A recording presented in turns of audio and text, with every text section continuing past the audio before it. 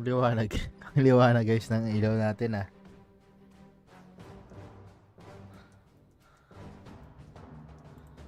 Ang liwanag pa rin pero okay na yan. Good shit. Good shit.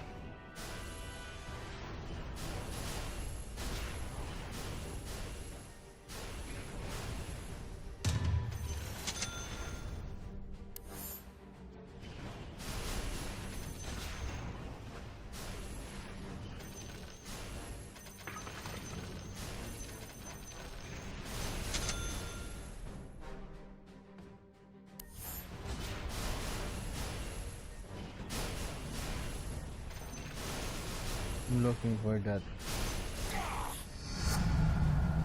This one. I think we have knockback.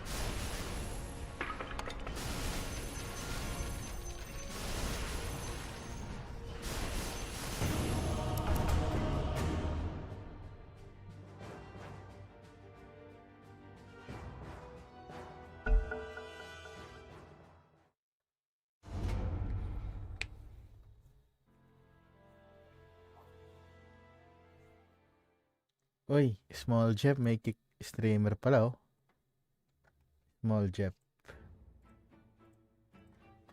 Small. Uy, live pati sakto.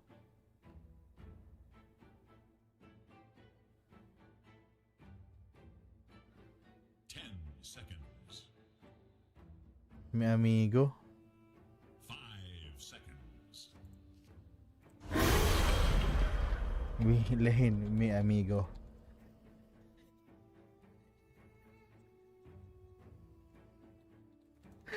They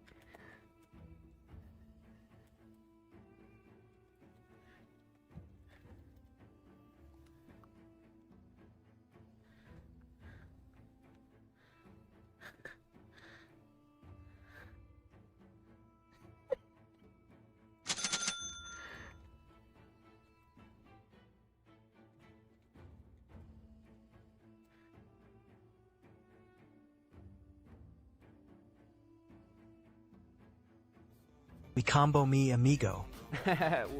Who are you? Who are you? Who are you? What hero are you? What's the Weaver? Shakir dying. Un Jin me dying. amigo. Ah, this game, this game. Okay, okay.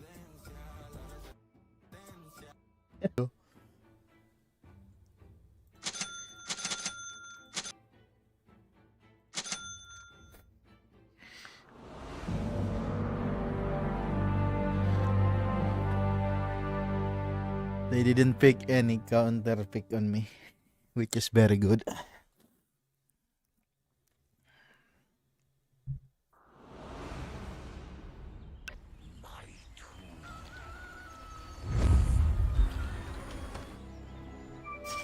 It's in the back.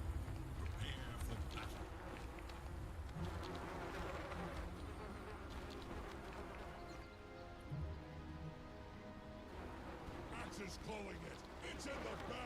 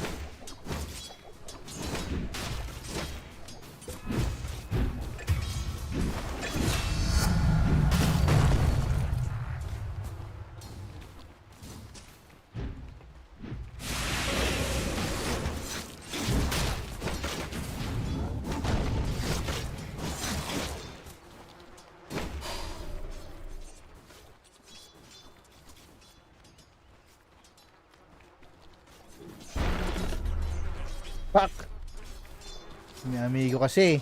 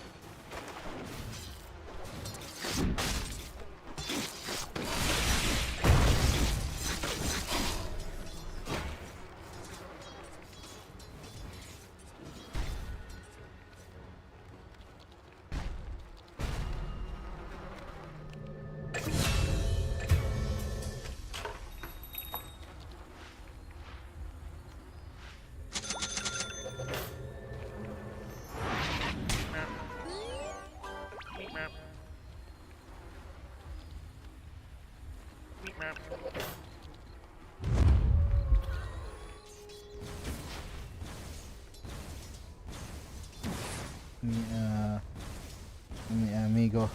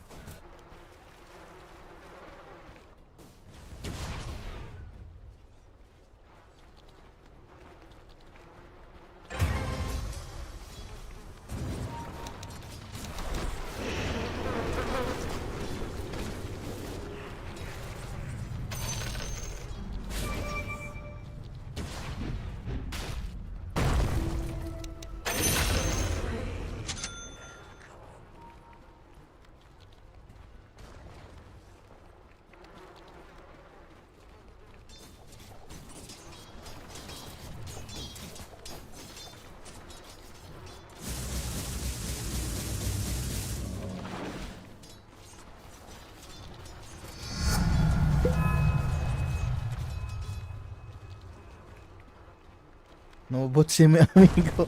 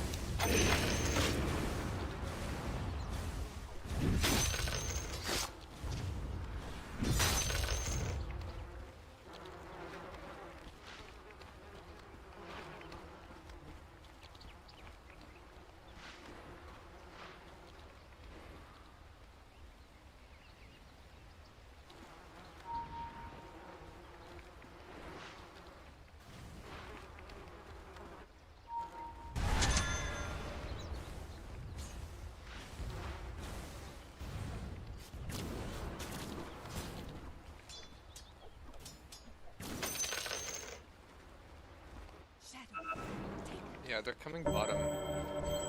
Yeah.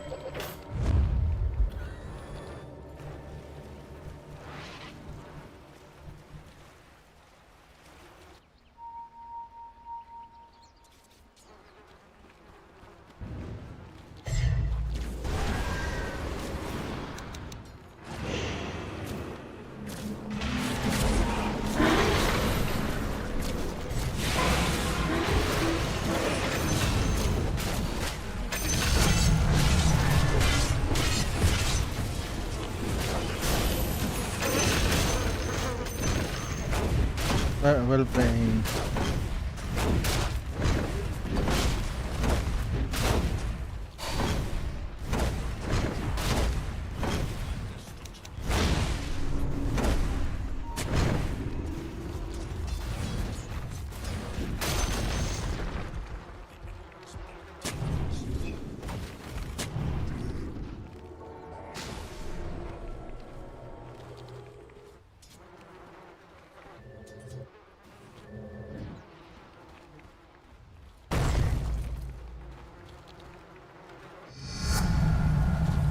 It's just taking truck.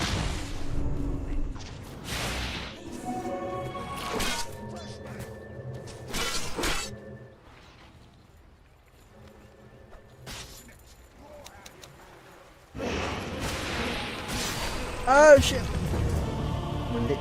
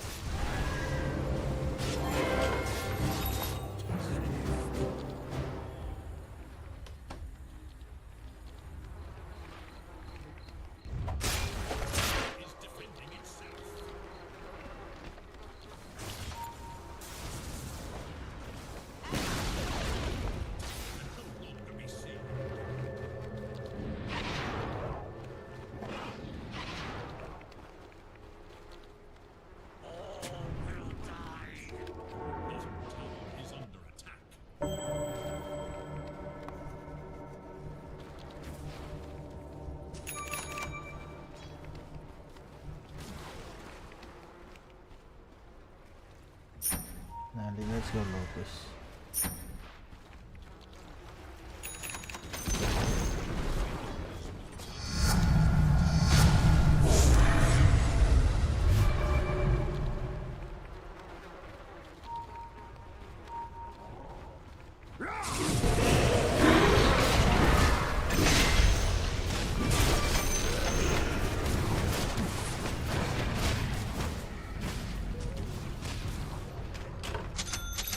If the tower on Drow. I can just swap you out.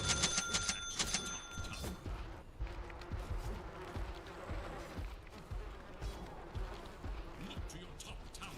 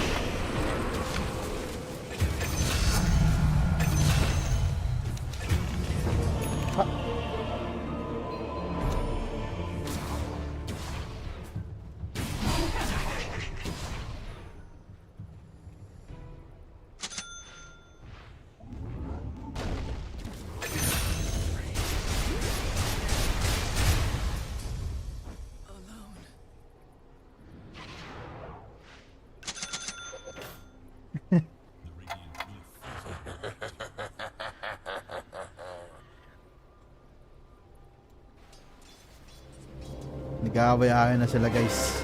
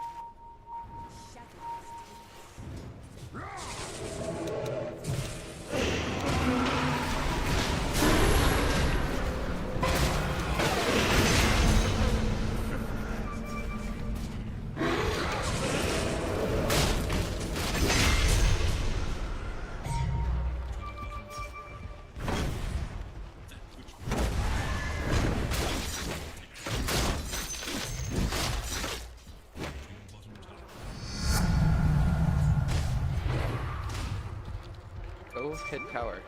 I swap you.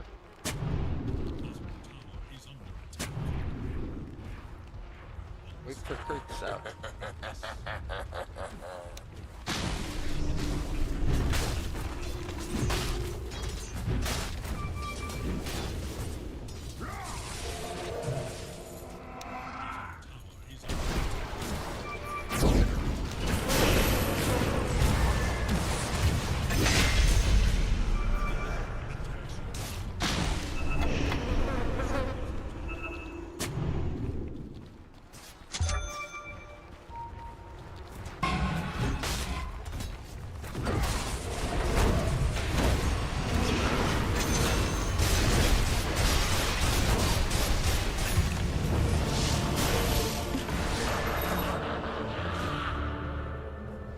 I don't have swap.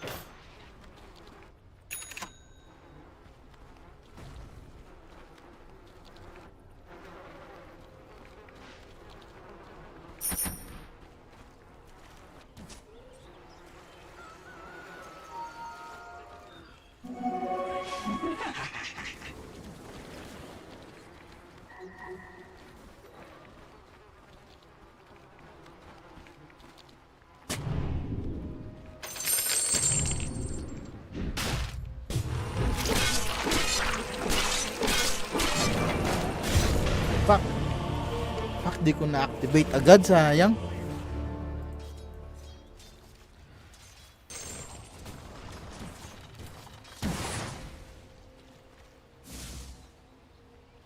Torment, please, Torment. Tormento.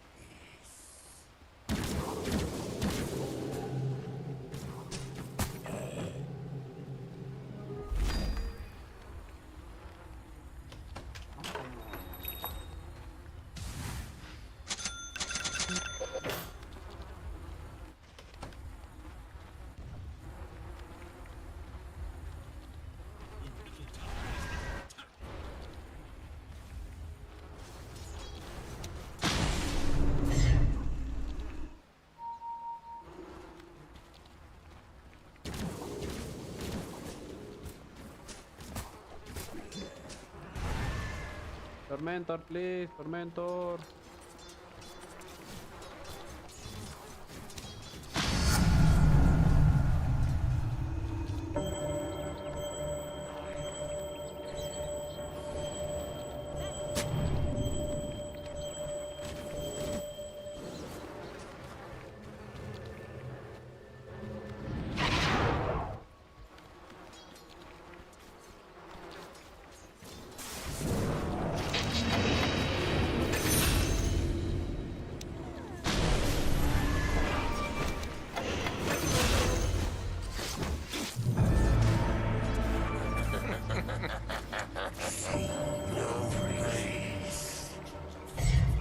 Shutid si pare, man.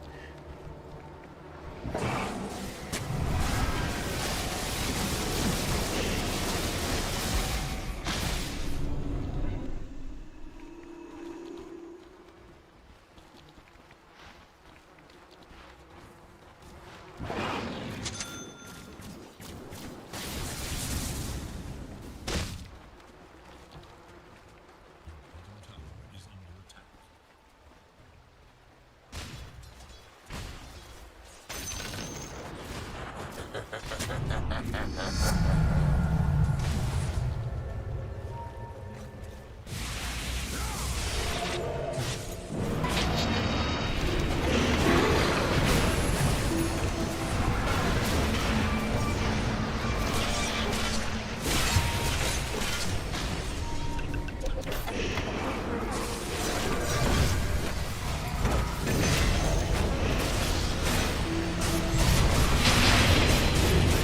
Up.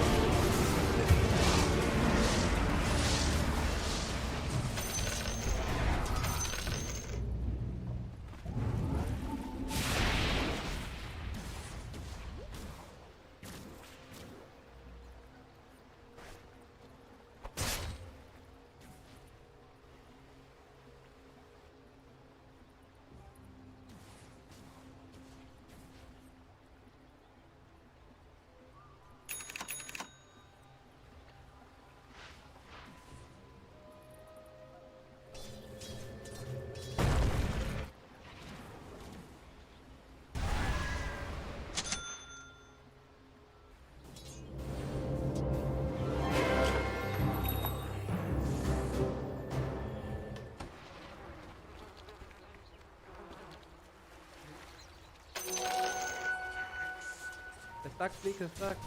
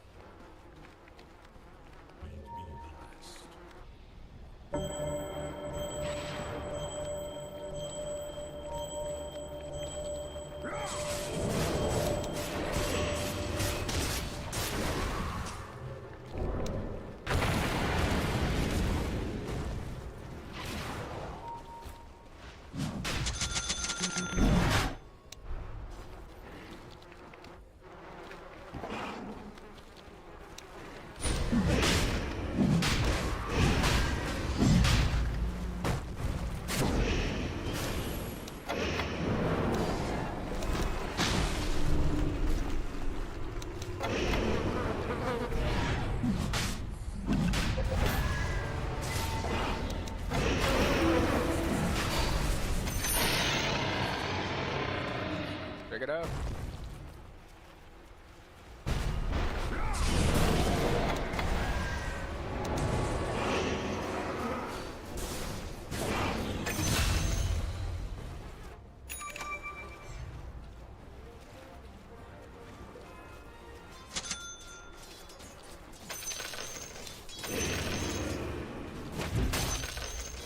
Good morning, guys. Good morning. Good morning. You are tuning in to the best player among the world. Bottom tower is under attack. Is into a skirmish. We need to wait. Our draw one.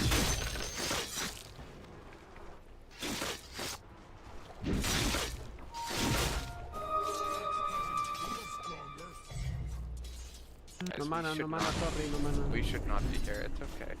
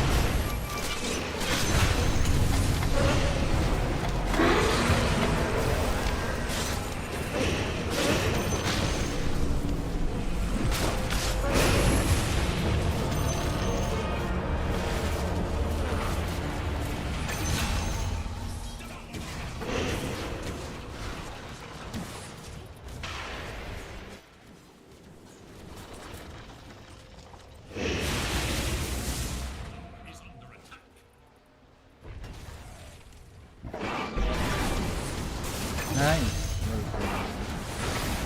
Well played. Well played, mi amigos. Amigo. Ano si mi amigos?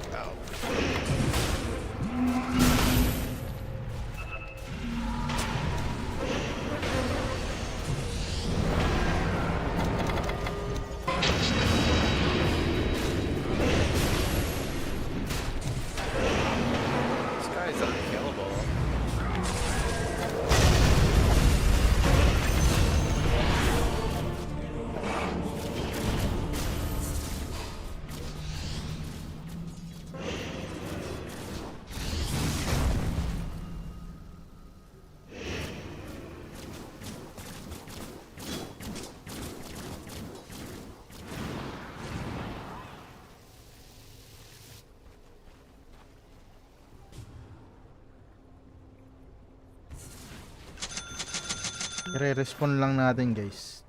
Tepox na naman tayo. Tepok Lamox.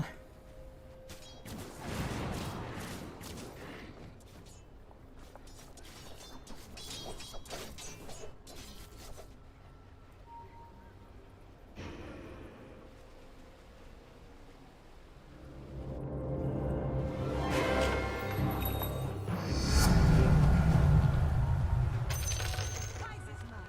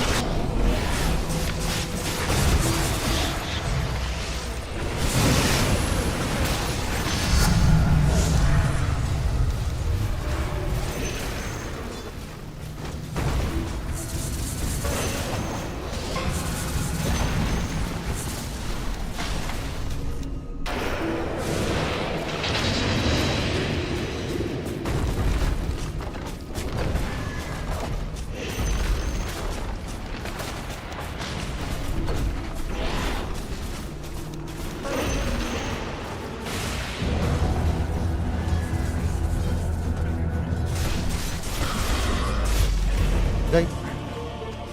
Ano ginagawa ako dun? Which is wrong guys. Which is wrong.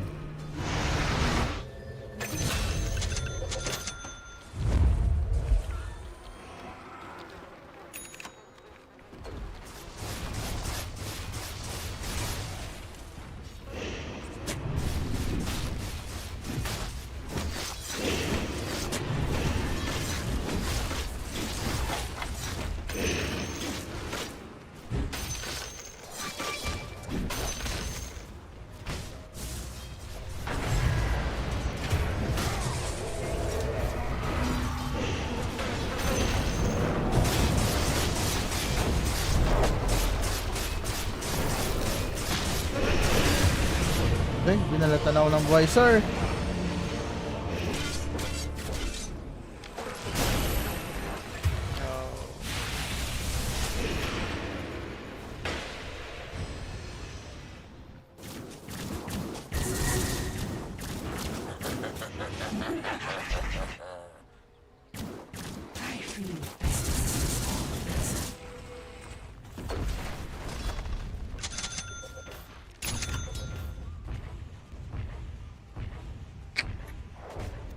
Bakit kasi hindi nagpupush?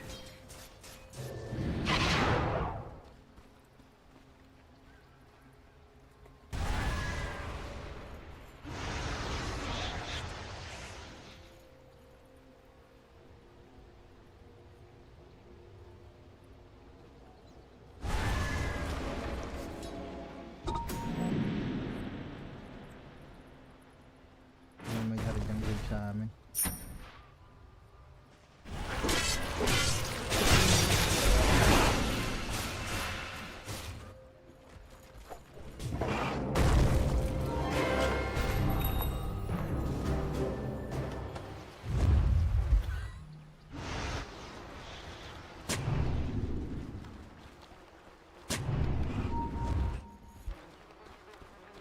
Bro, where are you going?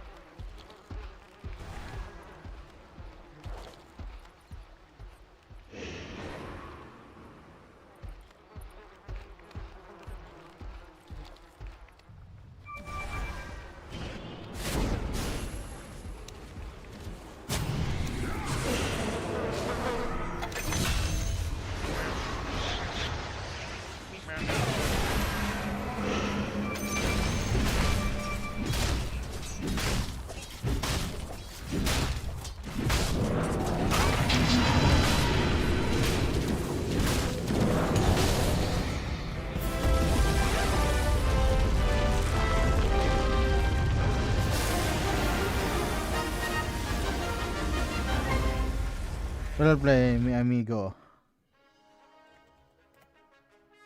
GG's.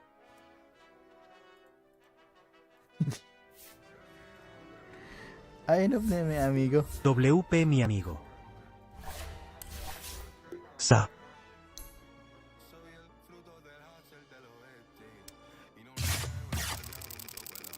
Thanks, baby. E2G. Sabi na mi amigo, dito dito.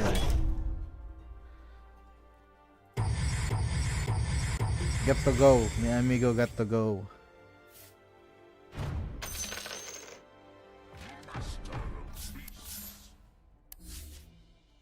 I need to go to the washroom, guys. BRB. BRB, mi amigos. I need to pee.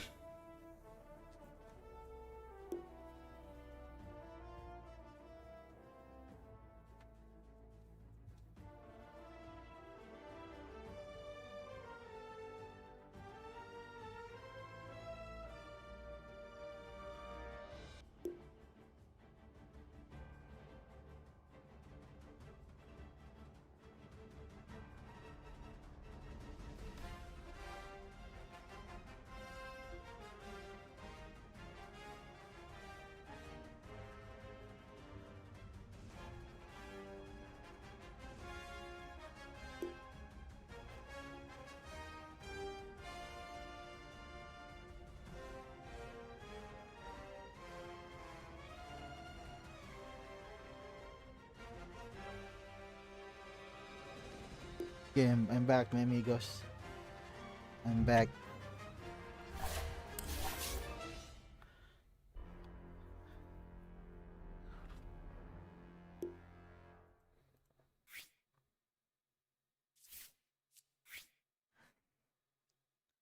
Farming 18k damage.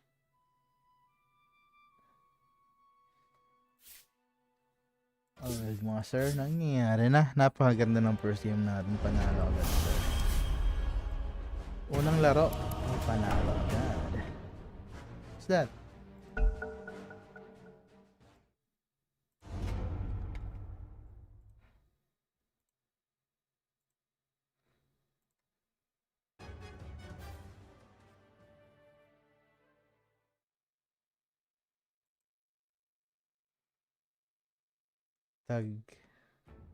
Tagliagolo.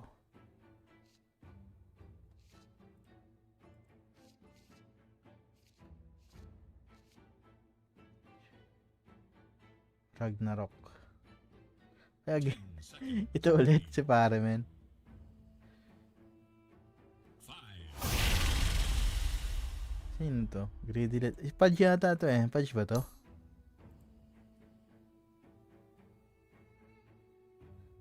Little Ghost. Ah, si ano? Si Axe.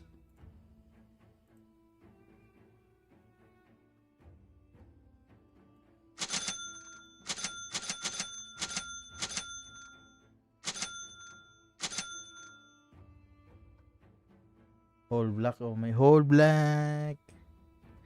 With a whole black. Anong kaling ko dito, guys? Uy, another Spanish mga sir. Ano to si pare, man?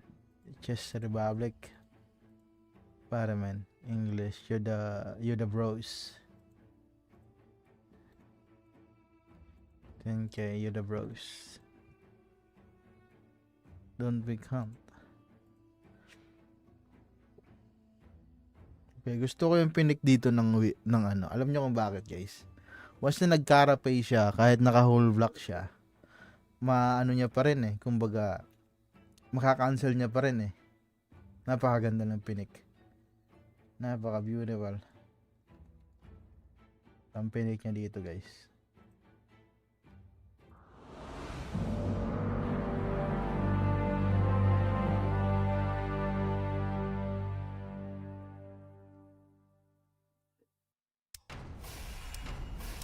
Jakiro, mahihirapan kami na naman dito, guys. Medyo mahirap-hirap tong kalabayan Jakiro dodog na to sa ano. It's playtime.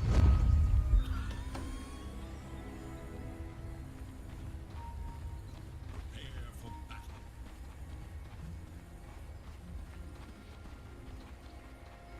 Medyo hassle scalane tong Jakiro na to, guys.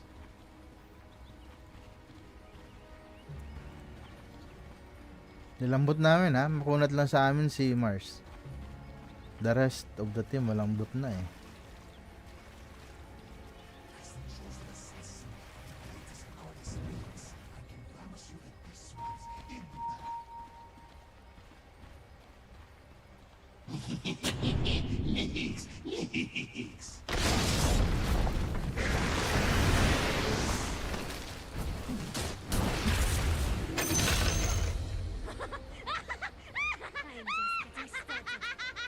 Easiest money of my life. Boots agad, mga sir. So, ganyan it's boots again. Hindi na hinihintay pa yan.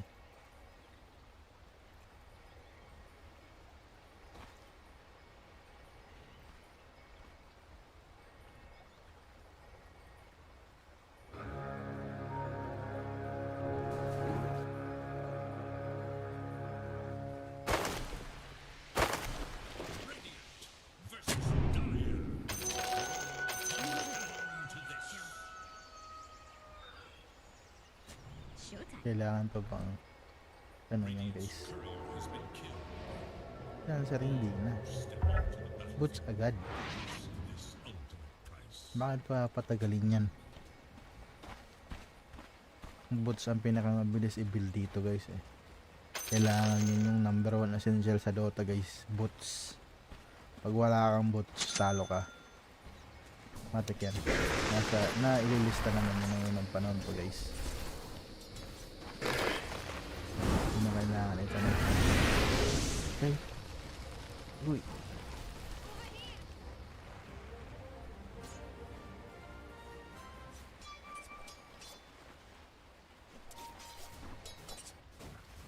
Sakto invoker, ano, kinounter niya pala talaga eh. Lahat counter niya eh.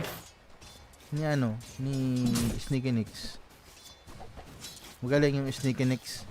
Magaling siya magtingin ng sitwasyon. Okay, good. Saludo ako sa kanya, sir.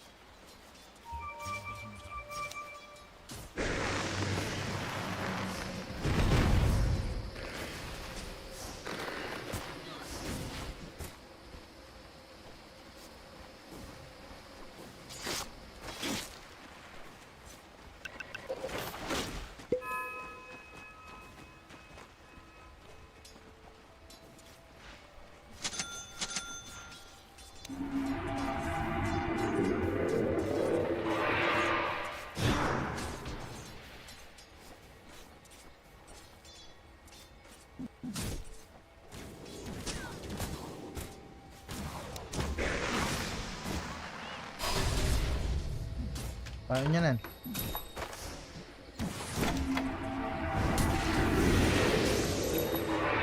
Surprise, bitch.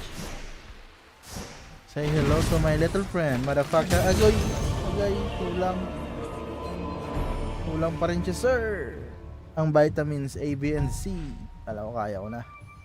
Ang sagot ay hindi pa pala, mga sir. Alam mo, magtataka kayo, bakit ang dami kong mangga? Bakit, prop, dami niyong binibili ng mangga? Kasi, sa regeneration.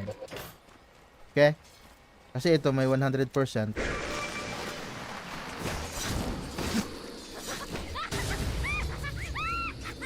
Ay, dito, wawa. Sir, sayang, patay na yun. That guy is dead. Dedo. Dedo, dito, dedo, dito, dead. Ikaw ay. Dedo, dedo. Stakan natin si Chip.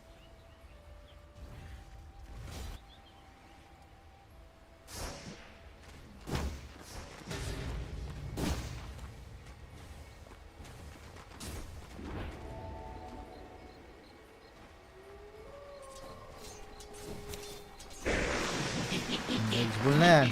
Sure bull na dapat yan. Wala eh guys. Ayaw mag-skill ng parang. Uy, sayang. Tumama sana.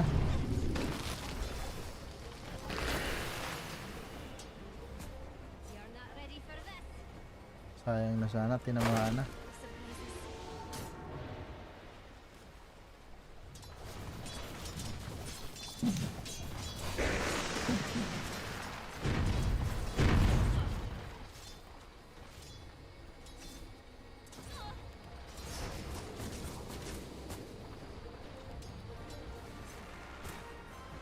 May bote ba yung mid namin? Meron bote.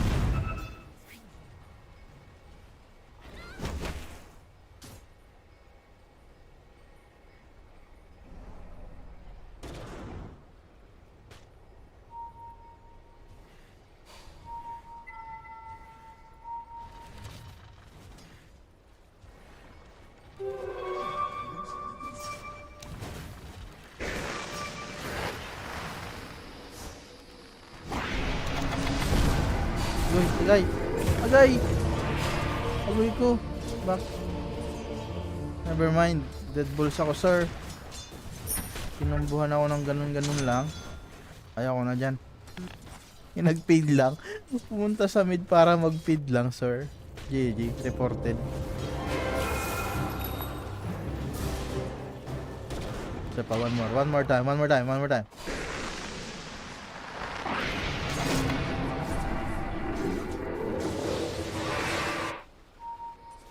Ayaw ko na dyan.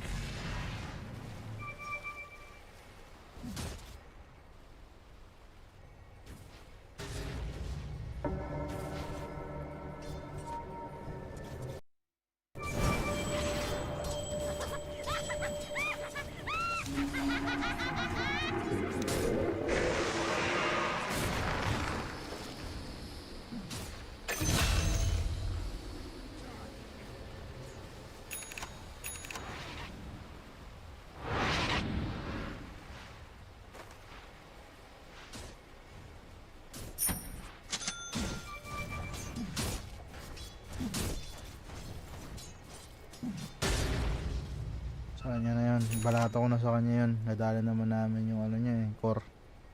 Carry my Showtime.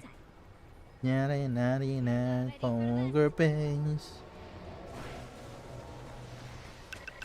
Mama.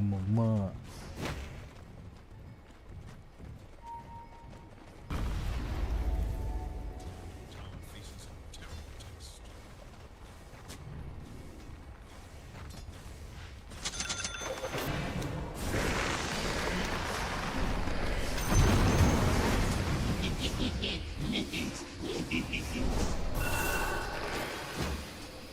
Ano mo naman delay?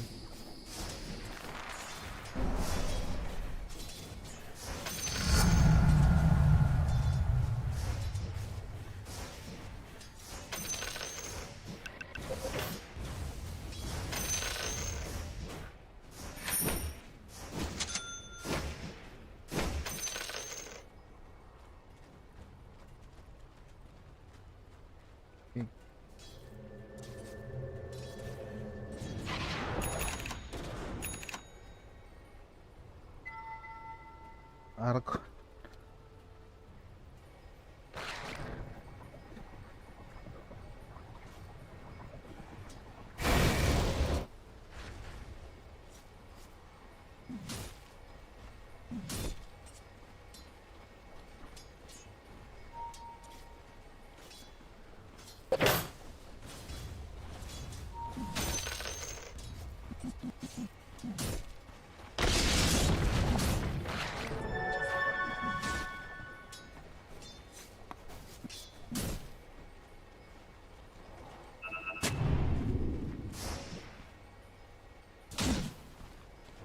I'm so surprised.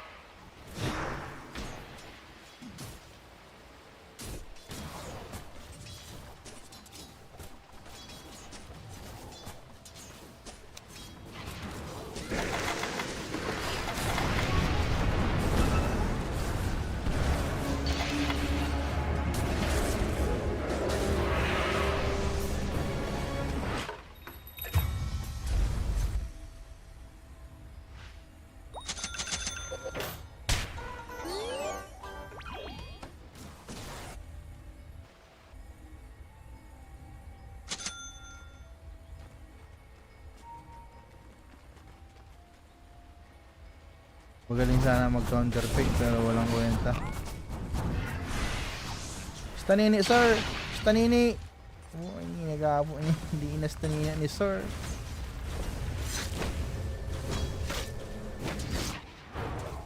Bottom tower is under attack.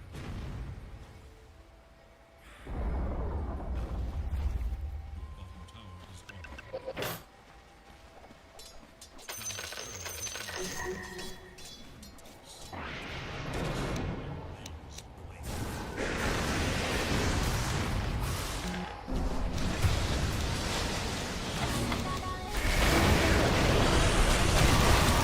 Uy! Guy! Uy! Sinum out pa, sir!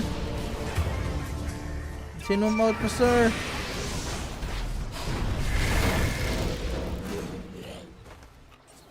GG. Nice. Dead. Oh no! Sir! Mag-miss! Oh no, shit, sir! GG. Ayan na.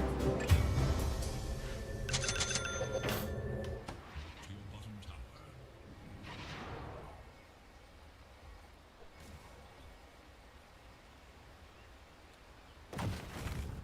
To your bottom tower. Where will the line be drawn?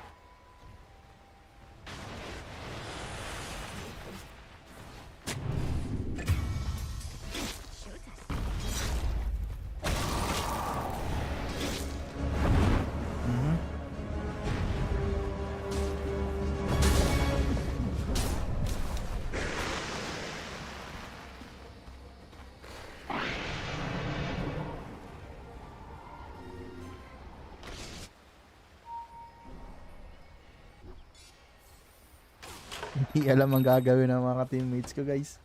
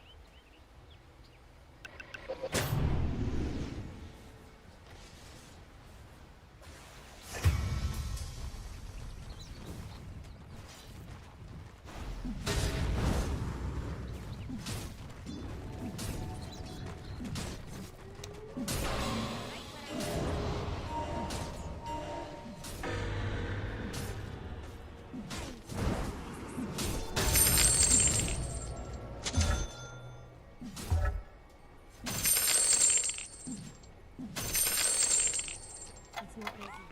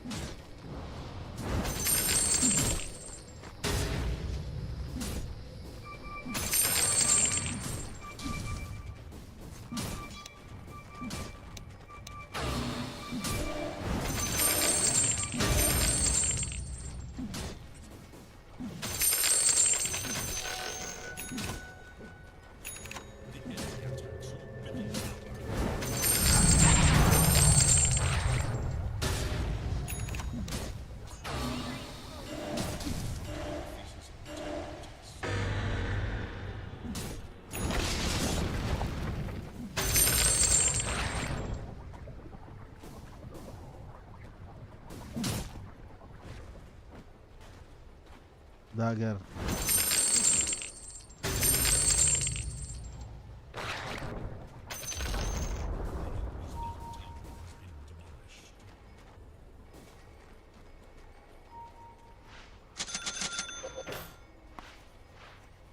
Masterful.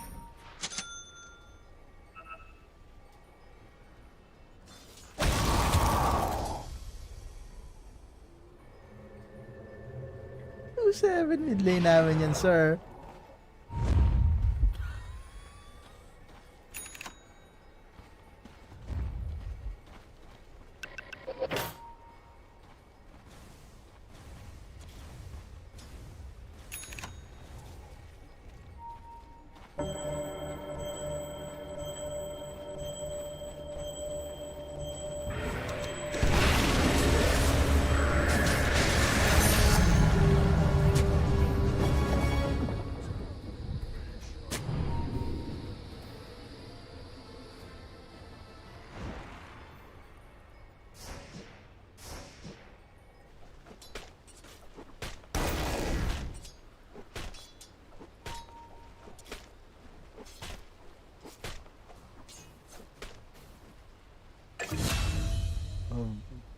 obvious. No, spelling ng obvious, guys. Search nga natin.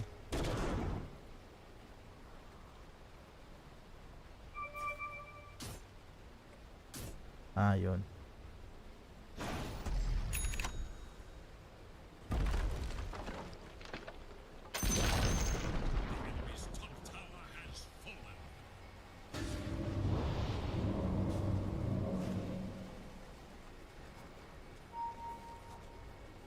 I'm full of surprises.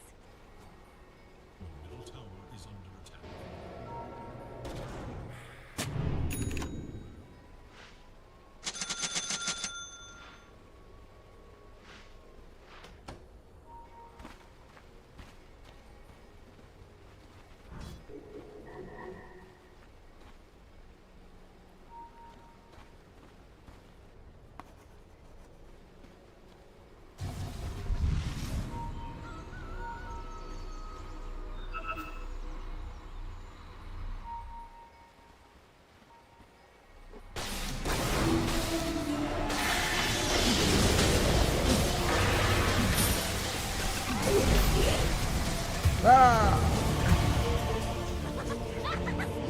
I won't lie. I was unexpected. Too dead. Pero okay lang, napunta sa akin, guys. Which is good, guys. Which is napakaganda.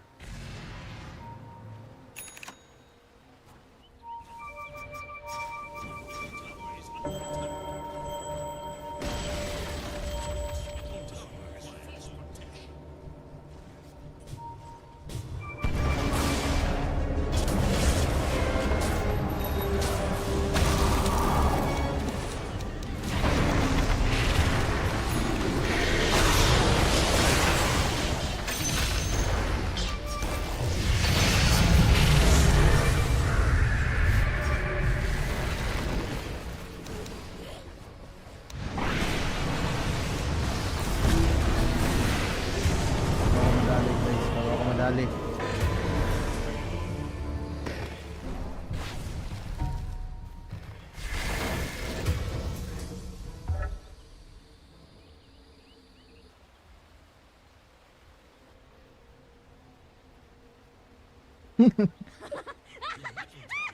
Never had a chance. Ayan. Nadali kami, sir.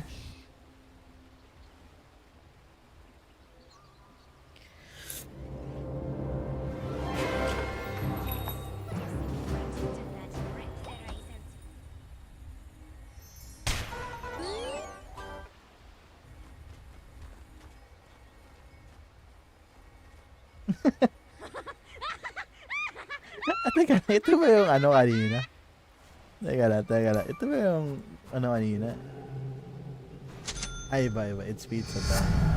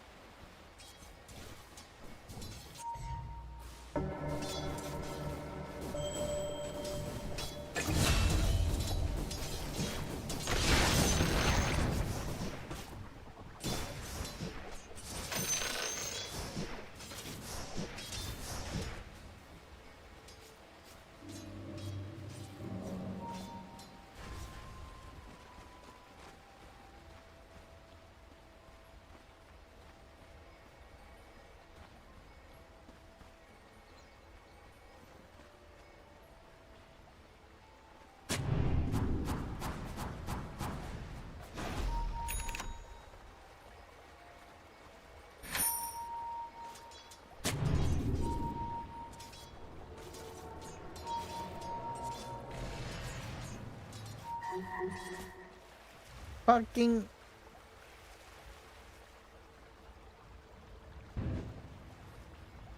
These fuckers.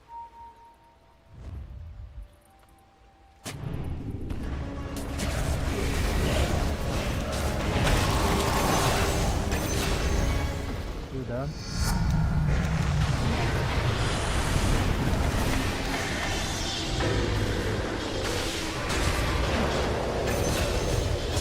All black.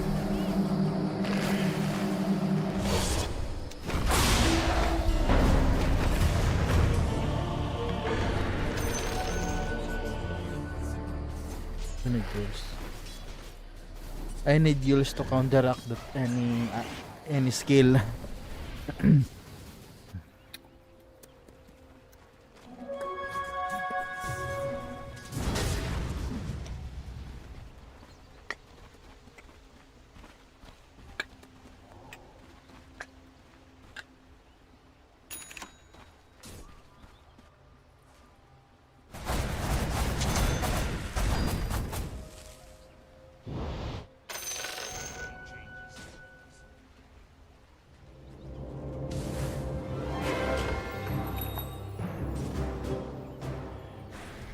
Wala pala dito guys. Pumunta pa ako dito. Mag-i-stock sana ako pero wala na eh. Hindi naabutan.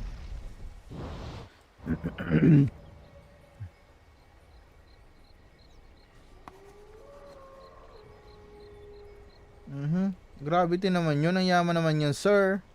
I'm full of Yaman naman, sir. Yaman naman yun, sir.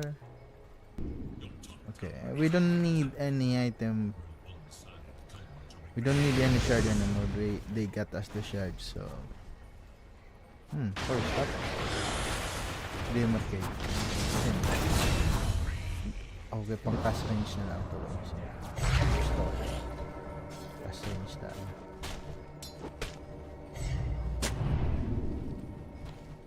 Ito kung may cast range eh.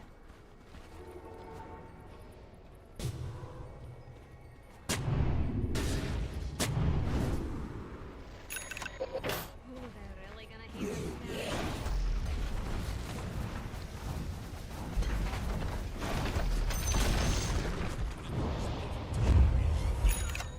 Your middle tower is under attack.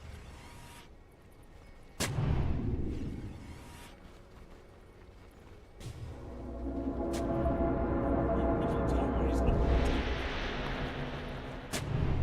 As that tower stood against the rising tide.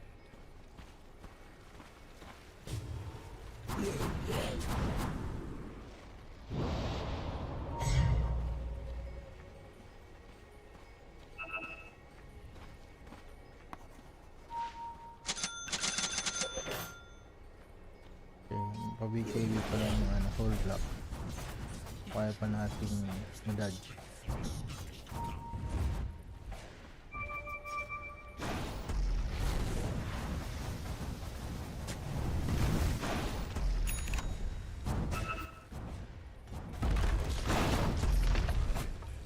Magde-depend ha.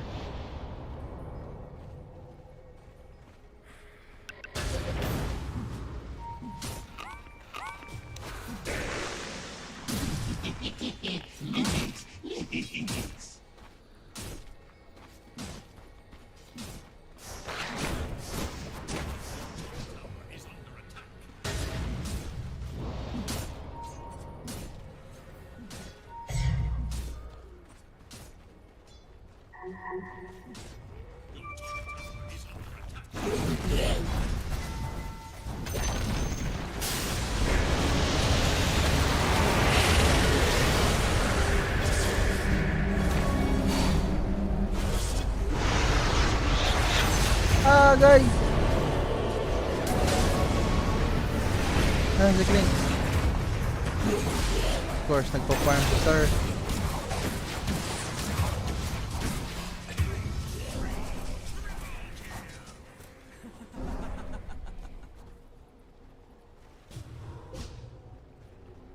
Hino-block yung guys. Yung si Clinks pala hino-block siya eh. Hino-whole block pala siya kaya siya nadali. Tapos ako yung tinarget ni Draw.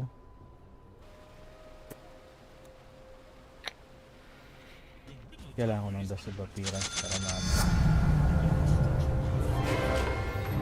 wala pang blood of appearance guys. Kunin natin yung kailangan natin ng cast range. So bili tayo ng para di na tayo lumapit ma'am.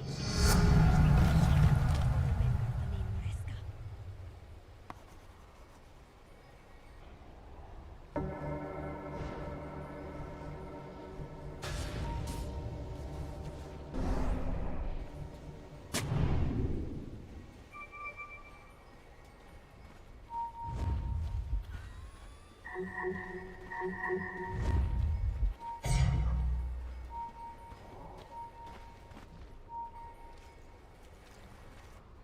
dalawang invis, oh.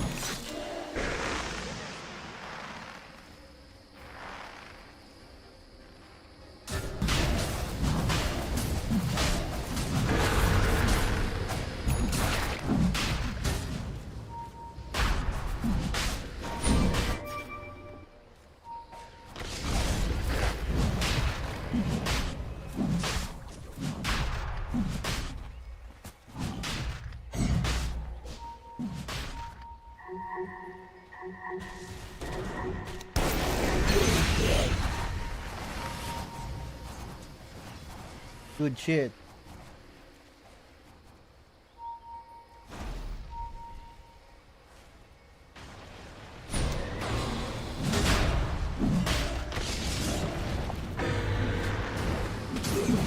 Good shit.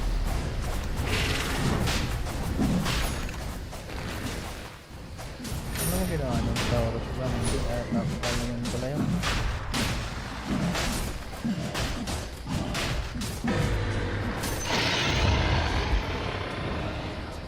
Galaton pala to guys. Legend of Galaton.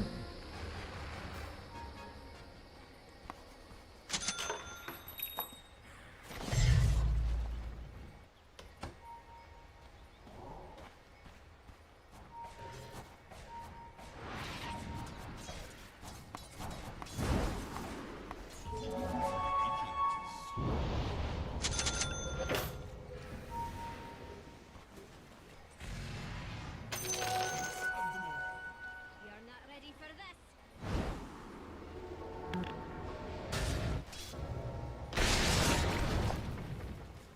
Invisible ba yan? Wala naman ah. Wala naman invisible yung draw. So, ibig sabihin nakakuha lang siya ng invisible kanina.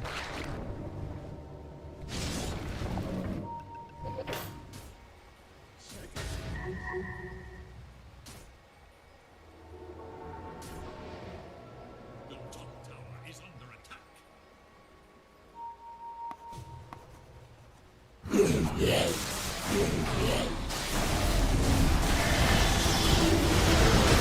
Today, bit.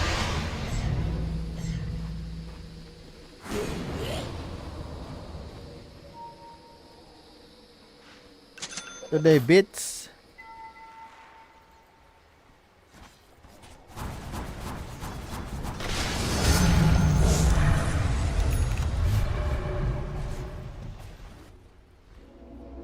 Medyo mag-throw site na.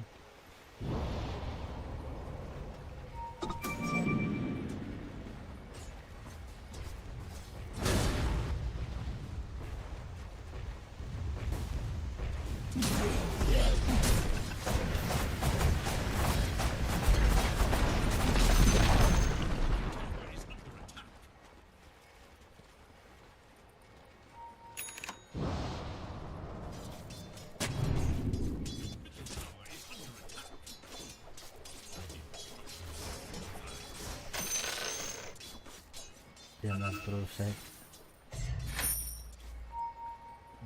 Gem yun.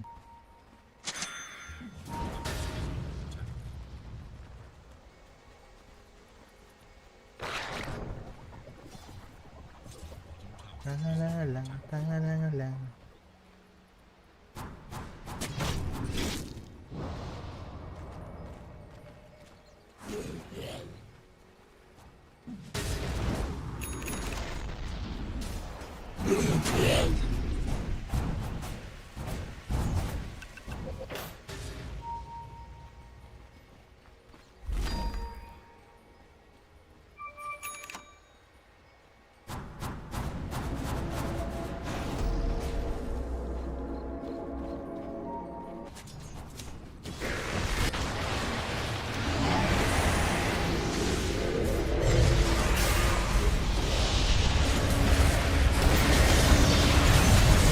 Nice, oh shit.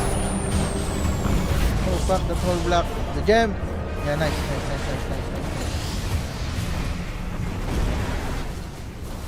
Di kaya nabayan sa bayan, sir. Nice. Run with the gem, mate.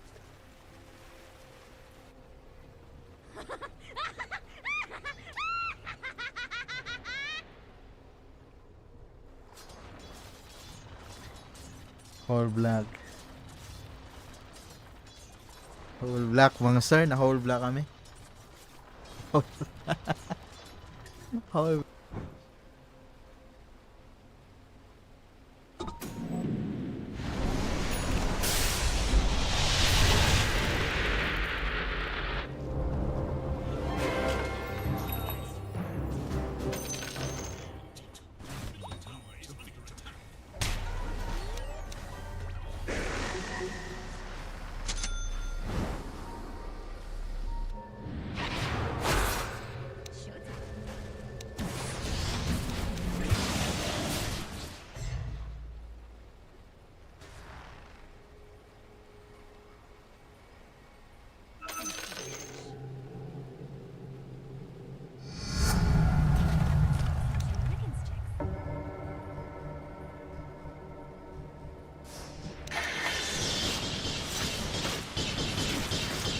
para di na ako lumapit kanina guys. Para di na ako nadala ng whole block. Inaabangan ako ni whole block eh. So kung hindi tayo lalapit, ibig sabihin lang nun guys.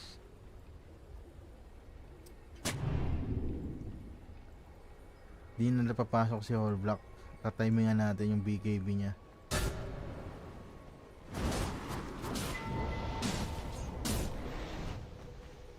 Hindi na tayo magkakas ng third skill guys. Ito yung pangit dito guys eh. Kaya gusto ko yung patch yung nakaraan. Yung pwede mong ipasa tong kapit. Na-realize ni Valve na masyadong malakas yung ano na yun, skill na yung kung pwedeng ipasa. Yun, nerf niya. Nerf niya guys. Di na pwede ulit. Pwede lang ulit guys.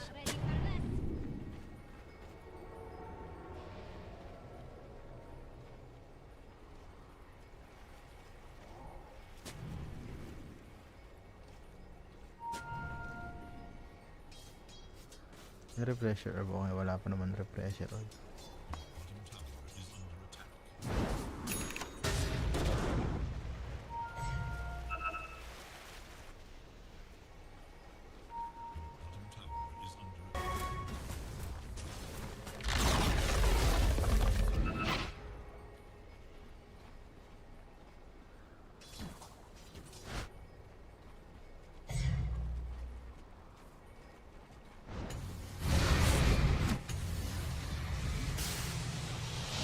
Nahanap ako ng whole block.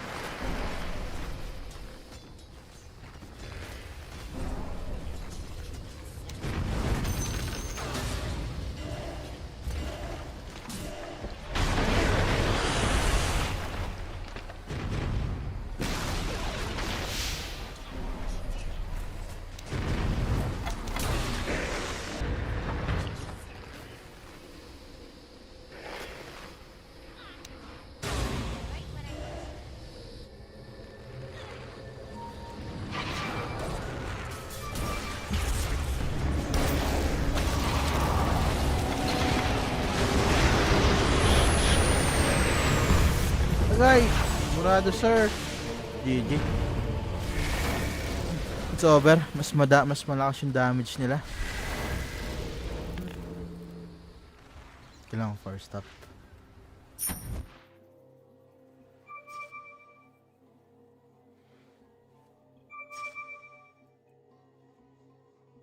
It's some first stop, ladies and gentlemen.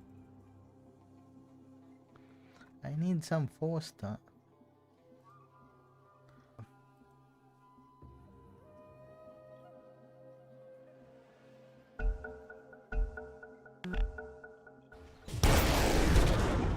Oh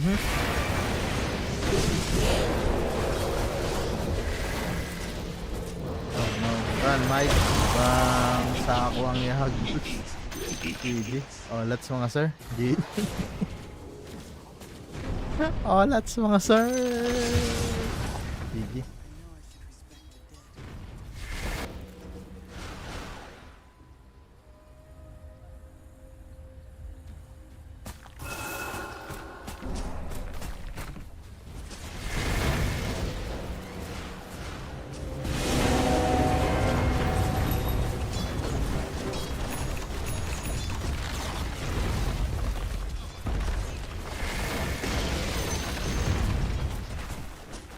Nanalo ng isa guys. Talo agad ng next game.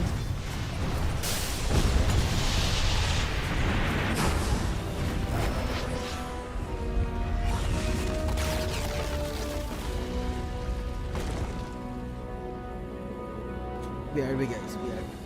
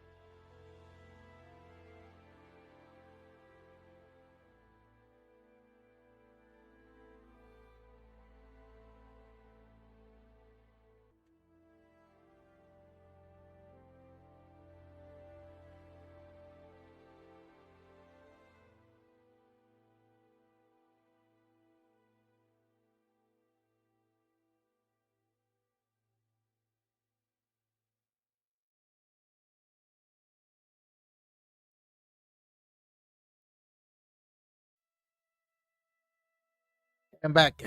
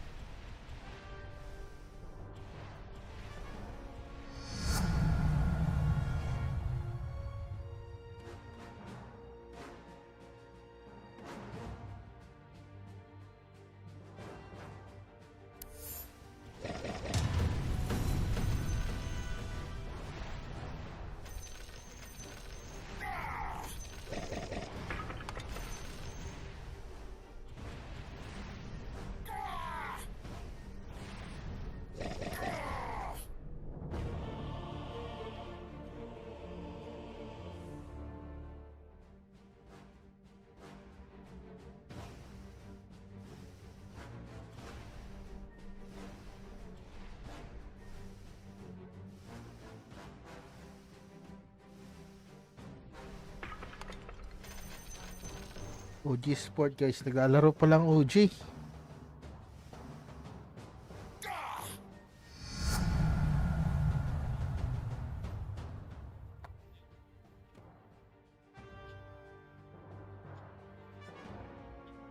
Okay, next game OG.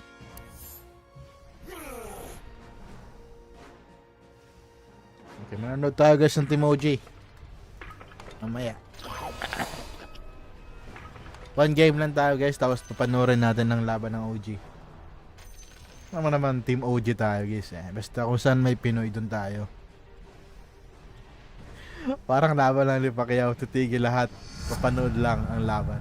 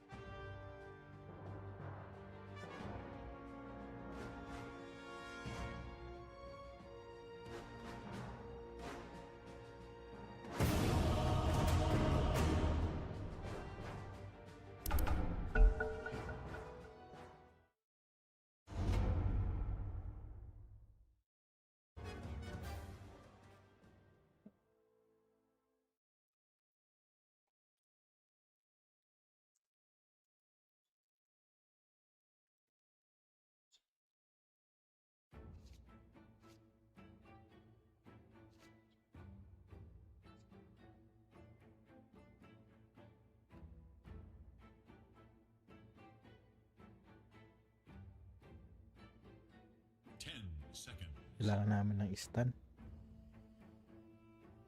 5 seconds remain.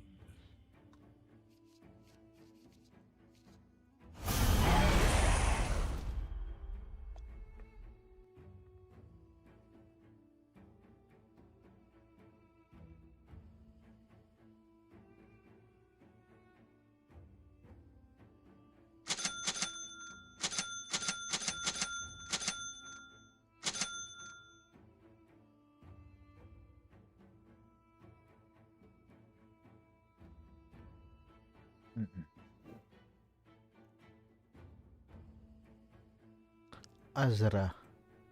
To. Pamilyar akong Azra. May kilala akong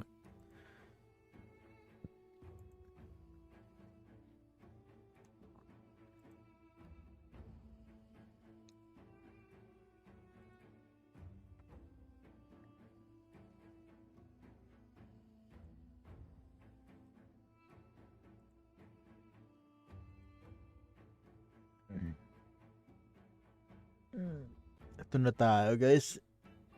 GG na this. Offlane ba naman sir?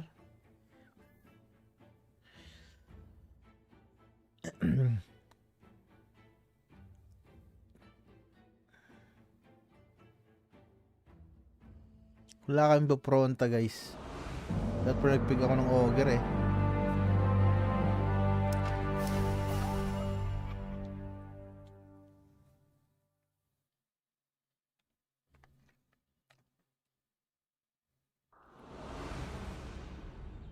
Prepare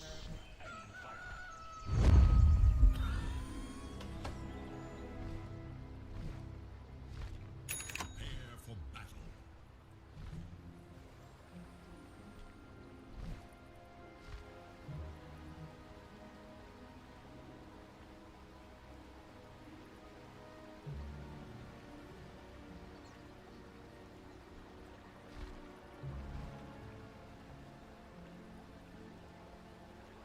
Dapat di namin to pa late game. Late game, tanong kami dito ng lahat eh.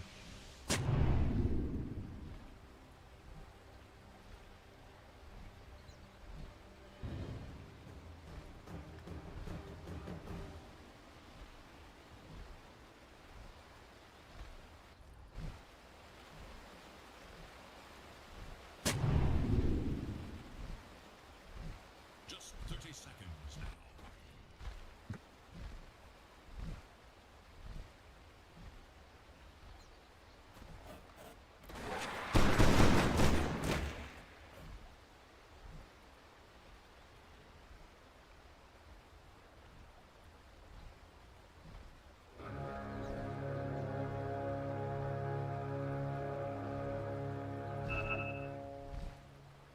Those who bear witness will not soon forget. This is a game that you can play.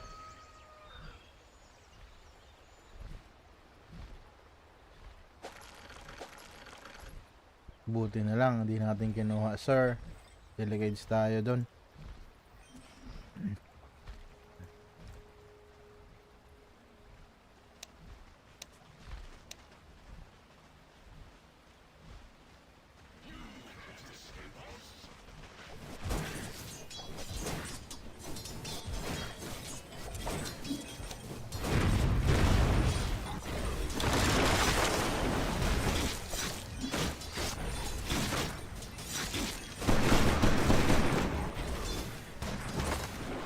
Binarorot ako, chief.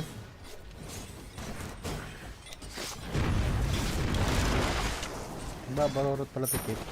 Kinain natin yung barorot, chief. On the ground, and we're already looking for more. Your middle tower is defending itself.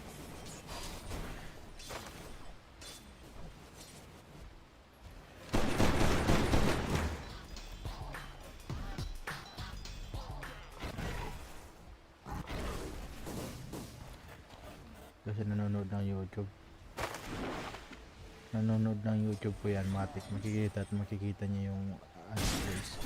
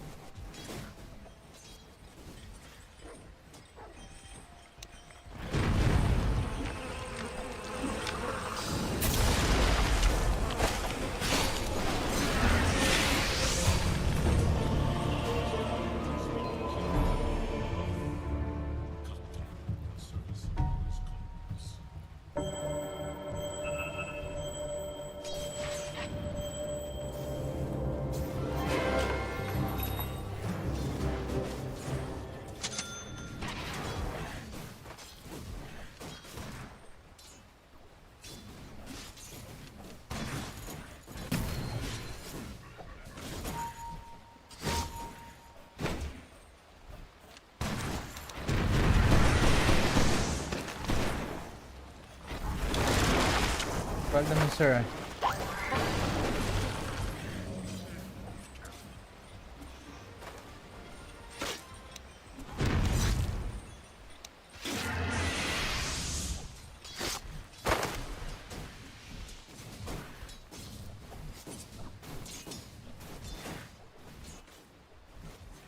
Dire's courier has been killed.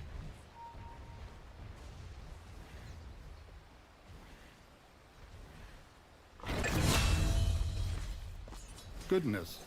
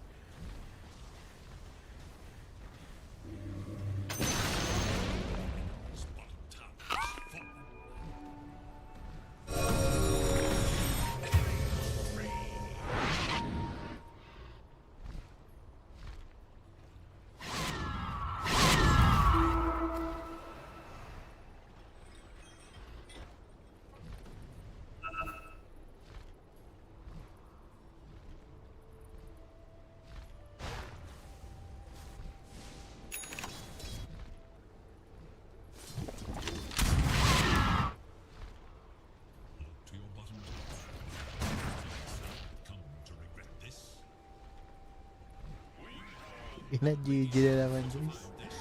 Delikadong ma-GG na naman ganito mga kalaban.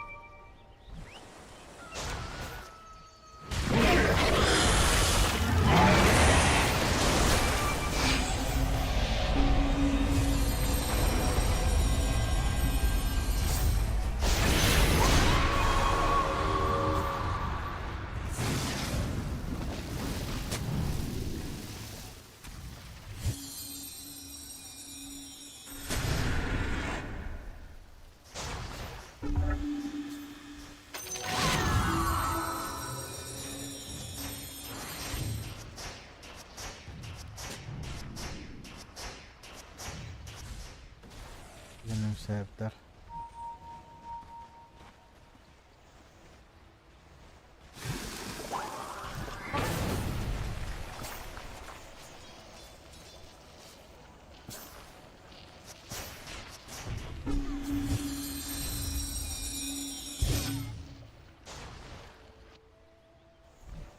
Agring scepter.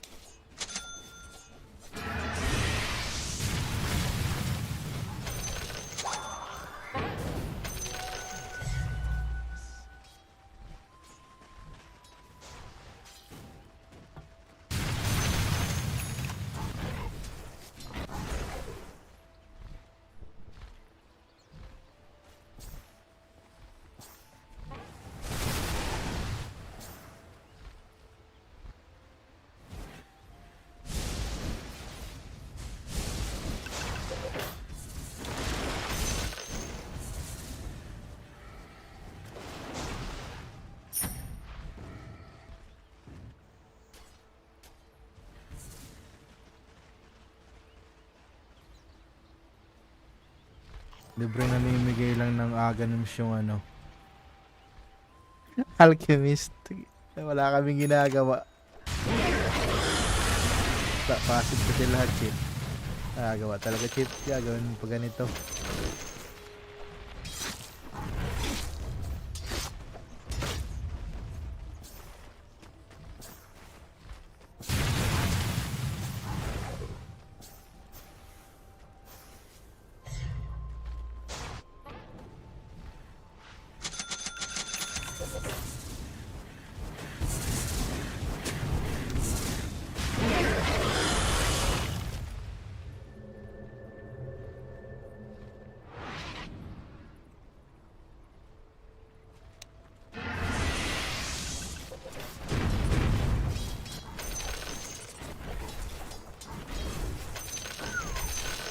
Let's recharge na right na.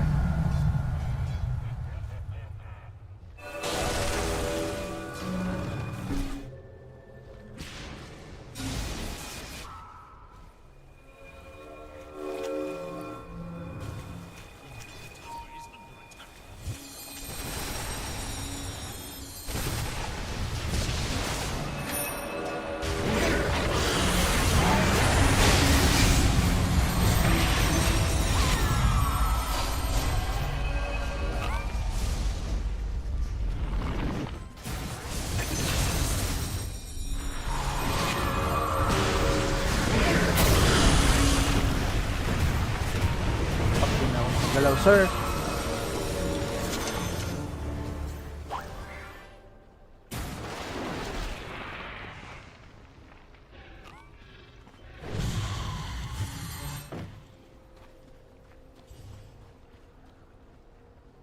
Hindi na ako pinagalaw dun ah.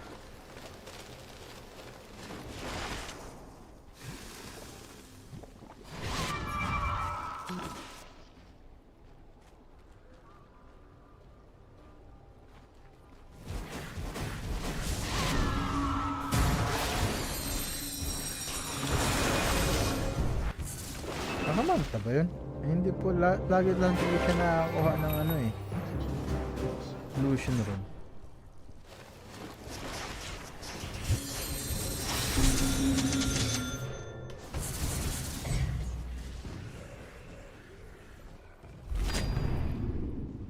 Lagi lang tsatsambahan. Silang tsumamba, sir. May gas ka ba? Gas ka ba? Ang tanong ng bayan dito. Gas ka ba?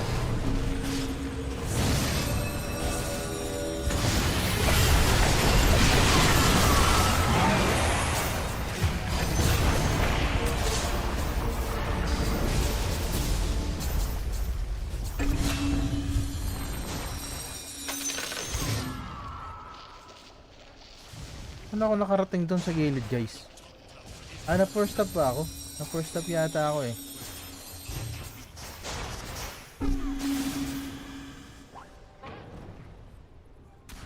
Wala ako ng isa.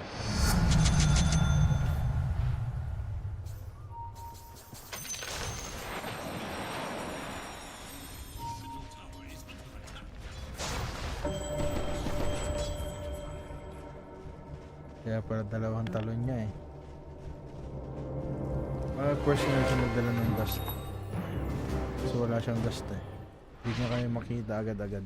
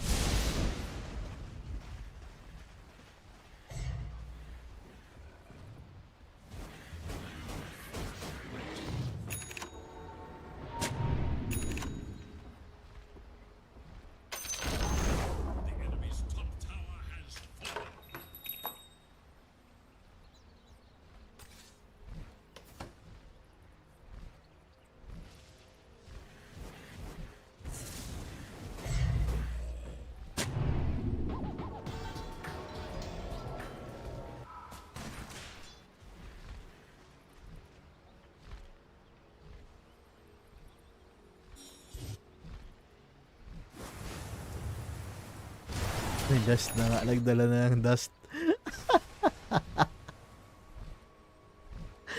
Nagdadala ng dust si Mugi, guys. Dadala na. Natuto na. Ano mga nito? Divine 4 pa naman walang dust. Yan, nagdala na nga ng dust. Natuto na siya. He learned his lesson, guys. Lesson learned na siya.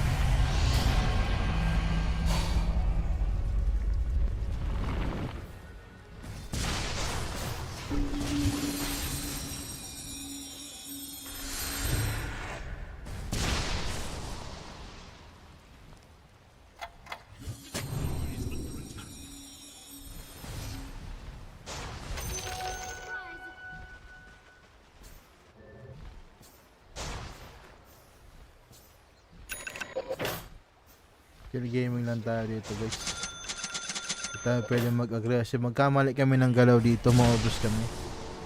Automatic. Olats. Magpupush yung kalaban. Malakas ang push capability ng kalaban namin.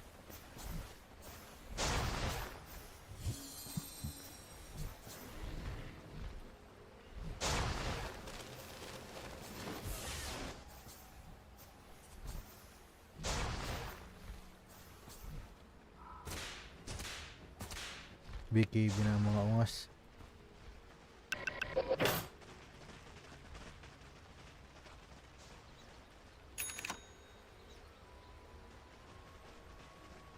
Ano yung mag-lotus herb tayo, guys? First stop na lang tuloy sa tingin ko.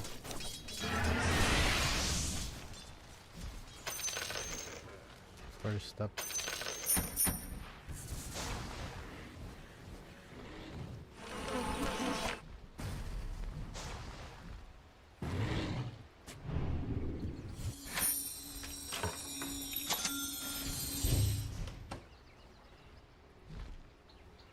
BKB na din to. So, ilan na may BKB sa kanila? 3? Pudge o BKB din yung Pudge eh. So, 2 pa lang so far.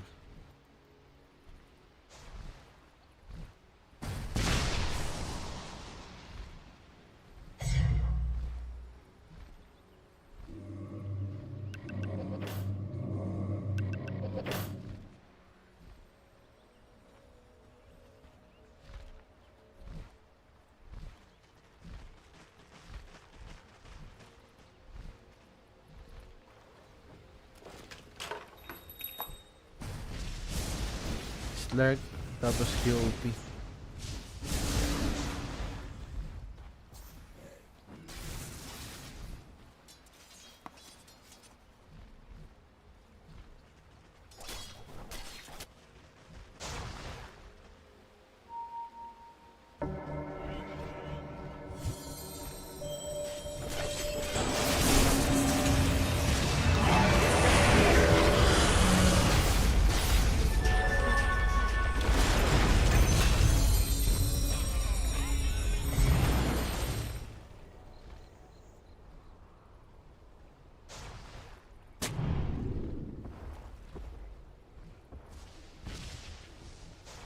Tamang ganito lang guys gagawin namin. Hanggang mauma yung kalaban namin guys. Laban umayan.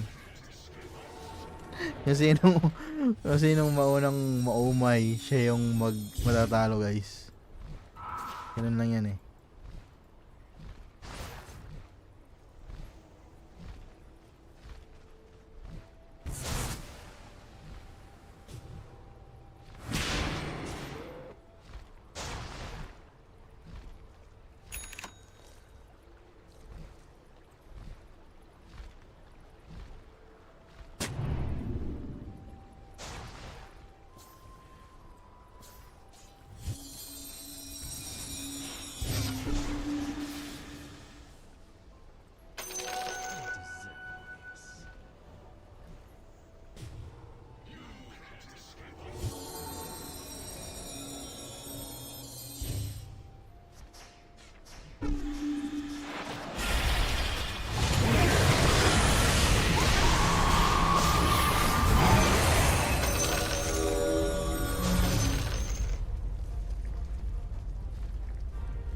Hindi niya ginagamit Slot yung is dust BKB. niya.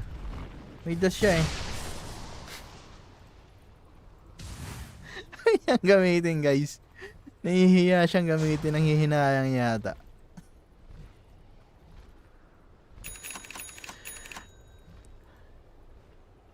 Uy, Orchid Benevolence. Abuti na lang. May yuls na tayo guys.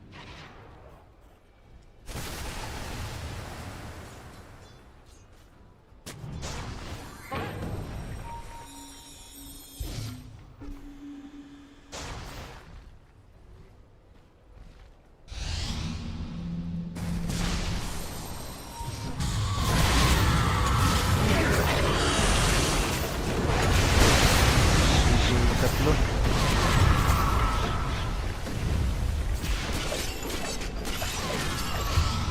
He's not there anymore, bro.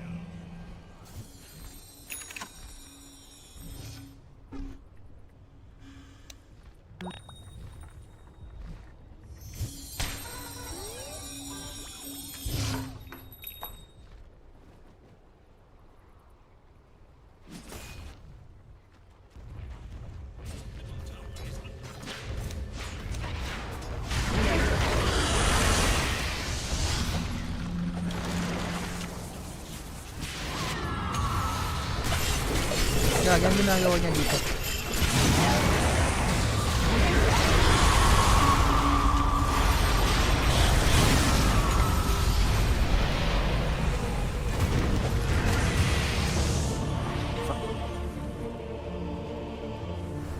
Kulang-kulang kasi kami.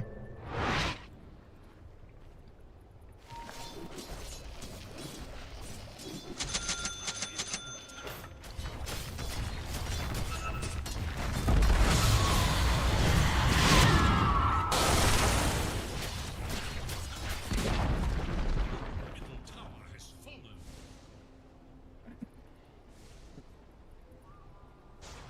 Pahinga na nga tayo guys para galaban na yata ang OG ah.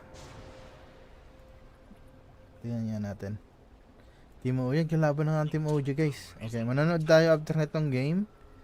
Is manonood tayo ng Dream League. Your top tower is under attack.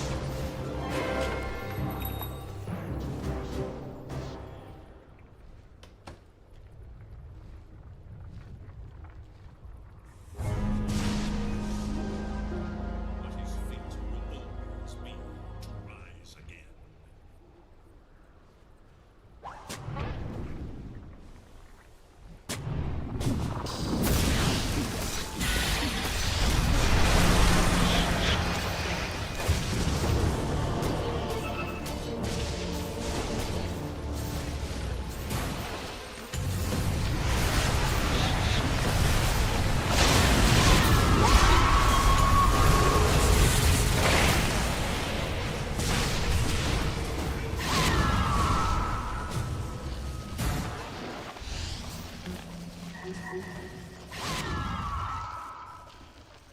Yeah, got that position better than you.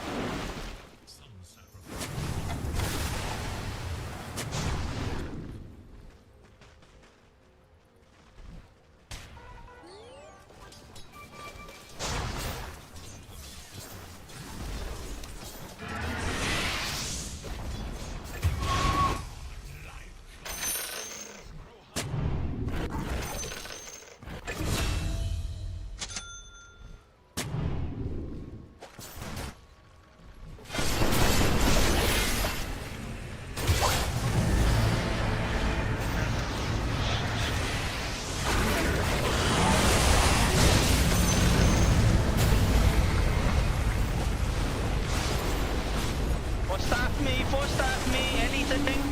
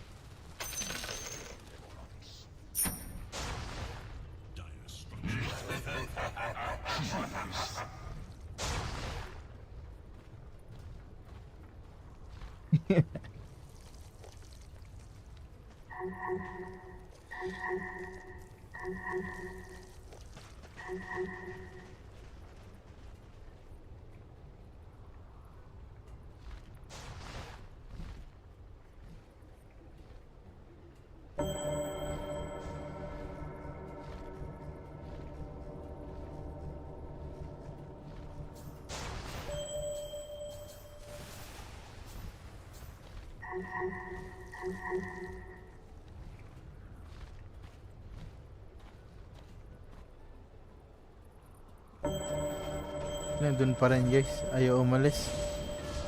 Doon pa rin daw mga kolokogs. Ayaw umalis guys. Ayaw nilang ibigay yung vision dun sa triangle.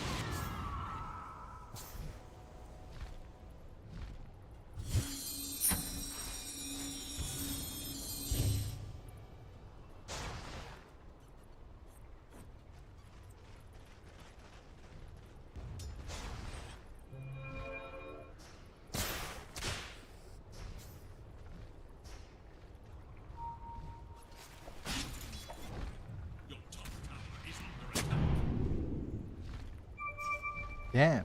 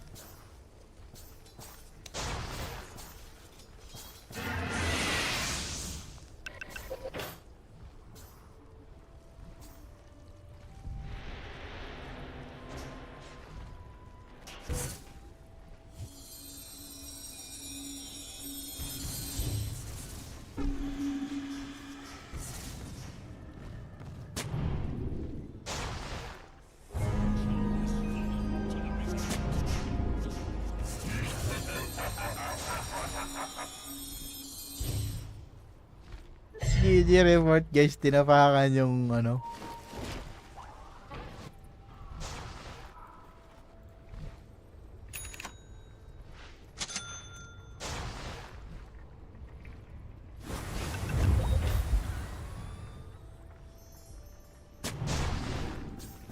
Dalawang refresher of yun, sir. Baka naman, sir. Baka naman. Dalawang refresher of yun, sir. Ang ibig sabihin na yan, dalawang beses niya tutok talaga yung tower namin.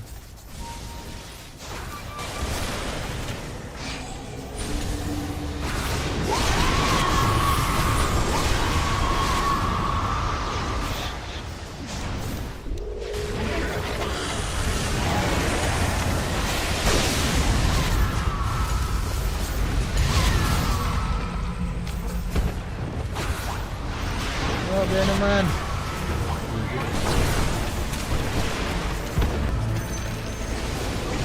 So, para makasap, nanood tayo ng OT guys. Pahinga muna tayo guys. Pahingan muna natin yung kaya natin. Team Yandex to, tapos Team Ujo eh. Higpit na magkalaban sa noong unang panahon.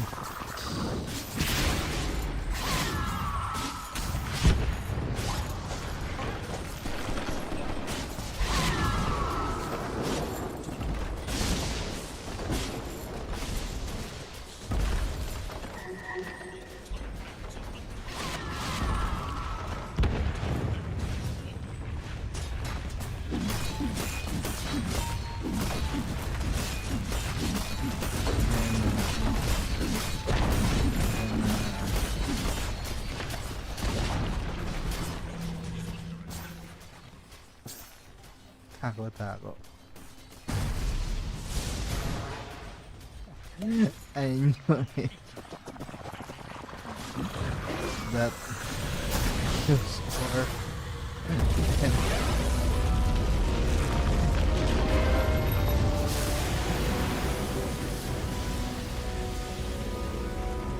okay guys, manonood tayo ng ng Dream League. Sa Twitch tayo guys, manonood guys. Mas maganda sa Twitch eh.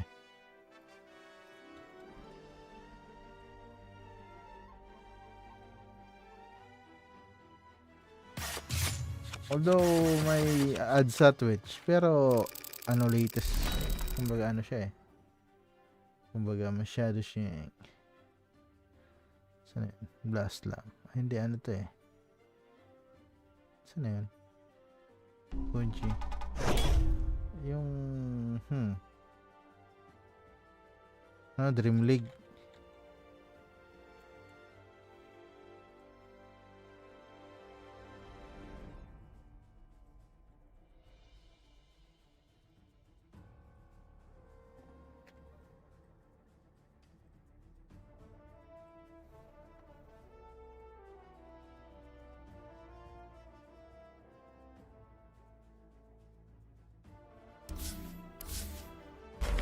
Hey, sweetie, you good? Someone stole my Old Spice antiperspirant. Now I'm smelling like perspirant. I did. Force 24/7 sweat protection. You did this to my pets.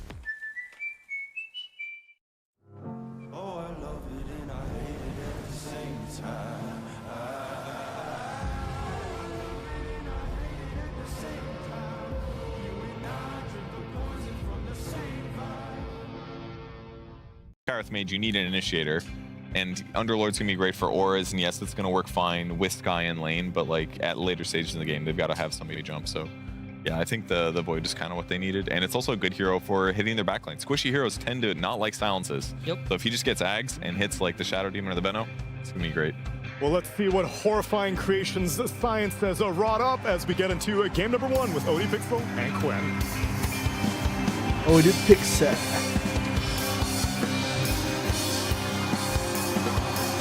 Dali sa YouTube guys eh. Dito tayo manonood sa Twitch.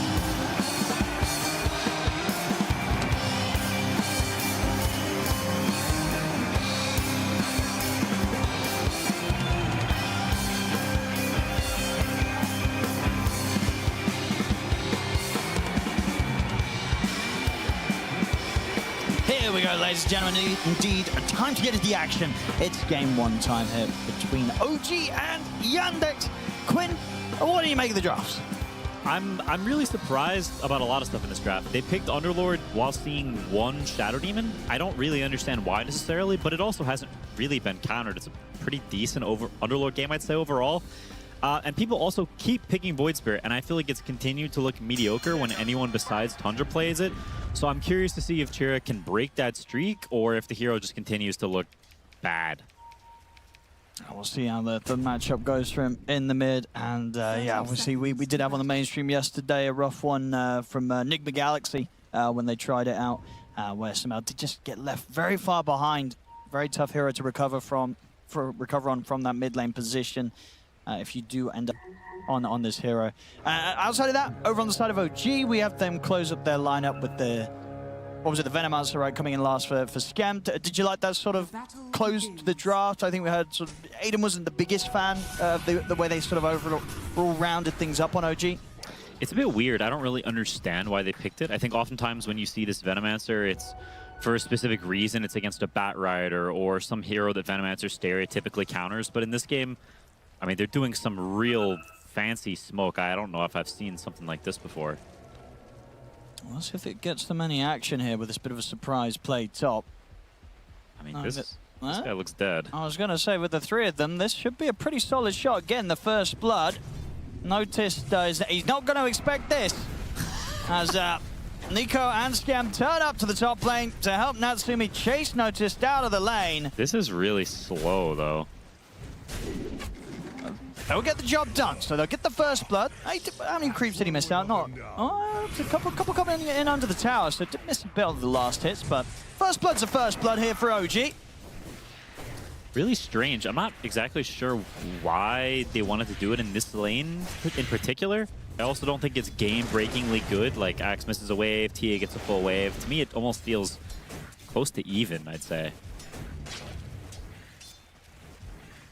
So the matchup in particular then, in the mid lane, Void Spirit against the Nature's Prophet, how does this one sort of play out? I think it's pretty good for Void Spirit generally. You like playing against these sort of squishy ranged heroes. Nature's Prophet's also a hero that doesn't have a ton of spam. He has some, but Void Spirit has some spam prevention in the Resonant Pulse, so you can shrug his Sprout spam off decently. And in the game, you're very good against Nature's Prophet. That's a really nice Q. He does get his bottle nice and early, and the HP on Yopaj already not looking too hot, so off to a pretty good start. You definitely want that if you're a Void Spirit. I don't know if this man fight is going to end well for Skem here. I feel like he might have bitten off more than he can. It's close! They're popping blood grenades, fairy fires, everything, but indeed Saxa comes out on top, and by quite a bit. Still at about 150 HP left to boot, so Saxa taking that one-on-one pretty easily. TP, but Chira slid the Remnant out and canceled his TP midway through, so honestly kind of saved the Sky there, and I mean, you don't want to see that as the Venom. You pick the hero into Sky. Oh. They'll get him in return. At least Natsumi, he'll be happy to pick that one up as Saxa waltzes back over to the top lane. Very low HP. You can see bottom lane already, to be honest, getting a bit out of control for OG. Nico getting gone on here. Should be okay. And TP's coming in as well from Saxa. Maybe seeing if they can get some kill out of this. They get the slowing onto Tim's, but Watson a little too low to continue to chase on the front. We'll see Saxa try and hold his ground in, wanting to contest the Lotus. Watson and Malady ready to step up as well. Considering coming over with the Nature's Prophet, but OG losing a lot of HP on the two of them. Yopaj will TP over, make sure they get the trade. Now can help turn towards Malady. Malady, he will go down, but Watson, can he clean up a second one out of this? He's trying to chase down Nico up to the high ground. Oh, put the Lotus as well, and the Sprout here to hold Watson back, keep Nico safe, and allow Nico to turn, get another Battle Hunger off. There's a refraction at the ready. Is it going to be enough to protect him from the damage of these Battle Hunger ticks?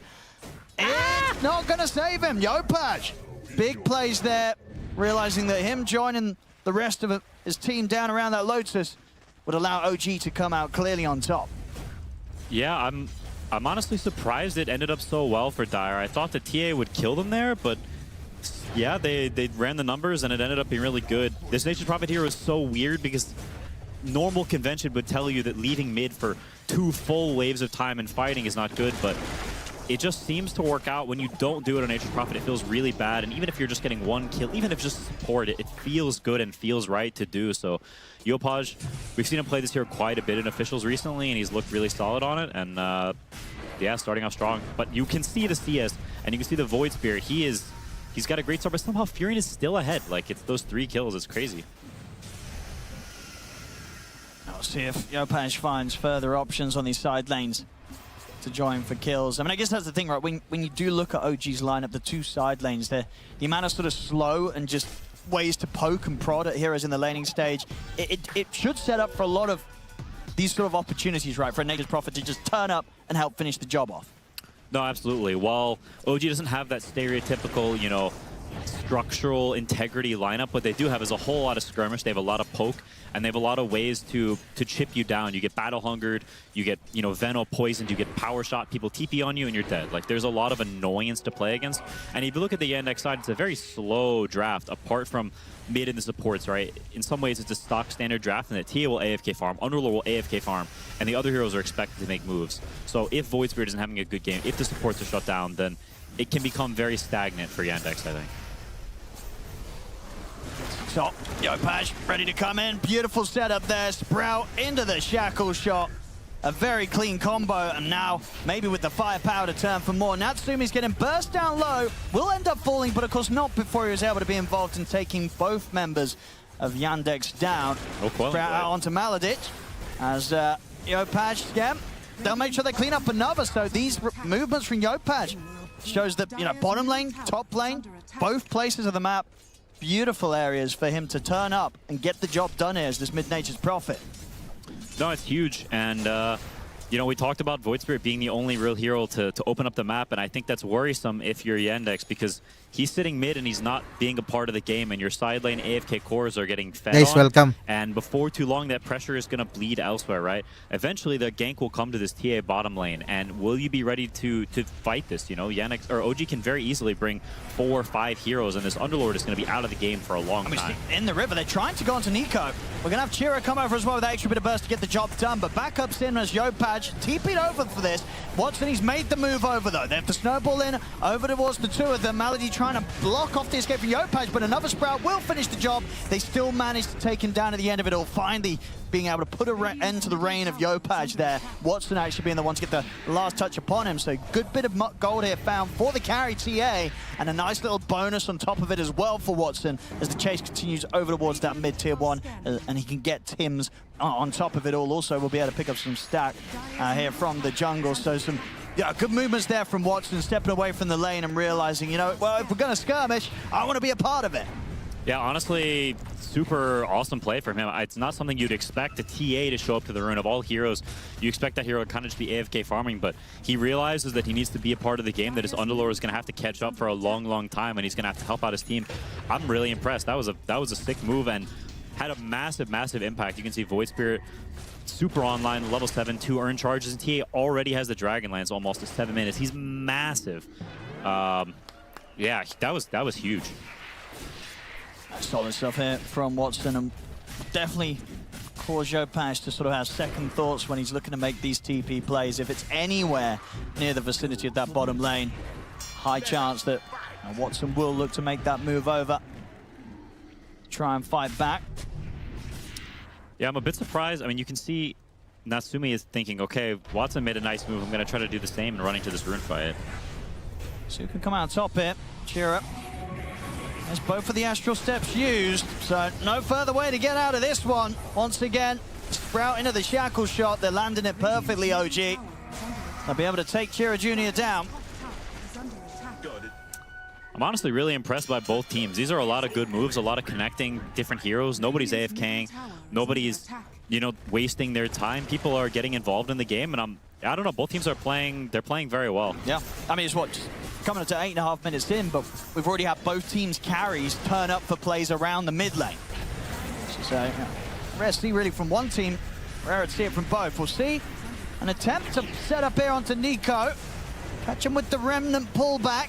He's going to drag the snowball into the pit. He's still alive, in fact. Nico won't be able to save him, though. Chira Jr. jumps in with that Astral Step. and gets out with the Dissimilate. Is out of movement abilities for now, though, so Natsumi and Tims might be able to cause him some issues. 10 seconds until the Dissimulate's back up, not a chance for escape. Again, Sprout Shackle Shot does the job. That is rough. Void Spirit cannot be dying like that. This hero is so dependent on Snowball, and you're also fighting really far away from your TA. I think really smart move from OG to fight away from this TA. They know the Underlord is the weakest hero in the game. Look at his inventory. He's a kitten. He's just farming creeps. His TA is the strong core, and I'm surprised Yennex is taking this fight away from the TA. I think they need to fight through her, include her in the game, like we saw in that earlier fight. Watson now TPing to defend the Ancient stack, so he also feels the same. Got to be careful though. If Yopatch and Natsumi get this quick combo onto one of them, it could be pretty nasty. Setups there. Have to use the snowball to buy some safety. Still, though, noticed incredibly low. Hulk comes in as well, bringing him down, and Yopatch TP's over, ready to finish off the job. Notice gone. Excellent shackle shot there. Natsumi able to clip Saxa off the back of the creeps. Maybe even find the chance to chase down Maladies on the retreat. It's going to go for the TP out. They've got the two of them ready. This time the combo won't land, but the Shackle TP more than enough to allow what looks to be OG claiming another kill. They're getting up now here to, as point 16-7, Natsumi will slowly but surely get that 16th kill here for OG, just 10 minutes in. A little bit of information, trivia guys. A little bit of trivia about this lineup. This Wind Ranger and Nature's Prophet is really good combo because we used to call them the Bayabas combo. Pressure, you don't think of the Bayabas because you will, once that Sprout hit you and the shackle shot, damn, you won't be able to move. this team was actually That's like legit, but they've proved me wrong and puno ng Bayabas. have a lot of potential. The Bayabas moves. Start getting some pressure going on to tier 1 top. It's getting a little tougher for Yandex to sort of make the decision to show up to these early fights. How well OG's been able to take these skirmishes. Radiant's top tower is under attack. Top tower falling. It's going to be the Maelstrom complete on the Wind Ranger. Yeah, I mean, Yennex, your options are kind of just farm. You're not going to do too much else than that. Mentioned it earlier, but it's Underlord, TA, and Void Spirit. Once you get out of that super early game, he has some real issues in that he doesn't farm very fast, and he has real issues clearing waves. So if your other cores aren't strong and pushing the waves in, you can play off of dives, you can play off of the enemy team needing to receive waves in certain ways, then you can end up in situations where you really want to fight, but the enemy won't give it to you. There, you see them smoking now. He wants to get involved in the game. He needs to, because his hero does not farm neutrals. He's finished his vessel. They want this kill. Let's see what they can find here. Natsumi would be a big grab to find. Scam, he's going to smoke, and that's going to help him out in the sense that he'll give him the information this is coming. Sure, he'll go down, but more than enough info for Natsumi to stay safe away from this attempt of a move from Yandex. The cores on OG stay safe.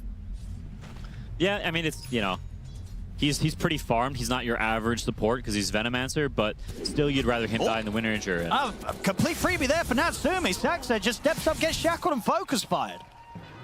Yeah, I don't necessarily understand why they picked Skywrath Mage either. Ness is pretty much only OG playing a carry for the most part, and every game we see it, Natsumi is absolutely owning, and it's a pretty good Wind Ranger game this game. He doesn't need to buy BKB. He can play off these Mantas and Pikes, abuse the fact he's a universal hero, and he'll be very, very difficult to kill until even TA has MKB. I don't see a way for this Wind Ranger to die. Yopatch ready to TP in aggressively. Look at what's Chira Jr. Again, Chira Jr. just having to use the spells to just run. And this, by the looks of it, back his way all the way up to the fountain.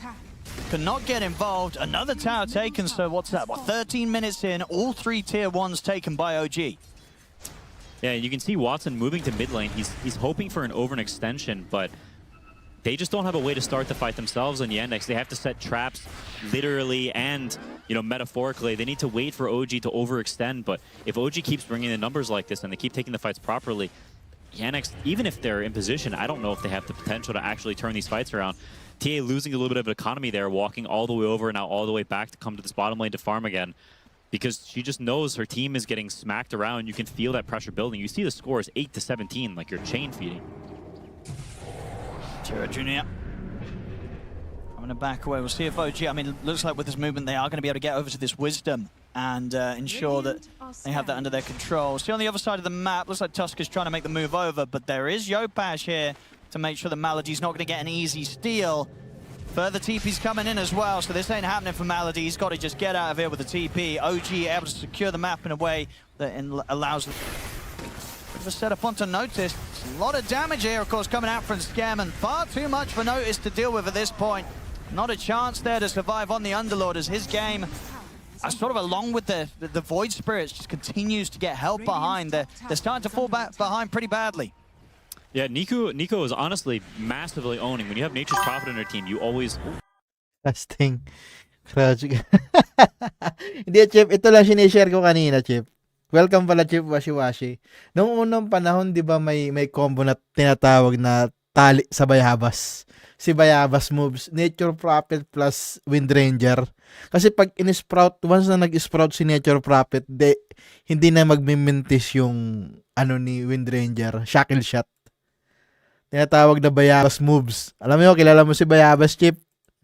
The Bayabas combo. I was going to mention it, before, but I think Nico has been playing awesome this game. When you have Nature's Prophet on your team, you need the other heroes to be involved in fights because he will never start anything, right? He's always AFK farming in some corner and TPing in, so you need other heroes to get aggressive, to be a part of these fights and not be playing the economy game themselves because someone else is doing it for them.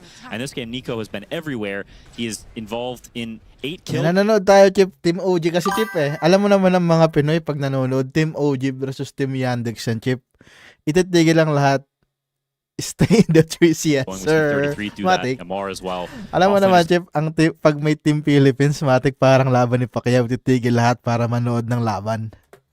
In the mid, Tiro Jr. immediately backing off, taking huge damage though. Once again, have to head back to base. Very difficult to play out on the map right now with how quick OG are to close in on anyone that tries to dare push out a lane alone. Yeah, and you can see the way they're itemizing. Already have one Force Staff, they're building a second as well, the pipe coming out. And you look at Yannex's heroes, are they really going to have damage once these items start to build up? OG have slowed the game down a little bit, but Yannex, they're enclosed into a small portion of the map while OG continues to farm whatever they want, get to these key... Matik, yes, sa tingin ko, Chip, easy game ang first game ng Team OG eh. Tingin ko lang naman, ha. Easy game on Team OG first game. So much of their damage resting on the TA, and that's just not a position you want to be in where one hero is the end-all be-all for your damage, especially when it's TA against a Wind Ranger who you can't even hit. Nature's Prophet who has a Blade Mail and 20 armor. It's not the easiest TA game for a little bit here. Tama ka dyan. Solid right, nice early 17-minute Roshan to be taken here by easy, OG. Easy first game, Chip. Easy first game. Now down bottom, Yopash. So going to start things off. Turns towards Tiro Jr. And again, we'll have to back away. Same as we said there, no, for Yopash, he'll quickly reset before he gets back out on the map. Where do Yandex look to make a move? They know that the Axe is relatively a lone mid, but still not an easy target to go on. Even having this purge creep, this is so cute. Like, he can purge up the vessel, he can purge up the sky, slow and silence if he gets gone on, trap slow, Underlord pit. Like, it's a great purge game.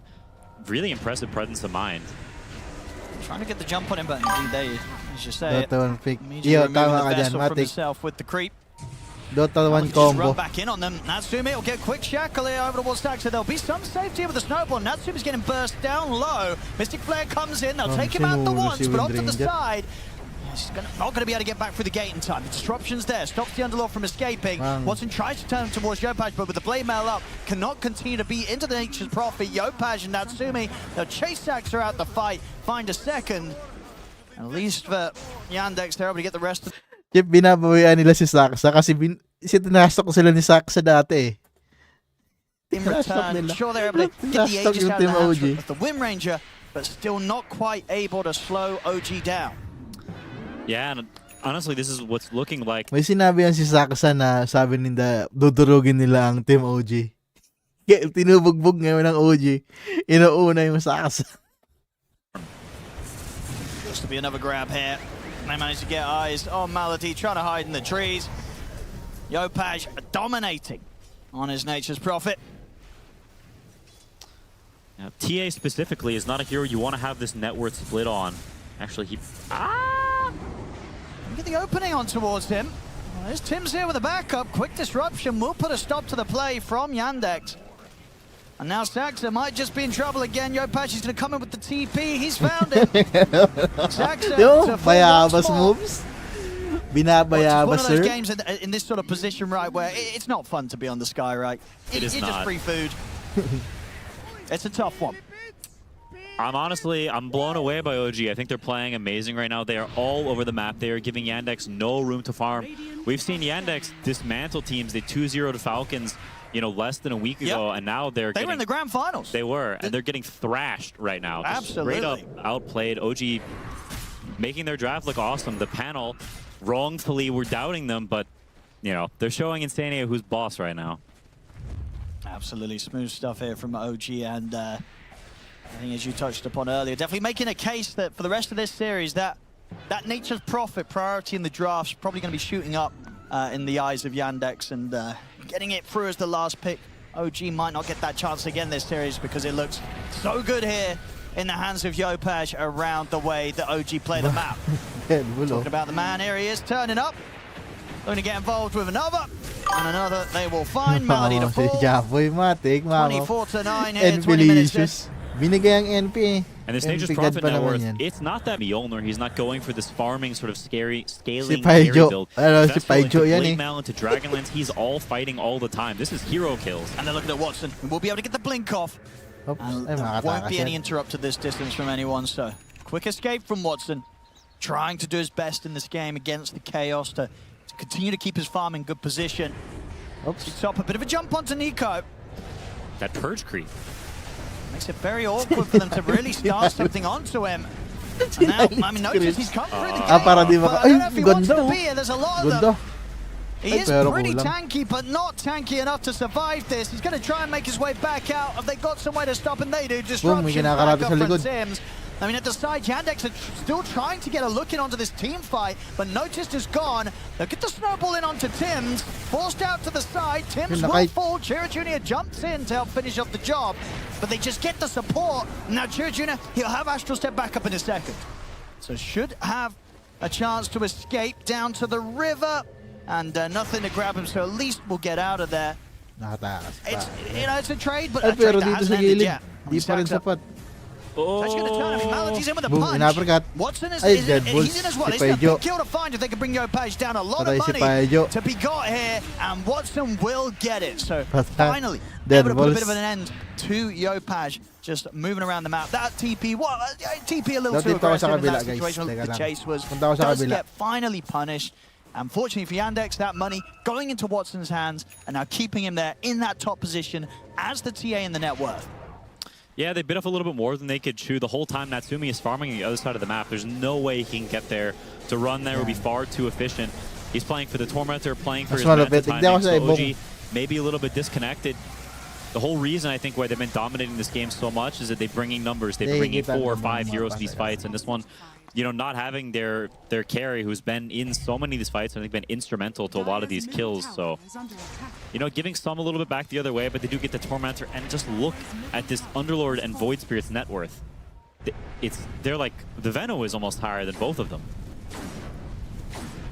It's been a tough game. As you know, we've seen a few fights, you know, where Noticed has tried to turn up, but you know, Underlord definitely one of those heroes that when you get behind, you still want to be this beefy sort of front line, but you're absolutely a frontline hero that the enemy can deal with.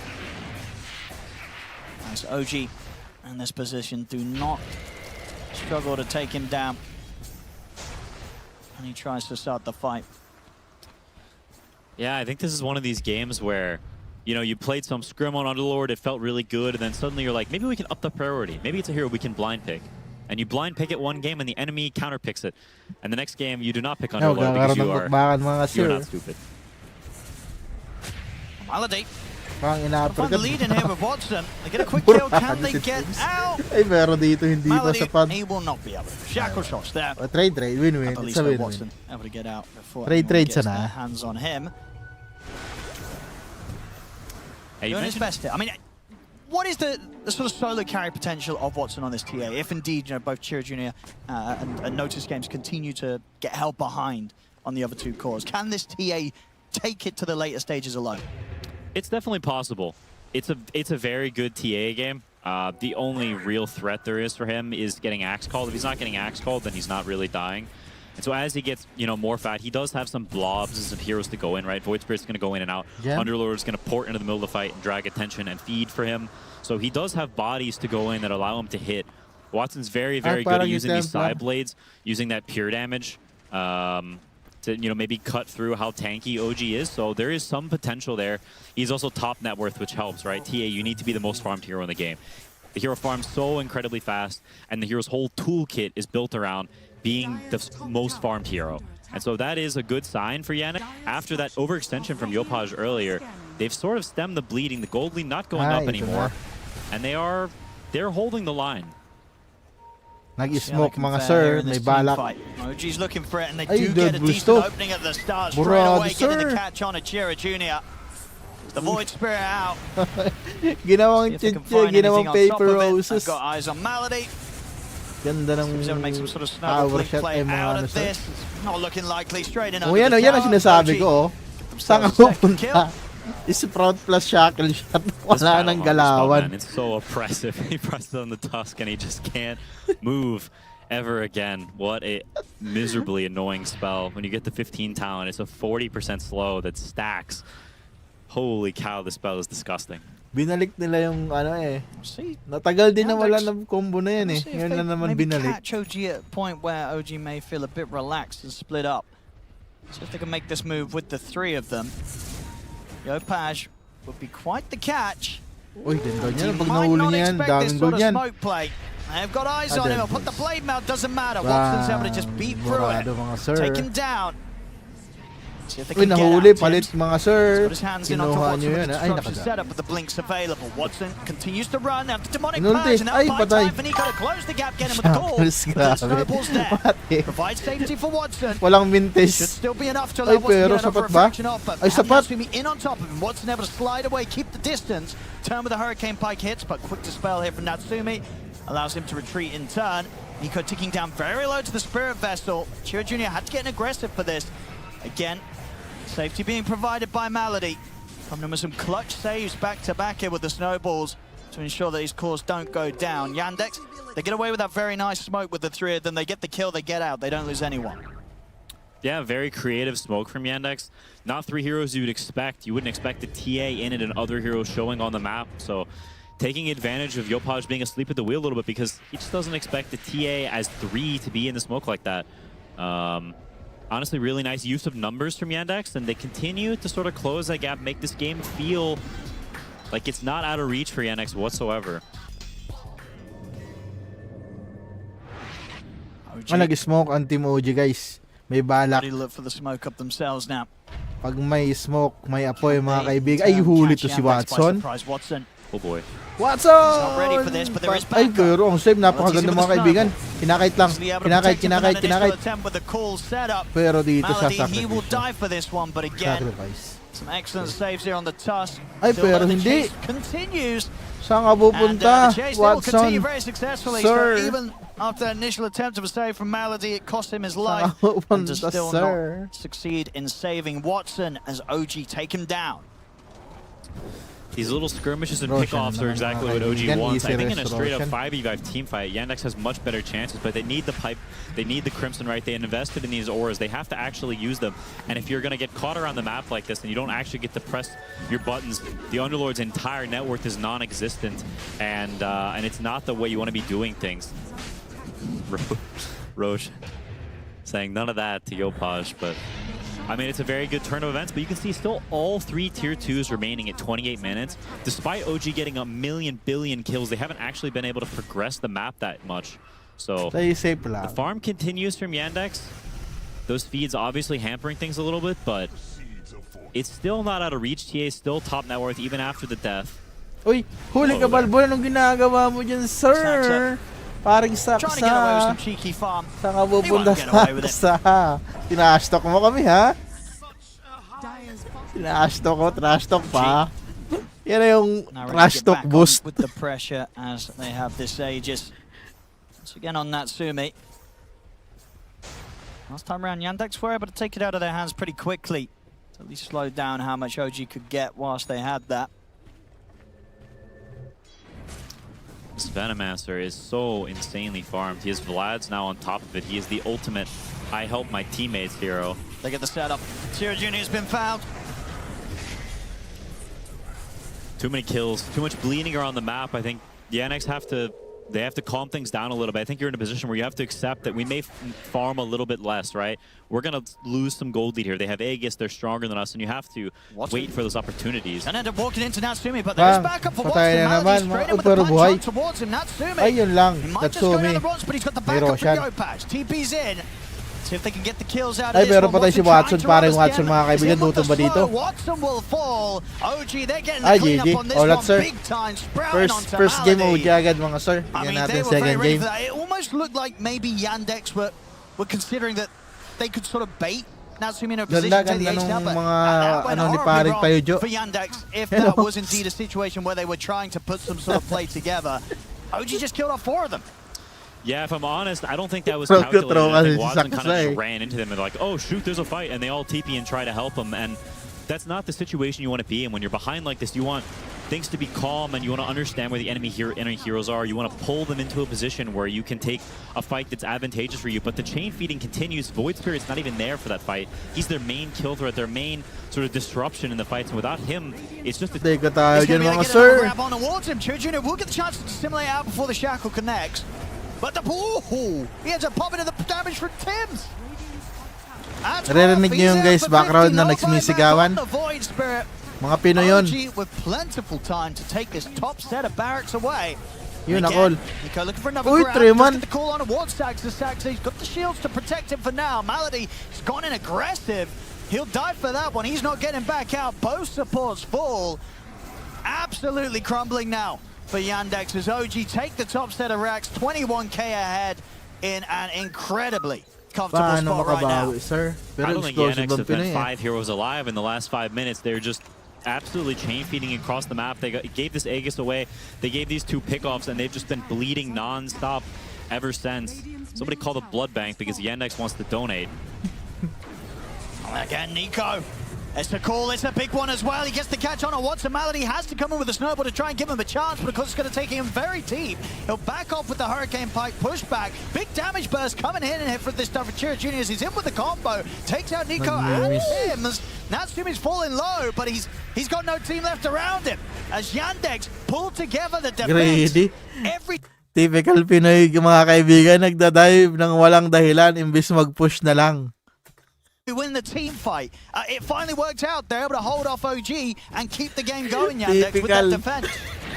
Yeah, I think showing the potential of their draft Typical whenever they're in enjoyer formation, mga sir. when things are structured, when things are nice. The Underlord has made it to his Ags. This double pit nonsense where you ult and leave another pit is insanely strong. And Windjammer has gone for that no BKB build, just playing off the Manta, playing off the Pike, playing off that kiting. But as more and more things start to get layered in, there's more slows and more roots and all this stuff. Typical mga sir. You can only Typical. dispel stuff for so long, so... Partida pa Coming back talaga the other eh. way, OG, this game has been impressive, but it hasn't Lamang been na. perfectly Gusto clean. bang ipatalo eh. And it's not over. Oh. Uy. Opash, he's in. He went super aggressive to kill Saxa, and he's dead for it. That was... Ito na yung sakit ng Pilipino guys, nagiging explosive na sila. Sumasabog na mga sir. It was a long-term plan. We'll see if the rest of it works out. He's bought time for the rest of OG to now come in and try and get these cleanup kills. But Chira Jr., he's out with the Astral Step TP. See the TP out as well from Malady. He'll get away. They will at least get the grab onto Notice. So they will get something extra rather than just the Sax's support kill out of that. But yeah, Yopash, he wanted more of that blood, Quinn. Yeah, he's... They're all about the fighting this game. I respect it, but it's not over yet. We see the Manta now on Void Spirit, so he has more tools to go in and out to, skirmish, to purge off some of this random garbage that OG is throwing around. And TA does still have the damage. He has BKB now on top of the Daedalus, so it's not out of the question that Yandex can win another fight. I think the biggest question for me is, can OG keep the snowball going while this Underlord is dead, right? We see them using the gate now, maybe a smoke's coming out, and they look to keep the pressure going, because I think once Yandex is 5 alive, they have a lot better chances. But they're actually looking to go right now without their Underlords. All right, I mean, he does have the buyback available, but yeah, ult in 10 seconds if he wants to make a buyback play. Bottom, they get the jump burst on towards him, but At the time being prepared with a Lotus Snowball, actually allowing Natsumi to get back up to the high ground. Turn with the Shackle on Achira Jr. Kill the Void Spirit off. But the disruption now, setting up on a Watson. Yopaj TP's in aggressive. Nico's got the control with the call, but Malady with a Snowball buying Watson a bit of safety. Not enough though. Watson dropping low. He's gone. OG back to cleaning up the team fights. Saxa, he'll also fall. An effective team wipe there, as the Underlord, of course, still stays dead from earlier. OG ready to get that push back on. Now bringing in the mid lane here from Yopaj. Also got the bottom wave pushing in as well if they want to try and look towards the tier 2. Now a few hiccups along the way here, but never losing that lead. And every time they strike back harder than before. 20k lead now and up to the base once again. Yeah, and I respect massively that the last fight, okay, we're still strong. We're gonna go. Hello, sir. Welcome. Scared. They're not getting. Hello, and welcome to the live stream. We're watching OG versus Yandex because, you know, every time Manny Pacquiao has a game, we need to stop doing what we're doing. That's how Filipino supportive are.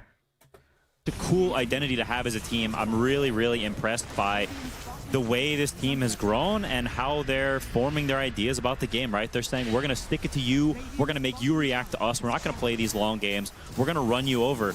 And I think it's a playstyle that has a lot of strengths if the enemy team is not super ready for it. Absolutely. Yeah, definitely in the sense that, as you say, it's like, yes, so if something goes a little bit wrong, it's not a, oh my goodness, we shouldn't do that again. Let's wait. Have you ever noticed every time Manny Pacquiao has a game, everything in the Philippines is stopped? That's how we are supportive we are. In their favor, 24k lead. 2 sets of Brax taken. The difficulty continue to rise here for Yandex. Yeah, and the real hard part is if OG runs deep into you, right? If they take a fight in Yandex's base, I think they still have chances. The tricky part is Roche is going to start spawning soon, and that's outside the base. That's a fight where OG has buybacks, where you have to fight in the middle of nowhere, and there's Nature's Prophet TPing in, there's Veno Snakes. It's 10:22 a.m. So an Invis Wind Ranger running around with his Aghanims who can just 100-0 any hero. That's a whole lot of stuff to keep track of. And if you're Yandex, your whole draft is predicated around player on the Underlord pits, player on these auras, and if you're in the middle of nowhere and it's dark, OG's killed your wards with a gem, it's really difficult to do that. Smoke up from OG. See Roshan coming up pretty shortly. OG wouldn't mind finding a kill before they go for the pit. So they're down here right now. So they want to try and check over towards the high ground triangle area. So he's going to show first. They've got eyes on Chira Jr. Kahit nanonood ka na lang, naglalag ka pa. Ganun ba? Ay, hindi, pinupost ko. Pinupost ko, Chip, pinupost ko. Kasi kinakausap ko, pumapatong yung boses ko sa caster, so hindi maintindihan kasalita kaming dalawa eh. You know, he used to be a core player, and I think you can tell in the way that he plays. Just, I think this Veno really suits him, these heroes that do get a little bit more of that farm, because he understands how to get it. He knows when and when not to go to these fights. He's buying great items, he's making great decisions on the map, and keeping the map set up in a way where OG actually can keep getting these fights. You don't really notice it, but the waves he's killing, the pressure he's subtly putting by being annoying, by taking over these areas with the snakes. I chose in the net worth. Been a part of 30 kills, but also is... Chip, ito lang pala share ko sa'yo, Chip. Unang panahon yung pick ng OG, Nature Prophet plus Wind Ranger. The Bayabas move. The puno ng Bayabas. Tinali sa puno ng Bayabas, mga kaibigan. Yan si Bayabas, uso si Bayabas eh. Junior Watson, they're going to try and turn out for the Nico's able to still step out away from the Mystic Flare. Pretty much staying at full HP in the majority of OG. Only Nico's starting to fall low a little bit, but he's still ready to keep running at them. Jump in with the Stimulate? No, it's going to be a jump out. Doesn't want to commit for the kill. Chira Jr. has to back off. Watson also having a BKB just to escape OG. Yeah, that's a problem. The fact that Watson got to sit there and hit this axe for I don't know how long, 15 minutes, and he doesn't even die. He gets really low there at the end, but whenever he presses call, he's got 62 armor. Even without pressing call, at 47 armor. Super crazy and a real problem for them because TA is most of their damage, and there's just too much armor. The Greaves, the Vlads, the Lotus Orb. It's so many tools to deal with what Yandex has, and that's what happens when you just throw money at the opponent, right? No matter how well Yandex fights, they are 26k down and you can feel it. See here, Yopaj He's got eyes on Watson, and Watson will get out with the blink. Good dodge at the call, but it probably isn't going to matter. No further way to Watson to get out of that one. I think this is it. OG. Oh boy. Definitely having fun as they wrap this one up. Up to 30k lead. Very much making sure that this game one gets as painful as possible for Yandex. The setup. It's over. Protection with the Crimson coming out. First game. Malady. OG. Running out of ways First to get game out of OG this tayo one. mga sir. Snowball's going to be there, but the power shot ready and waiting as he comes out. OG on to that third and final set here on the bottom Gagawin lane. nyo guys, wala kayong carry. Yeah, I'm not sure how you stalled if you have the TA buyback, but you need to start the fight first. They're smoked up. They're going to try and to fight with the TA buy, but this Wind Ranger has Oh, Nico's in. He's going to get the call. He's on to Notice. He's going to try and throw down everything on towards him, dragging him in as well. That will now cause the buyback to come out from Watson. Can he get in position to do damage? He's going to look over towards Nico, but Nico's able to slide out of the base. He's fine. Nico can back up and reset. Notice the one taking the bigger hits right now. He's going to just try and TP out of this one, but Nico's back in with a call. Puts a stop to that. As that's the Underlord dead, he'll buy back. Comes in with the ult. Malady, he'll opt to kick Nico out of this one. But now Watson, he has to BKB and back off again, nearly dying there. The right click to Natsumi. Natsumi tries to slide in to finish off the job. They've killed Malady off a second time. They've cleaned up the second support here. Sax has gone. Notice to fall. That's a die back on him. Only Chiro Jr. and Watson left alive.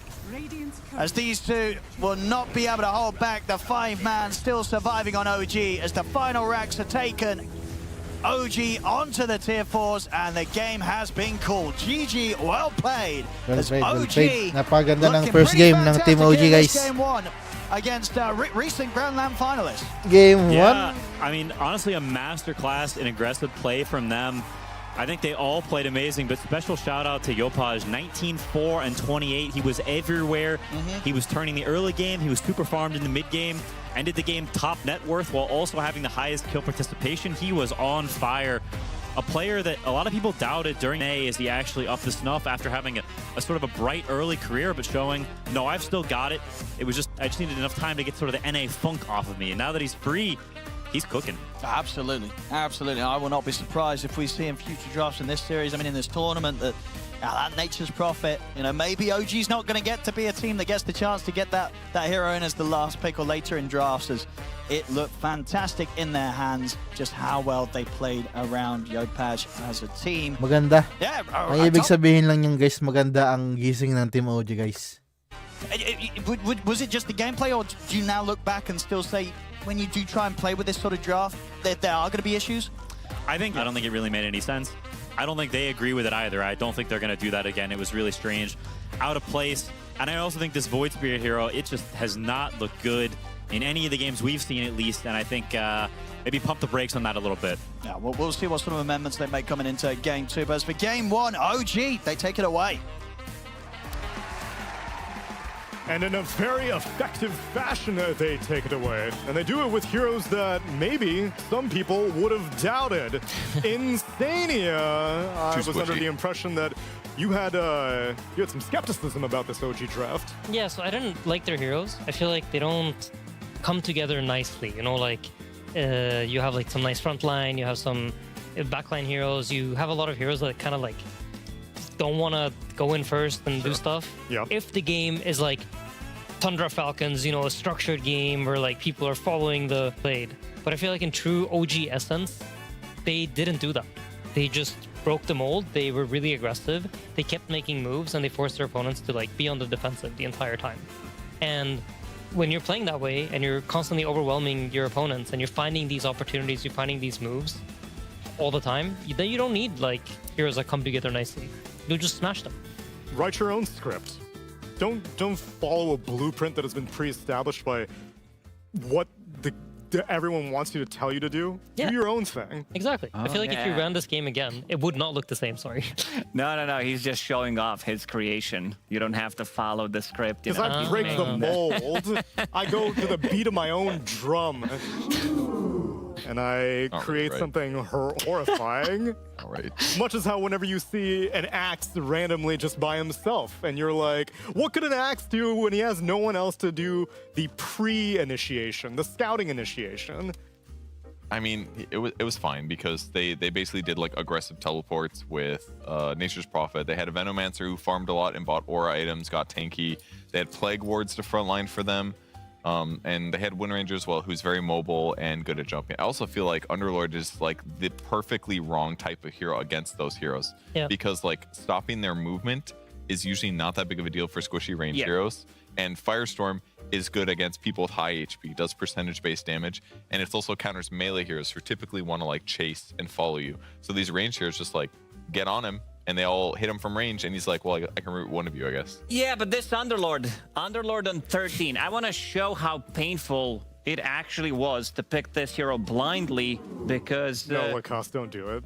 It's gonna hurt. I'm actually gonna do it. He's actually gonna do it. It's been good 30 years for a while, but I do feel... Oh my, you're going barefoot. Oh yeah, we're going all in, baby. For free. Maybe this one. Usually you have to pay a subscription for this type of content. Oh my god. But yeah, it is. Oh my god. I heard a crack. It is very painful seeing this Underlord being played and doing absolutely nothing. But yeah, not too bad. Okay. There's still something on the bottom of it. But I do feel that the combination between him and Void Spirit. Also, you have no damage. I gotta say, I hate this hero. This Void Spirit, just in general, the numbers are so low, and I've never seen good impact from this hero. Maybe some position 4, I'm fine with it, but from the mid roll, it just looks absolutely dog shit. It's fun. It's fun to watch Quinn casting Void Spirit games because like he gets very emotional when Void makes one mistake that, from my perspective, is very mild. I'm like, oh, he didn't get that kill. And Quinn's like, oh my god, it's so important for that hero to snowball that he gets every kill. He gets so emotionally invested. And then it makes me rethink the hero a little bit. I don't know. It did seem like the last option that they had because the Ember and the Storm got banned out. And then it's like, I guess we'll get Void Spirit. It feels like that kind of hero. It's like, I actually think with the Underlord also being picked on 13, it's one of those positions where you want to ideally have a hero that you can flex into multiple roles. So like whatever you pick there, it's like, haha, you have no information on what we're gonna do. But they don't have that hero. So then the next best option is you try to pick something that's just solid. He will always be fine. And they picked Underlord, and he was not always fine. He was definitely not always like fine. Stepping on Legos. Yeah. And then they get to their last pick, which is like the 24th pick of the draft, which is supposed to be like the, haha, I gotcha, like, you have no answer to this. And everything they want is banned out. And then they're like, well, I guess we just settle for Void Spirit. You guys feel that smell? Something's just... Oh, maybe I need to put the shoes back on. And feel the stink on my skin. While you're re-equipping your wardrobe purge, I see that you were curiously not joining us for a Lego assembly because you were focused on the game. Right, I needed to keep an eye on why this draft worked out. I have some clips I'd love to show you, and most of them are... There's a couple Veno-related ones. Here's Veno in the side jungle getting jumped. You know who's not jumped here? It's his hard carry. So who cares? Like if he's the one that dies, and in fact, what the Wind Ranger ends up doing with this is getting a solo kill here on Soxa. That's a really nice pickup here, getting like 400 gold for himself. And now Skem playing very aggressive on other parts of the map, utilizing his ulti, the blood grenade to do bonus damage. He's not buying too many auras. This lets his axe initiate afterwards, and Yopaj shows up in TPs. He had an excellent game. Here's the 18-minute fight. A simple 4k gold advantage here. It's going to start off again with Skywrath almost dying.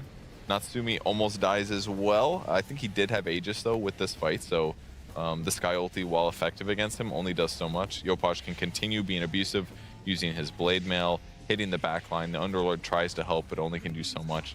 So they just did a really good job targeting the squishy heroes on the enemy squad. They had used their defensive skills in a way that wasn't necessarily as advantageous, but I don't know, everything just worked out really nicely. Again, abusing Aegis to commit heavily on the TA. They just had so many good fights. They made that hero not be able to play a really effective game.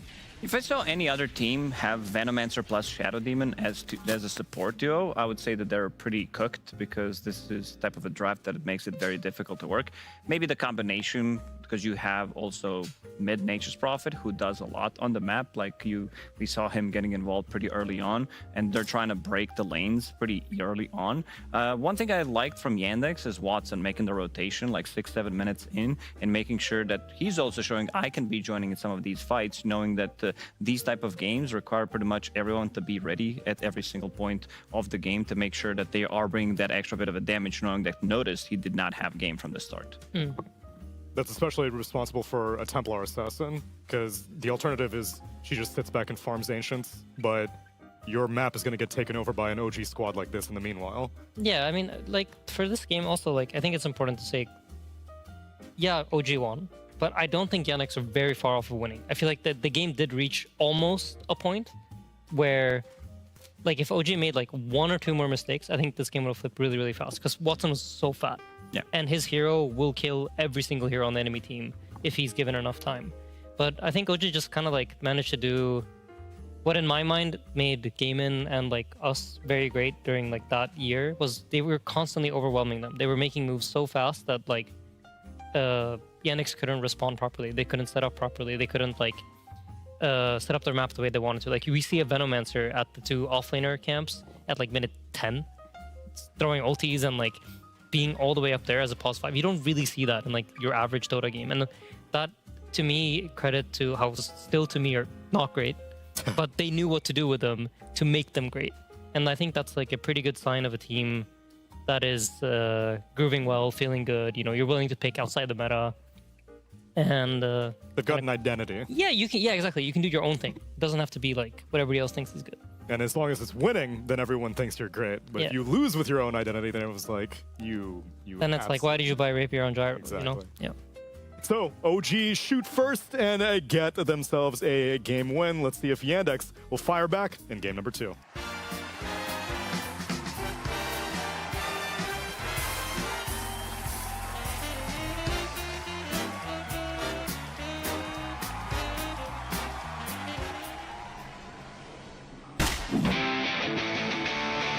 A bloody time.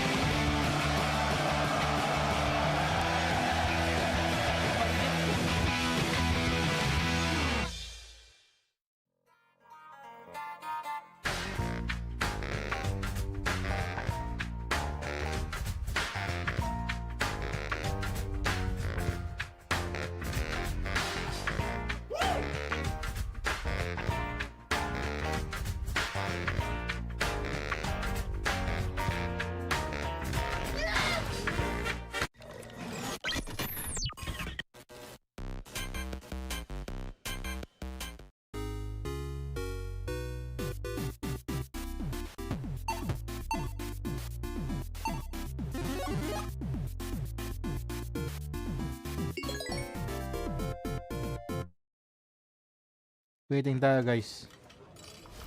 What a hotel. Right? And only 335 a night on my favorite site. What? You didn't check Trivago. I got mine for 220. You have to check Trivago. Oh yeah? Prove it. On Trivago, you can compare hotel prices from multiple different sites. Even your favorite one. See? Same hotel. Over $100 less. You didn't check Trivago? I didn't check Trivago. Check Trivago to compare prices and save up to 35%. Hotel? Trivago. Will I ever be good enough? I wish I looked like Taylor. Nothing looks good on me. I look ugly. Life can be confusing. Like, no one understands the struggle. But there is hope. Find calm in the chaos at your local youth wellness hub. When you open an RBC student bank account, you get $100. Ads, guys. And RBC will give $100 to charity. Give, yeah. I said unboxing video. We've been Mazda owners since Ang 2011. haba ng ads We sa have Twitch, guys. Twitch CX90. pala to, guys. It's a complete package. Driving dynamics, reliability, and safety. Find out why. Kuha na muna kayo ng Nothing kape. moves you like Mazda. Kuha guys kayo ng kape, guys. Grab some coffee while you guys wait for the round 2.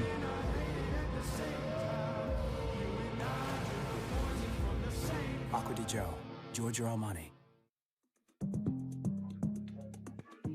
Cetaphil Fast Rescue Pimple Patch. Targets emerging pimples with salicylic acid, cica, and heart leaf extract.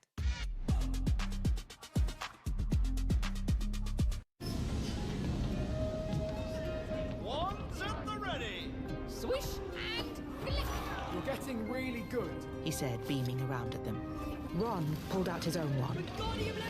The club flew suddenly out of the troll's hand. Stupefied. There was a blinding flash of red light. Manny Pacquiao is yeah, he's Philippine. He's the Philippine piece, you know.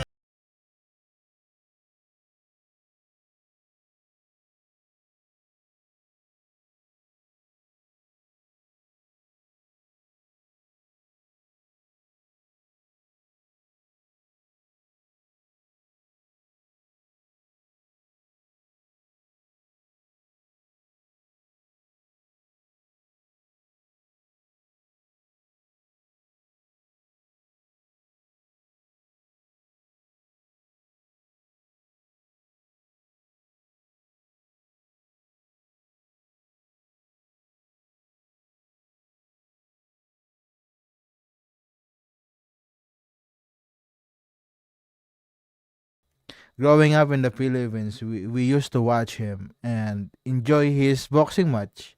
Even though the game's supposed to be last long at least 30 minutes because it have 12 rounds, it will take at least 1 hour in the Philippines. It's going to have a lot of ads and stuff like that. But yeah, I used to watch him growing up. Manny P, aka the Filipino boxer. The Filipino Manny P.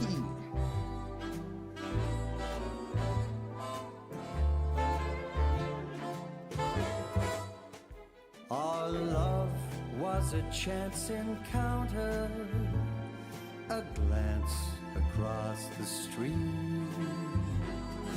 fleeting moments, two strangers meeting that swept me off my feet. Golden leaves under an autumn sun, you talked about the movies and how your life begun. Our lives weave together through all kind of weather, and our hearts grew strong. Every time it have a Pinoy in one team, we always watch them. Like this one, for example, we have a team Pinoy going into Dream League, so we're watching them. That's how supportive we are. Fleeting moments, two strangers meeting that swept me off my feet. The buzz of traffic, the bright city lights. You talked about marriage and who you'd invite. We talked for hours and I brought you flowers, and our hearts grew strong.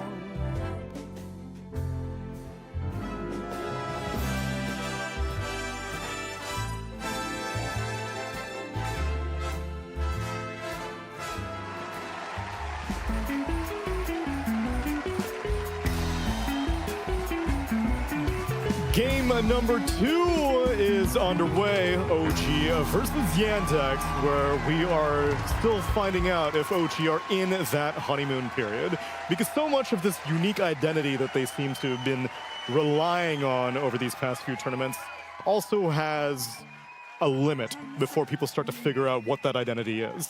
Because it's unique right now. It's taking people by surprise right now. You're like, I don't feel like this should be working. Then the more you see it, then the more you understand, and maybe the cracks start to show. Nah, I will, yeah. No, I mean, Floyd is more like dodging the bullet. You know, he always dodge. He is a good boxer, but the thing is, he don't want to fight head on. Yeah, I agree with you. But it's not about the referee. It's about dodging the every punch. You know, he always run. Watch the watch the watch the replay. Floyd should join the marathon instead of boxing. He's running away from Manny P. He doesn't want to get hit. he joined the wrong competition. Watch the previous on Barrera. Anyway, Mexican like that. He fought some Mexicans, and those Mexican guys got beat up by Manny P because they want to fight head on. Because Manny P is short guy, you know, he have short legs, so he's having a hard time to catch any players that taller than him. Because Mayweather have a wider jump, you know. Even Yopaj can play it. See, the way he win the fight is just keep running and waiting until the end. Basically, he have a lot of stamina rather than punching people, you know. It can be really good there for sure. I'm a little bit worried about it playing against a Mars though, because pre-BKB, you can get your leaps interrupted in a variety of fashions, which can be really obnoxious. If you don't get on top of your target as Marcy, sometimes it takes you a little bit too much time to catch up. Watson was one of the first players to play this as carry. I think actually they were playing it in Gaiman, and I know I was thinking like, what are they doing? Like, what is this joke of a hero? And then like 1 month later, we're all on it. We think it's like the best hero in the entire world. And I do know I told Mickey at some point that I thought Mars was very good against Marcy, but I think he just told me like I don't care. The hero's just that good. So not sure where Marcy's power levels are as a carry now, but definitely know like the matchup, even though in theory makes a lot of sense for Mars, seems like high level Marcy's they don't mind. It just feels like one of those skill things where like, yes, if you can interrupt the leap, it feels amazing, but on all the times where that's not possible or you don't see it coming or whatever else, then it's probably not going to feel that good. Yeah. But she's going to rush Yeah, BKB well, when she has BKB sometimes Marses. some judges, I don't blame the referee. The judges don't have they go with their, you know, they go with Mayweather rather than Manny P. Of catching her, like what she wants to do is run in, try to reset. I think the judge is the problem. They don't see it properly, the punches. The referee is just to stop. I think the judges are the one that need to be blamed on. They went to the side of Floyd rather than Manny P. A little bit vulnerable last game because for sure Floyd have a lot of connection between those judges. Guy ulti, so maybe he paid those judges. Could be, you know. We never know. Those judges bet on Floyd because they know that he will keep running. do some heals on top of disruptor ultis. Maybe blinding light back the Marcy when she jumps. That's another way to interrupt her leap, I believe. Yeah, I think that works too. Remember the latest fight of Manny P between the American champion? Who did he fight before the fight? Who did he? Floyd, for sure. He bribery. It's called bribery. Who's the guy again? Solar Flare. So, is Solar Flare? I believe. Solar Bind. Solar Bind. You remember Mario Borrios? Yeah, before the end of the fight, Manny P his score is gaining from His score is gaining from Mario, and they decided to remove the scorecard before the end of the game because Manny P can win the game. But the thing is, Manny P is old and he won't be able to fight the next generation. That's why I see they keep Mario Borrios keep the belt. Who is, while this is not the segue I was hoping for. Chewbacca. Looks like a taser. Who is the captain on OG? Is it Skem? I think so. Han Solo, I'm pretty sure. Han Solo, yeah, Han Solo. Watch the replay, my friend. I see. Han Solo lock They it in. removed the scorecard before round 12. Final answer. They didn't show it anymore because they know the score I is think in it's Skem. favor of Manny P. It should be Skem. It should be Skem because Yeah. he has captained like 1,000 different rosters in his time. Probably Skem. Probably Skem. Yeah. Interesting. I think Manny P is 50 plus now, so he's getting to that age that he's going to retire That's like someday. a guaranteed kill. Yeah, no heals as well. If we were talking about some of the heals that they do have, maybe later down the line. First of all, you have Coddle, you have Mars with potentially Bloodsport with the other facet, the Victory Feast. So the heals are not gonna be there. Snapfire with the Shard as well. Some like decent amount of heals, but it's gonna stop. And Windranger as a core doesn't like to be playing into these heroes like Doom, Disruptor, even a maneuverable hero like Marcy with the Helm of the Dominator who can get the jump on her, just doesn't feel as good. I think OG is going for pretty much the same thing as they did in game number 1. You're not going to be seeing any other team picking these heroes paired up together. And this one, I don't like it as much. We could also maybe see this Coddle move to mid. I think I've seen once. It feels like Yopaj type hero mid, right? Like we've seen it once or twice, I believe, in the last couple of months. I wasn't really impressed. I know one of the Chinese teams did play it. I think it was 7E who played it. And I was like, yeah, this hero is kind of bad. Like, especially if you have enough jump, the hero needs like some kind of a protection, some like BKB, Force Staff. Like, it just doesn't feel right. The Chewbacca noise. Oh my god. I was gonna say though, I really like playing Disruptor with Doom. I think this is something when I played with Nara, we did quite a bit. When you get the Disruptor Shard, you have like literally like 7 screens worth of cast range on your Q. Gotcha. And you know, Nara will just Doom someone anywhere, and then I will just press Q and they basically die. Like it's so much damage from such long range, and it kind of gives that Doom can just press the spell very freely. Because you'll notice like the main issue with Doom is you're always scared that you don't deal enough damage during Doom that they get away. But with Raptor, you will never have that problem. Yeah. Because if they're getting away, you can bring them back. And with the Shard on Raptor, you can also provide the damage needed to get the kill. Yeah. I also really like this lane together. Because Doom just deals damage over a long period of time. And Glims loves that. You love to run people down. And Scorched Earth basically just becomes better. So if you pair these two heroes together, they're quite nice together. Kind of similar with Marcy in some ways. Like she also gap closes, buys you a bunch of time. Yeah. You can't outfight her, and then you can bring them back too. Pretty synergistic, and they've got 2 different ways to jump, 3 different ways now potentially with Doom and DK and Marcy. I feel like that's also something that's always nice. It's like when a draft can have a lot of ways to start fights, it just feels good.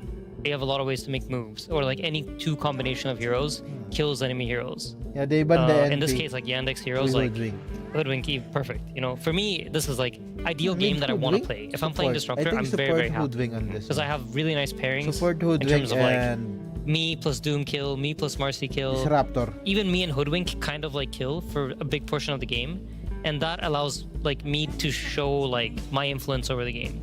If I'm like in a game where I'm just supposed to stack camps, there's not only so much I can do. I'm leaving it up to my cores. But in this type of game, I feel like he has a lot of freedom and he has the ability to make a lot happen. So my eyes will be glued on, presumably, Malady playing Disruptor, because I feel like he can do a lot. Yeah. And now we need to figure out where this Coddle is going. Are we still leaving the possibility, Lacoste, of Yopaj? I would say no. I think this, because they have a good amount of catch. They have enough gap close. You're playing against Disruptor. Anything in the front line with a blink that's going to be providing you vision. If he gets glimpsed back, this hero is just straight up dead. Keeper of Light is not going a big to be fan mid. of that. Oh no, maybe support. OG can make it work, but again, this type of a lineup, I'm not the biggest fan, even though they did make it work in game number 1. I think Yandex did all the right moves in the second draft to make sure that something that did happen in game 1 doesn't happen again. Offlane Undying. Oh What's no. going to happen in this game 2, Support though, is an Undying 24th pick by OG. Snapfire.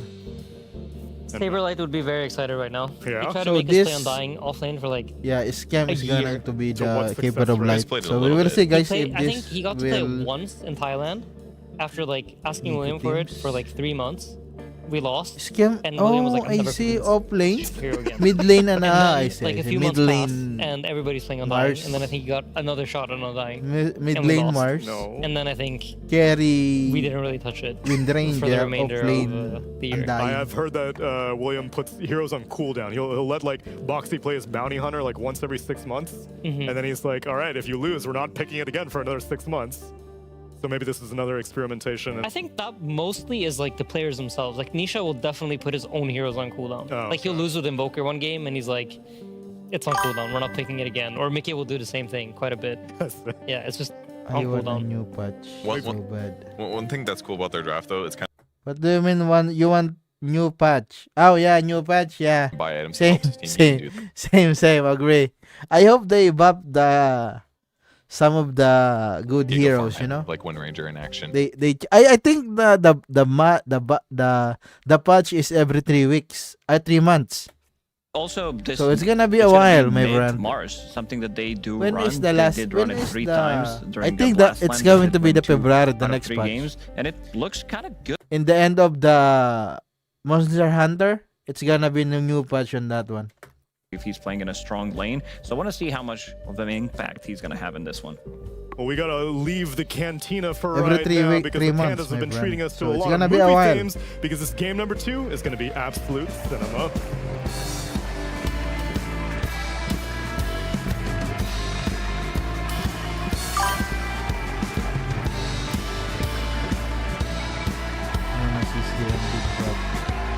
Yeah, we will see. Let's hope that they give new hero buffs.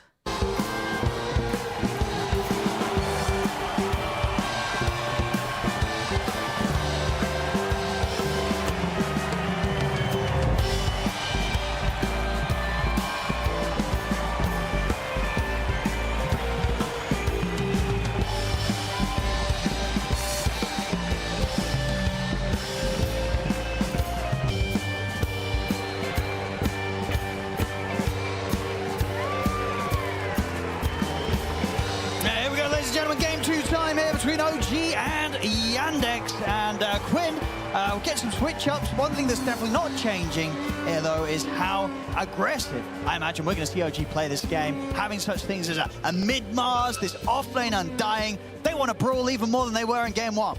Yeah, this is a bit of a kooky, unusual lineup for them. 5 Coddle is not something I've seen in an insanely long time. I don't even know who maybe Puppy is the last player I've seen play this or something. Not something that's been in meta. Also offlane Undying, a bit strange to pick it into Marcy. You're sort of fighting fire with fire. Marcy, an insanely broken laner, and you're trying to combat that some, but oh my, it's like a 15-man decay. That's a nice decay. Oh, See if we can set anything up. They get him with the got God's the Rebuke first as kill. well. Which For might will hold harassment. back the 3 of them. Blast is blast. going to be off the mark. Doesn't look like either team will get a further grab on one another. On the flip side, though, while OG does have heroes that are very strong at fighting if they get to their spells, I worry potentially about their lanes. There's a reason why Coddle's not picked that much anymore. The hero in these skirmishes and early fights is very weak. I think DK, in terms of the pressure he puts out, has an advantage against Mars in that early game.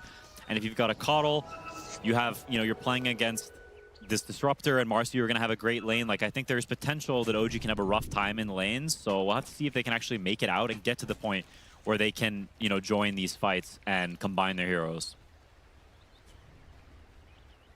Let's see if they can sort of get that ball rolling. It's going to be an exciting game 2 for sure. We saw a pretty skirmish-heavy Game 1. Lots of action. Just a little bit too much for Yandex to keep up with. This time around, though, they might just have the tools to give it a bit of a better shot. I'm curious to see how this mid lane goes, because I do think it should be quite DK favored, So almost it's to a degree 3 that mana you consider not on putting the side Mars of mid. I think this is OG. one of those matchups where, the coach or whoever asked, yo, is Mars against DK fine? You're like, yeah, it's fine. But, like, it's kind of not fine. So I'm curious to see if Yopaz actually does get out all right, or if it's rough, because I think it should be quite a pain. Pretty much everything about DK is good against Mars. You're really high damage, you're really high armor, and you're tanky, so Mars can't chip you down with the spells. You can see him already getting beat up like crazy. Yeah, I think that this could get pretty rough. Right, this could be a lane where we're seeing sort of double the last hit, double the denies pretty early. It's possible, but to be honest, even off these first 2 waves, Yopaj is doing better than he should. I think he's outplaying him pretty hard. He gets cheeky deny there. 6-2 to 4-1 is... Yopaj is straight up outplaying him, honestly. He's actually outclassing him, because this should be going worse than this already. Yeah, no, this is these solid stuff given the circumstances from Yopaj, and even able to get that spear angle, so a few extra tower hits coming in on Tashira Jr. Top lane, Malady, he's going to be taken out. First blood for Nico. Yeah. This Undying is really good on early game. This top lane is super chill for OG. It's the Tombstone go. It's a classic. A tale as old as time. Undying hits 2, presses Tomb, and you die. It's been going on since as long as I can remember. not the best to actually give up this kill. You see Watson still getting spammed super far away from that helm.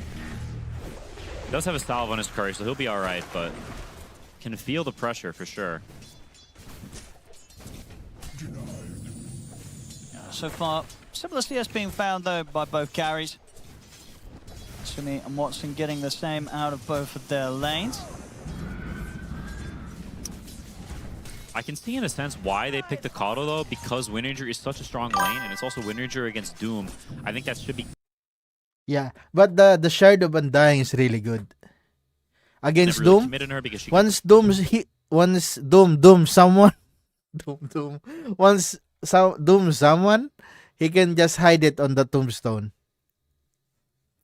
the cost mentioned on the panel, but it seems like OG does prioritize having a 5 hero that can be somewhat greedy, be somewhat farmy, and they can abuse the fact that their 5-player was a core. I think maybe has a little more of that individual skill or more use using items. Top lane, Nico will go down, but the Tombstone's doing work, so Tim's might just be able to clean up some action with these zombies building up on both of them. Melody's gone, and indeed, See, Nico and that's gets how the good cleanup Undying. from the That's how good Undying in the early game. He can beat everyone. So Yandex able to make sure that they are able to get some action going themselves on the other side of the map. Also, Yeah, you can dodge it as well. Yes, I think using your tombstone. Chance to watch her. But you need timing for that in order to work. Insane in lane in early game, completely bonkers off the chain hero in the early game. But if you're not ahead and you get to that mid game phase, she can falter against a lot of heroes, and Winninger is a hero that has a great carry to carry matchup against Marcy because you can just avoid her. She can't stick on you, she can't and beat you to death. So if this game does slow down a little bit for Yandex and OG shows the tempo we saw last game, then I think the carry matchup will be rough. Rotation coming in from Scam. They want to try and dive the tower. Good cookie and all. Yeah, it's alright as well. Gonna get the connection. Yeah, you can dodge all of them, but you need timing. TP reaction as always, you need timing. Turns up to the top lane.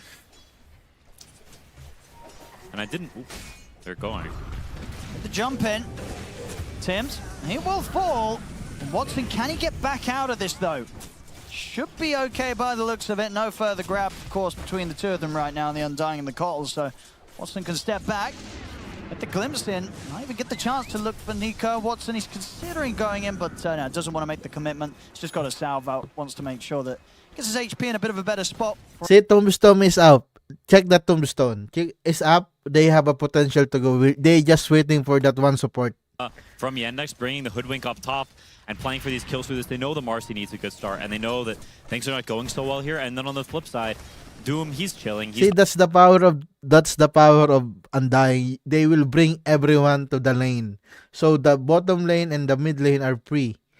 And DK is not going to rotate because he's he need his dagger. He needs his item.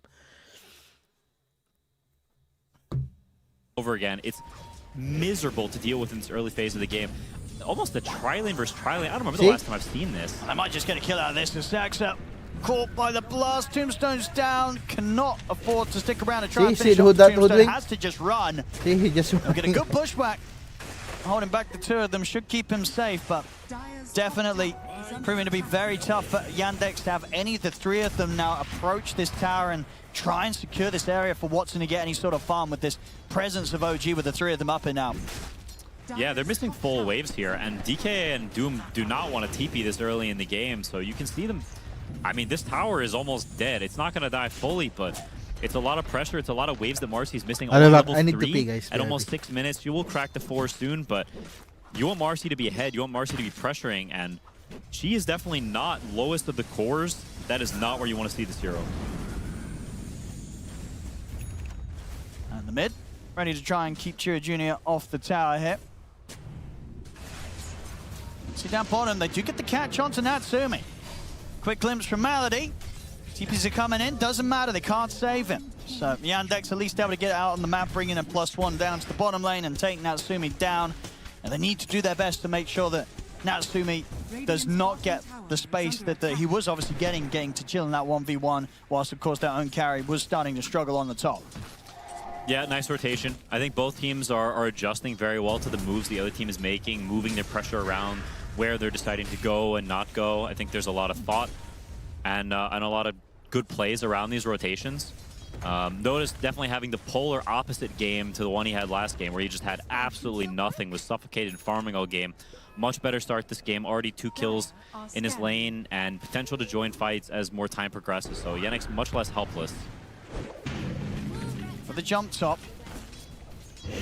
Bushwhack. Not enough to continue to go on to Nico, and backup is there, Scam. Fueling Nico back up. Pretty much as soon as Watson sees that there's that backup behind him, knows that it's not going to be easy to step up to the wave. And the tower might not be long for this game, as ready to dive in once more with the tombstone. Saxon will manage to scurry away for now, and should be fine. Out of range for Tims to get any sort of final blast on towards him, so Saxon will live, but this time the tower will fall. OG able to get that objective and take over this area of the map. Yeah, they do take the tower, but it's not the end of the world. The Marcy can still just farm these waves as they come in. They may potentially try to spam pull the hard camp and keep the waves away, would be pretty big. As OG is honestly, despite the fact they've had a ton of pressure early, their levels are not that high. The Undying is, I think, just barely cracked level 5. And so they're not quite at the point where they want to run around and start a ton of fights. They honestly need a little more levels. Coddle's still at the 6, so he's basically just a mana bot until then. Yeah, they are doing the whole... This has to be contested. If they don't kill this hard camp, then they will just get spam pulled, and Watson will never, ever be able to actually farm the lane, because they'll just keep pulling the wave back into this hard camp. It's something we've seen a lot of prevalence from at different points. It's not something you can always do, but when you can, it can be extremely annoying for this Marcy, who just wants to farm the waves that come under her tower. They are not coming. Nico even holds the wave, depending how toxic he wants to be. Yeah, he's actually, looks like may hold the wave. See in the mid. Tower is taken. Opaj off the mark with the spear. Won't be able to get the setup, and even if he did, might have been tough to find the burst to kill that DK. Up on the top, Nico. Left alone after the support swang over towards the mid lane to try and help out. Saxa and Watson should be able to find him. A little bit of a heal comes in with the soul rip, but another jump in from Watson allows Yandex to get the kill. Yeah, and in the meantime, DK just solo takes the mid tower. We talked about the mid matchup. There's not really anything Mars can do, and his supports are not that great at fighting. It's not these Jakiros and Bat Riders we see from Tundra, right? It's a Coddle. The hero is incredibly worthless early game. He is just farm, he's mana, and he is close to the 6. You can see Skem jungling quite a bit here. So he will have that aggression potential coming up soon, but it's not there yet. The tier 1s are already dead, and he does have his Dom and Marcy, so he'll be able to recover. Keep spamming the jump off the creep. Extremely core item for the hero, no way around it, so he'll be able to catch up some on Marcy. And with the fact that, you know, Yandex are getting out of this early game pretty well, and that they have 2 such beefy cores when you look at like the DK and the Doom. See if they now, could OG find a chance really to go on them completely? Because like, even if you drop an arena down on one of these 2 cores, you're going to need at least, what, 4 heroes, I feel, to have a chance of bursting them, getting the kill clean. Yeah, there's a lot of redundancies between OG supports, right? It's these 2 very backliney, very follow-up supports. Neither one of them is starting that much. So it's super important that Yopaj is in any fight. He's the only catch they have. It's the solo kill. I mean, this could be when it starts getting rough for the offlane Undying, right? It's one of... We'll see that same time down bottom, talking about the offlane. Look at it was noticed. He'll be able to turn and get the Doom down. And that's going to force OG to have to start backing away. Malady not going to be able to get any sort of setup with a glimpse. But at the least Notice able to keep himself safe. But pull off a cliff pretty hard. It definitely can. And this Mars also wants to get involved. Sort of the flip side of what we saw from the mid Void Spirit in the last game. This hero needs to get kills. He needs to fight. He does not want to be chilling and farming.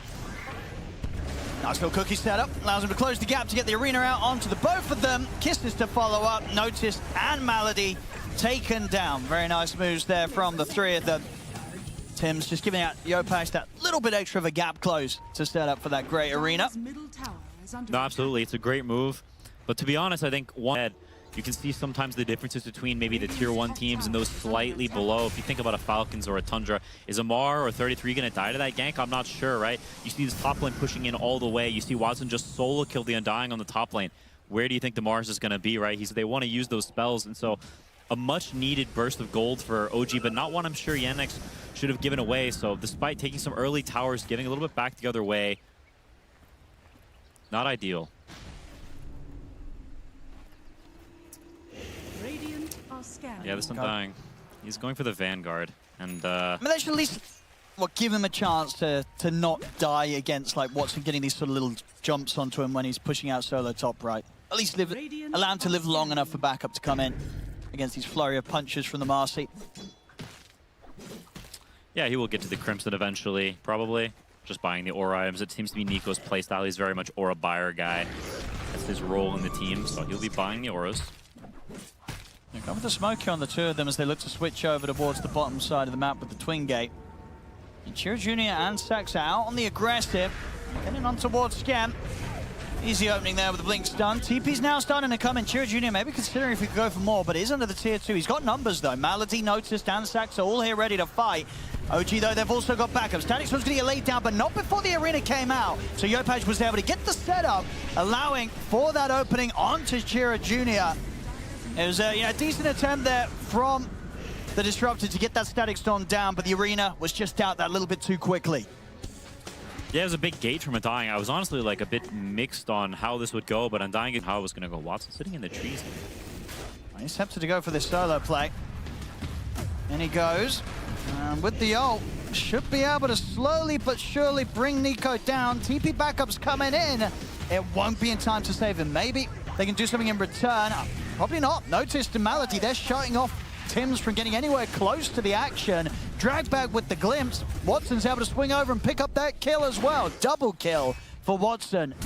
As they're getting these openings in the top, and it does continue to be situations where Nico, there's sort of punishment that's happening for the Undying. It's tough each and every time. As soon as he's out, they're right on top of him. Yeah, Watson says, I see your Vanguard and I raise you a bag of fists and beat him to a pulp. There's a reason why Marcy is banned so much, because this hero in the early game is absolutely nuts. It is so hard to deal with. And you can see they're kind of getting pushed off the map everywhere.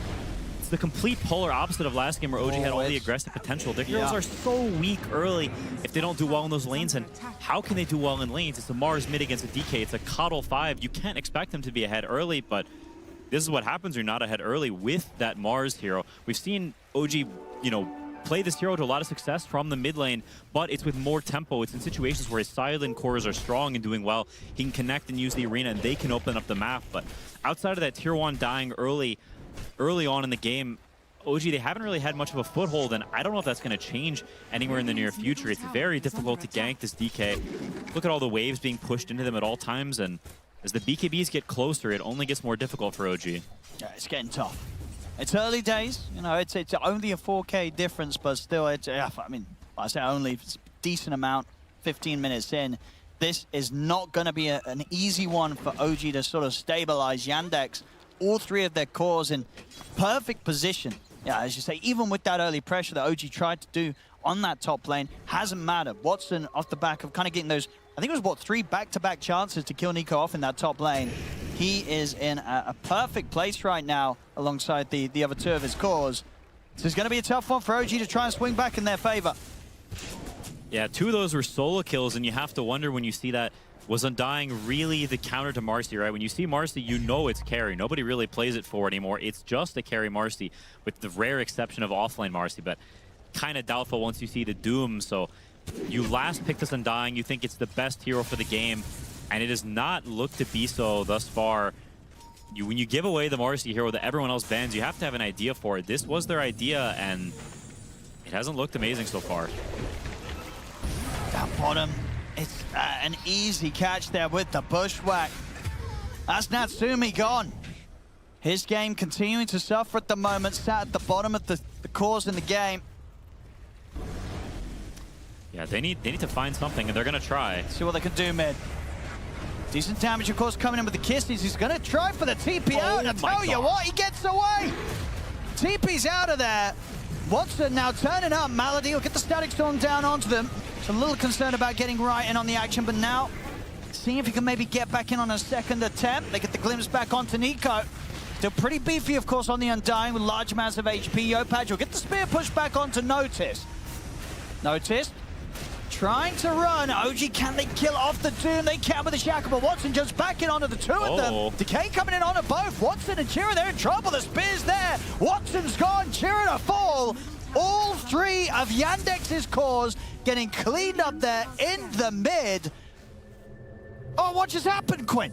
I mean, there's that OG magic. I guess so. That was some good OG magic there. That was all three of Yandex's cores. They're having a great game. They're in the top 3 spots. They just all died one after another. OG take the fight. They take the tower. Yeah, that wasn't just one rabbit out the hat. That may have been 3, 4, a dozen rabbits out of the hat. Honestly, a bit of a misread of their heroes' strengths on Yandex. They may be the top net worth, but at that exact moment, they weren't actually that strong. I think OG was stronger. The Doom working on BKB, DK working on BKB, Marcy, like all 3 of them are very close to these BKBs, and they take a fight right before they get all 3 of them. The magic damage from OG is no joke. Crimson Guard finished on Undying now. He didn't have it for the last fight, so in these fights, there's Arena, there's Coddle spells, there's Decay, there's all of this stuff. It wasn't a good time for Yandex to fight. They misread their heroes. They maybe got baited by each other, getting baited by defending this tower a little bit too much, and they throw a huge lead away. Absolutely, a massive fight there from OG. Of course, they're going to be ready to try and look for more opportunities like that one. And Nico able to survive through it all that time round with the backup of his team. And yeah, indeed, there's the smoke. OG ready to go again. Sacks up. It's going to get found. Get the pushback off onto the 2 of them. It's going to try for the TP out, but the cookie's in. Another one for OG. TP down towards the bottom. They want to make these quick moves, try and catch off some of Yandex by surprise. Opaj. Dire's top tower is under attack. Not going to be able to get the angle quite yet. See how much they hang around. Notice down Malady in the area. Also having Chiro Jr. relatively close, but Yopaj, he's in straight away. No hesitation. Happy to drop the arena here to catch the disruptor. As Malady will try and run. There'll be no escape for him. As God's Rebuke will miss. Doesn't matter though. The spear connects. Another one for OG now settling the score. 11-11 here.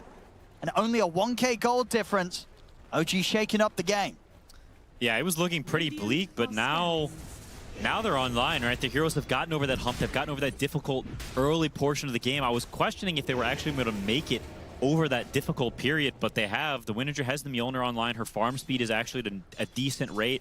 They've got the Pavis online. The Coddle has the entire Vessel. Crimson, they have all the fighting tools, and now they're in a state where team fighting is not that straightforward for Yandex. DK and Marcy have a lot of overlap, and they're very single target. I'm going to click you heroes. And if those heroes fall behind, and now against a Crimson Guard, they're going to do 0 damage against this Crimson. So they need to kite the fight and play in a very specific way.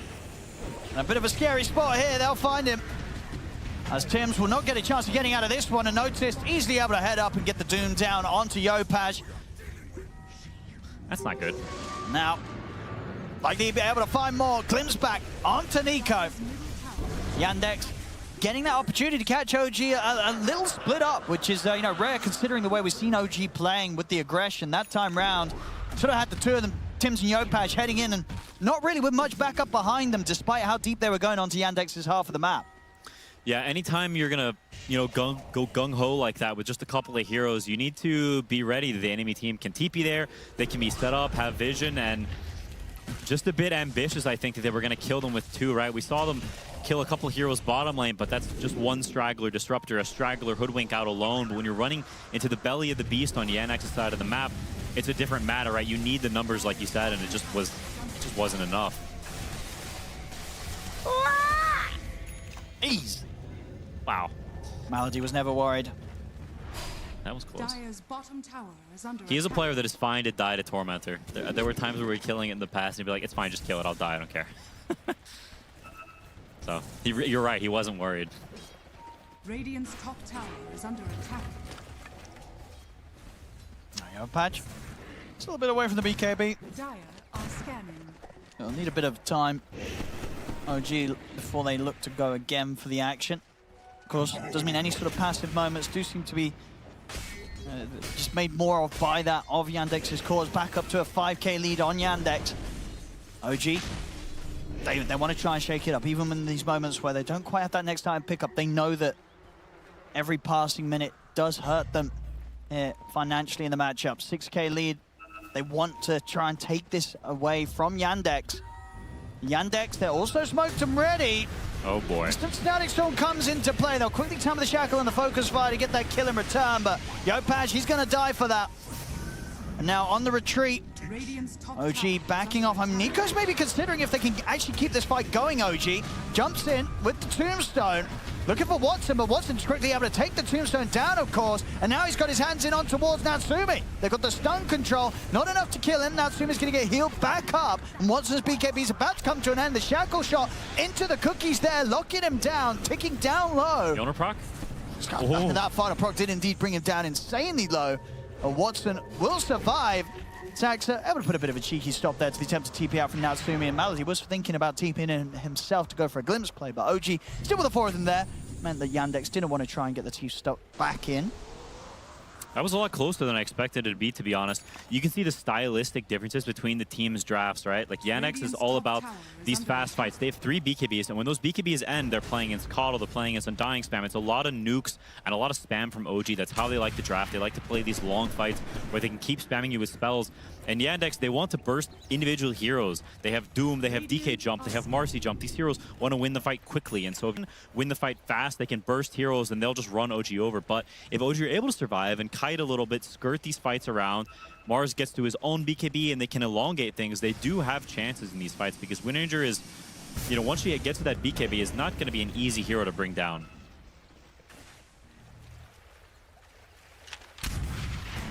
Purge creep, though, is huge. This is one of the reasons why they pick Doom. It's a classic counter to Coddle, because you just take Purge creep and you keep it the whole game. The hero is so centered around Solar Bind. It's like, I don't know, it's 85% of the hero, and the other 5% is Chakra. The other 2 spells don't really do anything in team fights. So when you just get your spell purged, it's not happy times. You can see it. It saved like 3 people in that fight or something.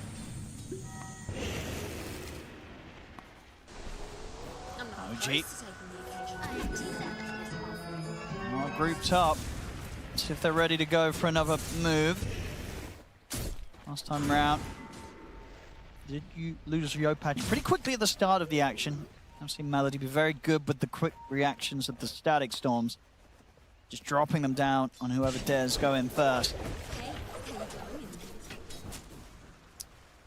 It's an interesting situation, because I do think Yandex is stronger, right? They're up 7k gold, but they need to take the fight really properly, because we've seen earlier this game, you know, moments in which they are stronger, but they take a fight in the wrong way and they get kited and it goes really badly for them. So they're playing it safe, right? It's kind of the opposite of how we saw OG play.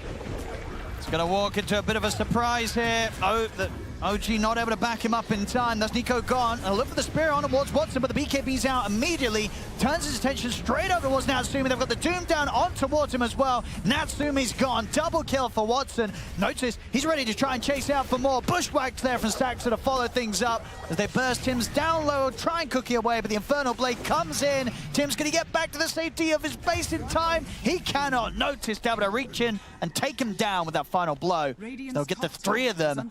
Yandex very quick with the aggression, coming over to that deep area of the map. Now looking to set up tier 2 tower as well. OG, they just weren't ready for that. And we're seeing at this stage, they've got the tools to deal with the Natsumi Windranger. Yeah, the BKBs, the Doom, he doesn't have the BKB yet on the Winranger or the Glimpse. There's so many, they do have so many ways to kill him until he gets to that item. And now you can see the gold lead really start to take effect.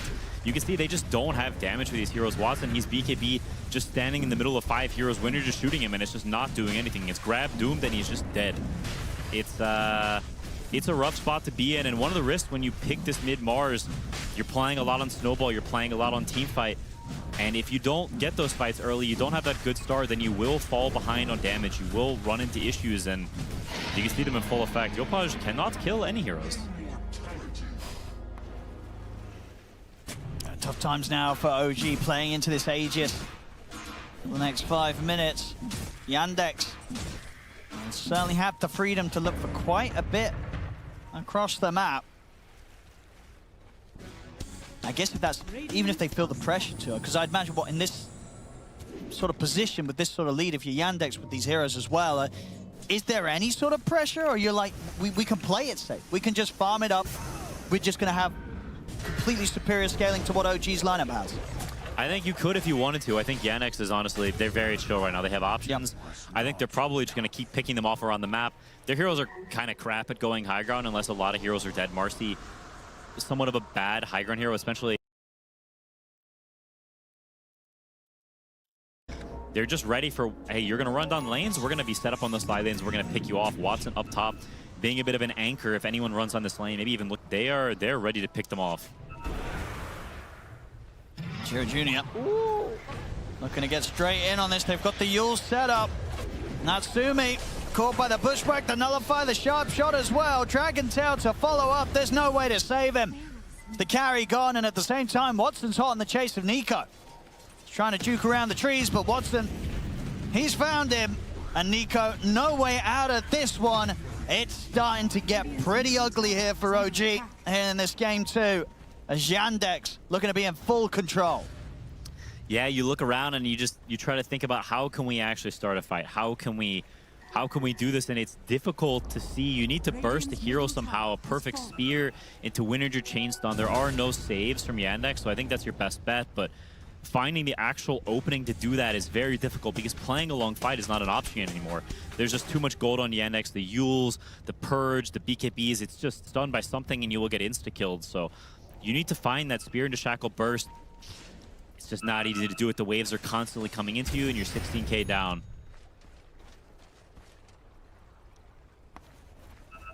OG, let's see what the call's going to be next. I mean, the smoke's coming out, so they still want to just see if they get kind of lucky in the chance of catching someone out alone. It's going to be hard, though. Yandex still with his Aegis on Chiro Jr. and smoked up and ready behind him if OG do try and make this desperate play. Yeah, jumping him is just not an option. If you jump him and he just spawns with Aegis, you can't kill him again. They're going to press BKBs and you're all going to die, so. I mean, they're looking at him, but as you say, it's not got to feel good to make this move. And in fact, Chiro Jr., he's going to make the move onto them. Jumps into the trees, finds Nico. OG, they're waiting to see if they get more information from behind the Dragon Knight, but he doesn't need the backup. You know, Chiro Jr. is just kind of chilling, doing this on his own, and now there's the jump. They'll look for Watson, but the BKB's out immediately. He looks to run down Yopaj. Natsumi can't stand his ground here with a focus fire, has to back away, but the chase is there. They move and drop the Doom down. Yopaj, he'll drop the arena, but he can't hold them back. Triple kill for Chiro Jr. Noticed in on top of Tim's. Nico in trouble once more as Watson jumps back in on top of him. Nico's gone. Ultra kill for Chiro Jr. See if they can get him the rampage. They're trying to. Give him the rampage. Controlling Tim's. Where is he? He's So not he doesn't even want it. What? He said he didn't want it. He was too good for the rampage. He's like, I don't want to come over. I want the tombstone instead. It definitely looked like they were trying to set up, and then they're like, oh, hang on. He doesn't even want the rampage. It's like it's his birthday. He's too cool for rampages, Chiro Jr. He doesn't care. They're trying to shower him with gifts in the Christmas spirit, and he said, nah, don't put them under my tree. You can keep them. Give me a gift card. I don't want your heartfelt presents. As the win is enough for him.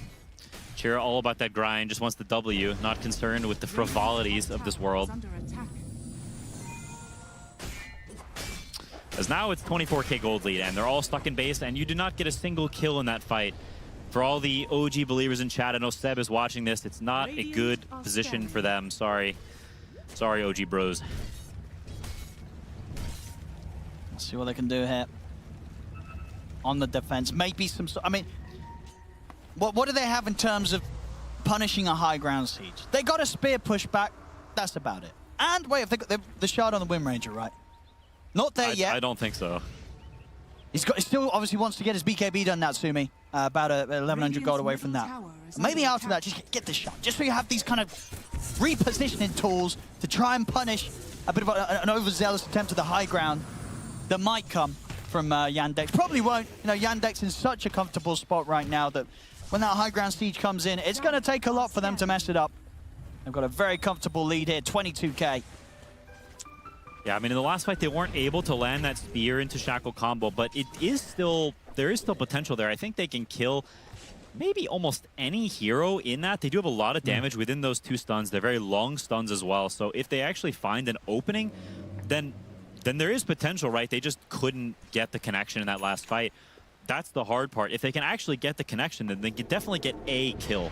And you need to reset, and you need to keep doing that over and over again. You kill one guy, and then you back up and you reset, and you just keep slowly clawing your way back. Maybe, you know, every kill you get, the Winninger is going to get 1k gold, maybe even more than that. So you just need just one kill at a time. You're not going to win this game quickly. It's going to need to go the distance. But if you can claw your way back, one kill at a time, Winninger is a very powerful hero that can get out of control very quickly. So, you know, it's not likely, but it is certainly possible that if Yandex is a little stupid and they walk up the hill, they get chainstormed, they will die. The Winninger still does damage despite the fact that she's very poor. Dude, Yopaj, he knows it as well. He's got the ether lens now, so you got that extra little bit of further push with the spear pushbacks. He's ready to try and get them in the fountain when it comes to it. I respect the Ever. They understand the position they're in, right? There's no buying normal items. No. There's none of this. We're gonna scale up. No. There's no scaling. There's none of that. You need to kill one guy. That's your whole goal. Is you find one guy and you kill him and you run for your life. We'll see what he goes for. That. If he's a smart, you know what, he needs to go for the refresher now. You got to get that, one spear into the arena, bam. Second spear into the arena. Then you can take him from the tier 3s to the thing. We'll get the setup here on a Watson, but the BKB is able to come out. He's going to go for the TP out, but it's a lot of damage coming in. Not enough to kill him off, though. Watson able to get away with that TP. Radiant are scanning. The Shackle just a hair late. I think even if they had just a little bit of mini stun from the Shackle not hitting a tree, it would have been enough, but just a little bit too late. Like, that's the kind of moments you need. So it really hurts when you miss them, because he should have died there. I think if the Shackle just hits slightly earlier, he is dead for sure. And that's like 2k gold for your Winninger. So have the right idea. You can see the potential there, right? If it was close. If Yandex has been able to punish that, you can get kills. Oh, Yandex, they're going to find quite the grab here into the base. Natsumi getting cleaned up instantly. Dead for a minute. This DK is so strong. Daedalus and MKB. Goodness gracious. Tier 3 gone. OG, what can they do 4 versus 5? The type of thing Daenerys is riding is he just takes the whole base.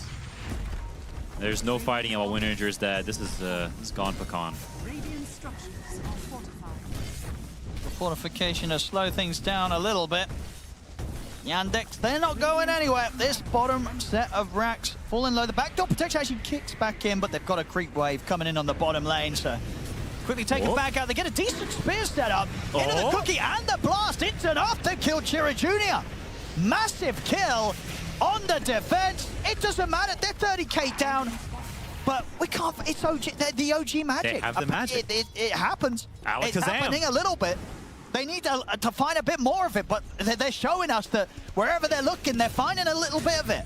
They keep the game alive, still, of course, massively behind, but they're not having a type GG yet. They're keeping themselves in it. I'm impressed with Yopaj, this Aether Lens. The fact that he's not he's not farming. He's not like sitting around trying to scale. Yeah. Right? I mean, we mentioned it before, but he's just not, he knows we're just killing heroes. There's no more creeps. Creeps don't exist anymore. It's only heroes. And I want to see that refresher next. It's absolutely the build in this sort of state of game. Ether Lens refresher. Yopaj, he knows what he needs to do. Not gonna find Saksa. Very close. A good attempt. But the Blink Hoodwink, that is a slippery rat. We've all seen the meme posted on Reddit 100 million times of the dude grabbing the mouse. That will not be today. Dire are scanning. Got to chill out a little bit now, OG, with the Dragon Knight coming back into play. Maybe if someone steps a bit too far from the rest of the team, they'll find a chance to go for a move. Oh, I tell you, Yopaj knows. Dude, y'all are on the same wavelength. Dude, as a Mars that's pretty bad in the earlier mid-game, I've been in this spot many times before. It's like, all right, boys, I'm getting the Ether Lens refresher. Don't worry, I'll spear them into the fountain. It's going to come here from Yopaj. I mean, I'll make a bold prediction. If he gets there, if he gets the refresher, OG's got it. I think... I would agree. Yeah, absolutely. If they can keep the game going into the refresher online, there's going to be some big plays coming out. Yopaj might just be able to do it. Radiant are still, though, absolutely tied against them here. 27k lead still for Yandex. One clean team fight from them should be enough to shut the game down. Yeah, this Roche fight, OG will potentially have buybacks. It is on their favored side, so they can buy back and pour it on this outpost. They've taken it under control.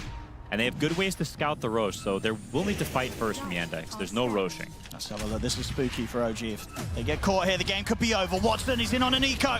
Straight away, drags him back. Glimmercape will come out. They're dropping a lot on towards the Undying, and it will succeed in taking him out. He has got buyback available. So a fair bit used there. I mean, OG want to try and punish the show patch. Look at the angle, but he's not able to get the spear. He'll get the BKB off. Arena's down to the two of them. Shackle shot will catch on towards the two cores, but the BKB was also there in time for Chira Jr. They can't focus in onto Notice. Now with BKB running out for Natsumi, he's got to be careful. He's still trying to poke back in. Another shackle shot onto the two cores. Nico, of course, buying back for the action, but he's held back by the Yules. He's going to try and keep the chase going. Spear connects in on towards Chira Jr. He's very low on the Dragon Knight, but it's a bit too far into Yandex's half of the map for OG to continue to chase. A glimpse onto Nico. Bushwhack will connect. Watson thinking about getting back in, but still very much respecting the potential from OG. Noticed. Shiva's guards up. Connection in onto Nico. Nico trying to heal up with the Soul Rip. Tombstone will come to an end. Another attempt for a jump forward from Yopaj. He's going to get doomed. Chira Jr. finds to follow Dragon Tail. They get the glimpse back as well, and Watson, he's in straight on top of Natsumi. That's the Wind Ranger gone, Undying to fall.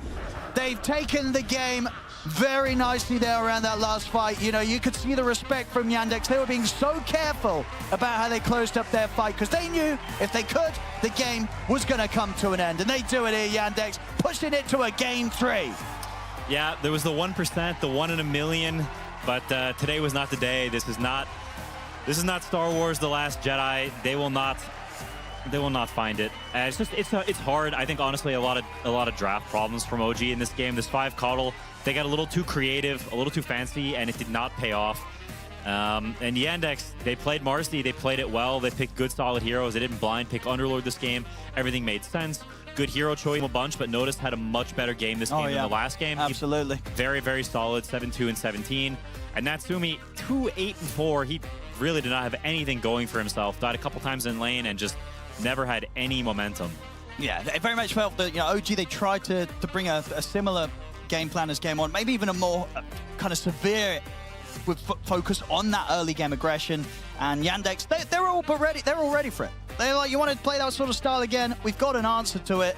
And indeed, they did. Yandex able to maintain that very large lead throughout the majority of this game and make it pretty much impossible for OG to find a way to swing their way back in to the action.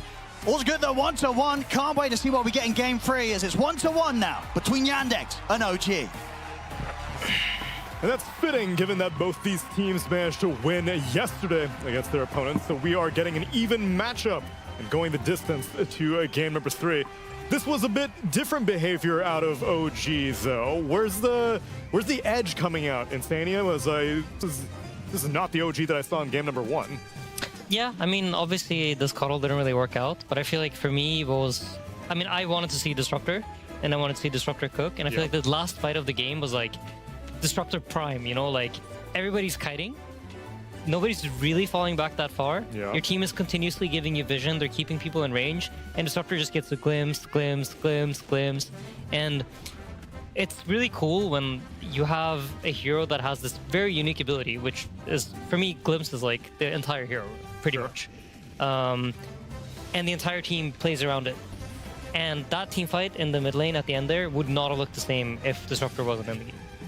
And there's no way that OG could have broken off, because I was looking at the fight and I felt like OG were lingering more than they needed to. But maybe that's also just the credit to Disruptor. He kept dragging back the Snapfire. He kept dragging back other people, being like, I guess we got to commit to this fight.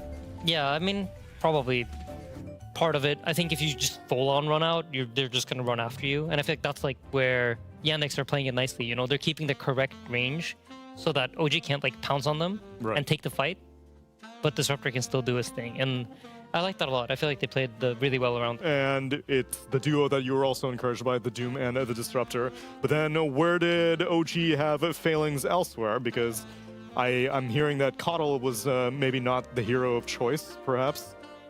Yeah, I'm not the biggest fan of the hero. Kind of griefs the lane, in my opinion, as well. From position 5, you want to be getting some of that CS and like you're getting them because you're trying to harass people, so you're getting some of the CS as well, which carries, they tilt immediately. That one CS immediately, you can hear the cracking in the background, like it's probably a mouse or a keyboard. But yeah, not the standard position 5, very difficult to make work, but also a lot of problems. I think they kind of wanted to go for the same thing. It's just that Yandex had better overall answer to it. Injured 2 times in a row. OG sometimes can be struggling with being very stubborn, I would say. If you watch Last Slam 5 when they were playing a BO3 as well, kind of the same thing happened. They rolled over them in game number 1, and then game number 2 went for the same thing. Type of, we're going to be like running at you type of a style of a draft. Didn't work out. And then game 3 was also not very competitive.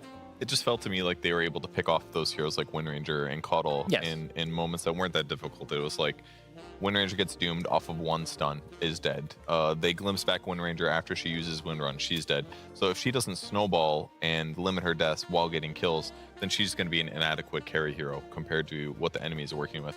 And the Undying in the same vein, they maybe picked it to win the lane against the Marcy. Didn't really happen. We saw a couple clips there of Marcy getting kills on Undying multiple times. And so it's like those are 2 of your 3 cores, and your support's also getting killed easily from glimpses. So it just felt like their heroes just didn't hit. It was a great draft by Yandex to dismantle the good things that those heroes provide. And the fact that the stats has only been let through 1 time this entire tournament, which granted it's only been 1 day, but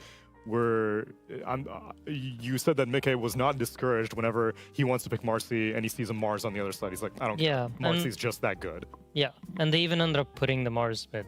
So like you don't get the immediate interaction of like, you can't press W on me because I'll W you. Right. So yeah, I mean, overall, I mean, I just feel like this game probably for Yandex, they felt pretty happy with their heroes and they felt like it was easy to play. And for OG, probably felt pretty impossible. And going into game 3, I think you probably just say like, draft stuff this game and kind of forget about it a little bit. Mm-hmm. Look at Schem and give him like Evil Eye a bit. Like, stop picking Caudle. And if you pick Caudle, put it in Undying's lane and let me press the K a billion times. I feel like both these teams have kind of griefed their own drafts with the Underlord in game 1, which we were like, what's going on here? Yeah, I mean, it's 2. just, it seems to be difficult to find the right heroes. And that's usually when these situations happen. It's not like, obviously, like they're very good players. They understand the game very well. If we can see that it's not ideal, they probably know too when they're picking the heroes. It's just like they don't know what's better. And sometimes you're in that position where you just don't know, you don't have the clear answer. You're put in a position that you're not fully prepared for. And then you end up usually playing heroes like that, Underlord 13 or... I mean, I don't know what the concept of this call was. There probably was something. And if you ask him, he could probably tell you. And he'd be like, yeah, if my mid laner didn't farm that 1 neutral camp at minute 13, the game was easy. They're always going to find a reason. Yeah. Yeah, no, I mean, he knows. He knows. For sure he knows. Everything. He's like, bro, that 1 rune spawned haste that should have been DD. Game plan was perfect. Butterfly effect from there on out. Yeah, for sure. But draft notwithstanding, you still had your eye on some gameplay-oriented stuff in this game number 2 purge? Yes, I wanted to look at disruptor stuff, actually, because I really did feel like the glimpses were so perfect in this game. Okay. So let's run some of these skills. Look at this. This is a Wind Ranger here using Wind Run, gets sent back basically, and as a result, just really easy kill. Like, what is she supposed to do? She looks so impotent at this point in the game. A disruptor's running her down, and even this kill on Tim's here, the Snapfire. He didn't necessarily need to glimpse to get this kill, but it made it so much cleaner and gave it to Watson. Even look at this wisdom contest. This is 14 minutes into the game. Glimpses him back, steals it from his opponents. Just excellent play by Malady here. They won this team fight. Check out this glimpse. It's really impactful. They're trying to get a rampage on their Dragon Knight. Oh my. Okay, I have to talk about this. I was really frustrated watching this because I feel like this is the problem with the modern Dota 2 player. Kira Jr. has an ultra kill. All right? There's one guy left. It's like a support hero that will never escape. He's surrounded by 4 heroes, and Kira Jr. decides to hit the tombstone into hitting the tier 2 tower, which obviously is the optimal play. Lame. Instead of running after the guy and getting the rampage. Like, Think about I don't like that. I mean, he's just being efficient and smart and doing the right thing, but I don't like it. And then 2 minutes after, he blinks in onto the high ground, he gets speared, and then he dies and gives like 2,000 gold. Like, gotta find the right balance. Like, if you're going all in, if you're gonna be playing like that, Go get that rampage, then you can feed away. You know, Aiden, you sound like a person that wants expression in the art. You don't just want like perfect, by the numbers, scientific by the numbers art. Have you watched like Team Liquid Dota? There was nothing clean or perfect I about thought how that we was because you played. guys were sloppy, not because you were expressing yourself. It was poetry. No, it was poetry. Yeah. Okay. It's like yesterday, you know, Liquid played Nemesis. They give a win away so that it's a more entertaining series. Yeah. I think Team Liquid, that is like one of their best qualities. You will never be bored watching a Team Liquid game. Okay. Except at TI 13, where they were the most boringest team of all teams. Didn't drop a single game. Boring. No one remembers that TI. Yeah, boring as TI. And these teams, at least when Chira Jr. is not doing the ultra efficient play, then we get to see some exciting stuff. Yep. See OG doing axes in game 1. We get to see Watson doing some Marcy's in game 2. And who knows what we're going to see as we take a break before we get to game number 3.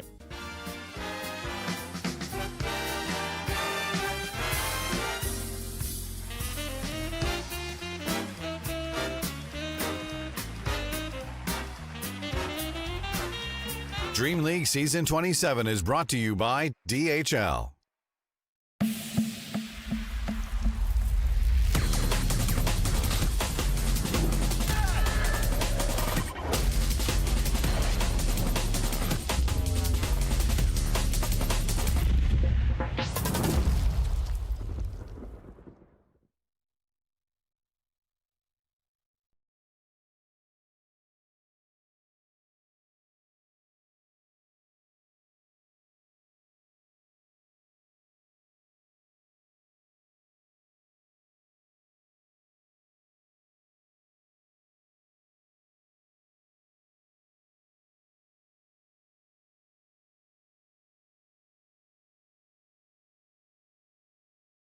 Super hydration keeps me 24/7 moisture vacation. Ooh, can I try some?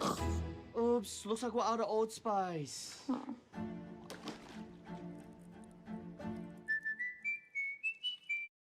I ever be good enough? I wish I looked like Taylor. Nothing looks good on me. I look ugly. Life can be confusing. Like, no one understands the struggle. But there is hope. Find calm in the chaos at your local youth wellness hub. What a hotel. Right? And only 335 a night on my favorite site.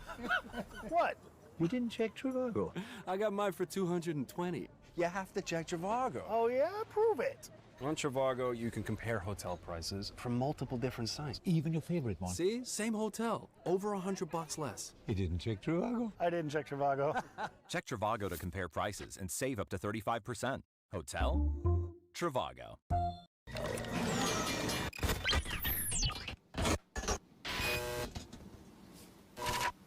Bag.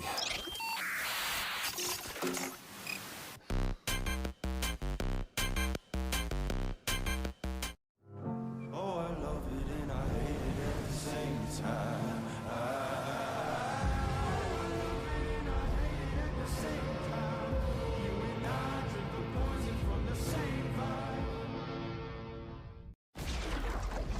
Is this real, or has this been happening inside my head? Of course it is happening inside your head, Harry. But why on earth should that mean that it is not real? Are you really Harry Potter? Harry Potter, our new celebrity. Harry, you're a great wizard, you know. Harry Potter, the boy who lived. Harry Potter, like you've never heard it before. The full cast audio editions. Listen on Audible. When the Raps score 12 threes, we all score. When the Raptors hit 12 threes in a game, you score a deal on the McDonald's app the next day. Check the app. Time is money, and we're making it worth yours. Earn $250 when you move your paycheck to a Tangerine checking account. Tangerine, that's forward banking.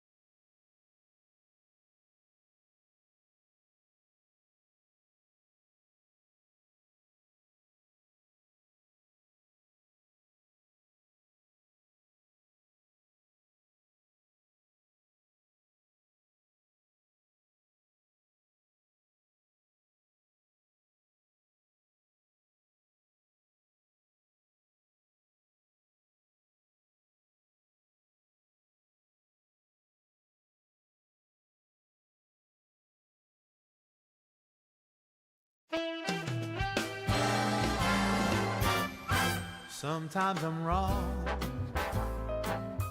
I'm usually right. The reason we get along, we make love most every night. I take it black, And I like it light. we make love most every night. It's just a fact of life that a man and his wife sometimes disagree. I know it's true, my dear. The resolution's clear. Come on, make love to me. Whether I'm wrong, Whether I'm right. the point is we get along. We make love most every night.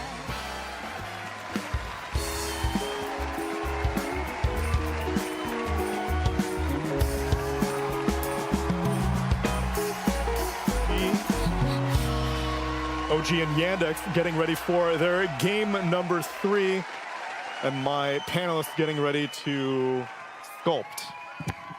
Why'd you abandon your project, Aiden? What project? Yeah, tell me what project. Show it to the class. Okay. No, that was not it. That was Is this the camera? pre-constructed. This is. Oh no, I broke it. I put so much effort into this. Did you? Yeah. It was all you. This was all. The other one. Yeah, show What the other other one? one. I don't know what you're talking about. Wait, where's the camera? It's this right one. there. And this one. What do you think? It's beautiful. I was working during like the game. Not on that. Yeah, I was. I don't think so. You did Yeah, it was. Millennium Falcon. Which spaceship is this one? This is an X fighter, I think. But we couldn't make like Hold the up vertically. the wings. Yeah, Which direction does it fly? like this. Yeah, like this. Like wait, I'll show you. Like this. What happens if it? What happens if it has to like pull up really fast? What do you mean? Like it needs What to does do the like a lift off somersault. look like? Yeah. Somersault, like this. Oh yeah, Yeah, yeah. oh. But stop. I'm confused. What? Are you guys trying to sexualize this? This is Legos. This is a kid's toy. Stop being so I don't immature. know what you're talking about. You guys are immature and This is a very mature. where are the professionals? You are the professional. Thank you. First pick DK from OG. What a surprise. Nobody could have seen this coming. Marcy has been banned after a disastrous game 1. 2. Well, disastrous for them because they let it through. Exactly. They learned their lesson and now it's banned. But this time OG's like, yo, but that first phase Underlord last time, we gotta get rid of it. There was something to it, dude. Apparently, We just are too small brain to know. But 343. It's the flex. It's the 5 Underlord that they could have ran because they're running 5 Coddle, 5 Venomancer, and they're afraid to pick it themselves. I don't think you're right, but I don't know enough about Dota to prove you wrong. All right. Heroes, not 5. Slardar also gets banned, and Yandex, they take out the Naga, the Timbersaw, the Shadow Demon, and the Jakiro. So this is a question I've been asking myself my entire life. What's good against DK? Sand King, apparently. Apparently. Yep, there you go. I mean, at a Counter. baseline, I've always been told that magic damage is a bit of a solution. Mm-hmm. I've been told that anti-heal is a bait, because DK Dragonblood, it's not that big of a deal, yeah. And now Snaking picks Pugna. What do you do? You're saying if OG is Falcons right now? Oh yeah, when I say DK, I just think Skeeter. I see, okay. It's Skeeter. I didn't know OG had recruited Skeeter, but it's Skeeter. They had a lot of success with this Dragonite against No way. Tidebound yesterday. Yeah. No way. Dragonite had success? I can't believe it. No, you're talking about Skeeter or talking Just about Dragonite in general. Dragonite in general? I think the hero is sub 50% win rate at the tournament. Real, eh? Yeah. Shocking. I'm crunching the numbers on this, let's see. Dragon Knight has Why are you on WhatsApp? I'm texting my dude. Neil, do you have a 1x8 tan color? A 1x8 tan? One block thickness? Nope. That's a 1x2. I've got a bunch of 2x1s. No, I need a 1x8. I've got an L Must shape. be another one. Dragon Knight has been picked 22 times in this tournament, a 54% win rate, which is actually lower than I would have expected. I mean, he's been picked a lot. So that means both good and bad teams are playing. Yes. That's fair. And He I'm is, in assuming fact- he's been picked first quite often. He's the most picked hero of this tournament. Yeah. So reasonable win rate. Mars is the second most picked hero of the tournament. What do you think his win rate is? 40%, if I had to guess. It's like 37 or something. I will say 40. What is it? I'm gonna trust our numbers and say it's 40% win rate out of 22 picks. That's 1-0 for me, Lacoste. It is. What are we playing? BO5? BO7? All right, let's go. Tusk win rate. I mean, I just saw it on screen. You're cheating. I'm gonna guess 44%. Oh man, how does he do no, it? this guy's good. This guy's good. That's good. Okay, but what do we actually think Hoodwink's win rate is? I'm gonna say 60. I don't think Hoodwink was picked that much. Did win previous game. I'd say These guys are noobs. So It was also, on the screen. It was also on the screen. he's actually cheating. No wonder you won TI. Yeah. You guys using all the strats, all the info. Yep. The things that's on the monitor, we look at it and then we make decisions based off of that. That seems unfair. Good. Yeah, you have to play blindfolded. One guy, one theme, Yandex, a lot of magical damage, and like a boomerang as well. Amplifies damage from the Sand-King. He builds into Shivas later on. So the damage is going to be pretty insane. And then on the other side, you have survivability, Dragonite. You have Chen with the heals, bringing out the auras, potentially Pipe, maybe Mech early on. Depends what the offlaner is going to be for OG. Chen is also very nice against Hoodwink. There was a period where Hoodwink, you know when Crit was playing Hoodwink every single game? Yep. The bounce thing was like, it would bounce on a tree and back on you. So you'd get hit twice by the Hoodwink Q level 1. And the only hero that actually beat Hoodwink in trades was Chen. Because you would give yourself armor and then boop, boop, boop, did like no damage to you. So did you learn how to play Chen after that? Next question. What's the win rate? OG go back to what worked well for them in game number 1, get themselves an axe. That's the Pipe carrier for them. Pipe plus mech on Chen. I think you also need to be, maybe in this one, not mech as much, because when you have Dragonite in the team, you want to be getting drums, you want to be getting solar so that he can pump out the damage as fast as possible. DK needs extra bit of attack speed, especially at some of these early engagements. But these aren't the cool team items. Purge, where's the Vlads that you were so hyped up on? Look at that OG lineup. They're gonna buy Vlad this game. Okay, got some right clickers ready to go. But it's not gonna feel as good now because that Doom pick. They looked at the enemy squad. They're like, this guy regens, this guy heals like crazy.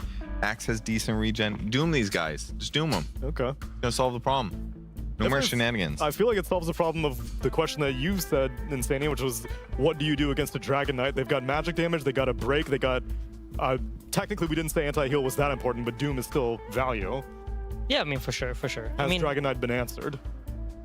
Well, we will find out in about 45 minutes from now. I mean, percentage-based damage is good against high HP heroes. A lot of Dragon Knights have been buying armlets. You hit that guy, I mean, you don't necessarily have to doom him. Against Doom, I think. But we're talking about Infernal Blade. Percentage-based damage that chunks him. Once his BKB's gone, you're going to be doing huge amounts of damage. Sure. Ugh, this draft, it's like literally Falcon. 2 Falcons. Yeah. Look at it, it's literally 2 Falcons.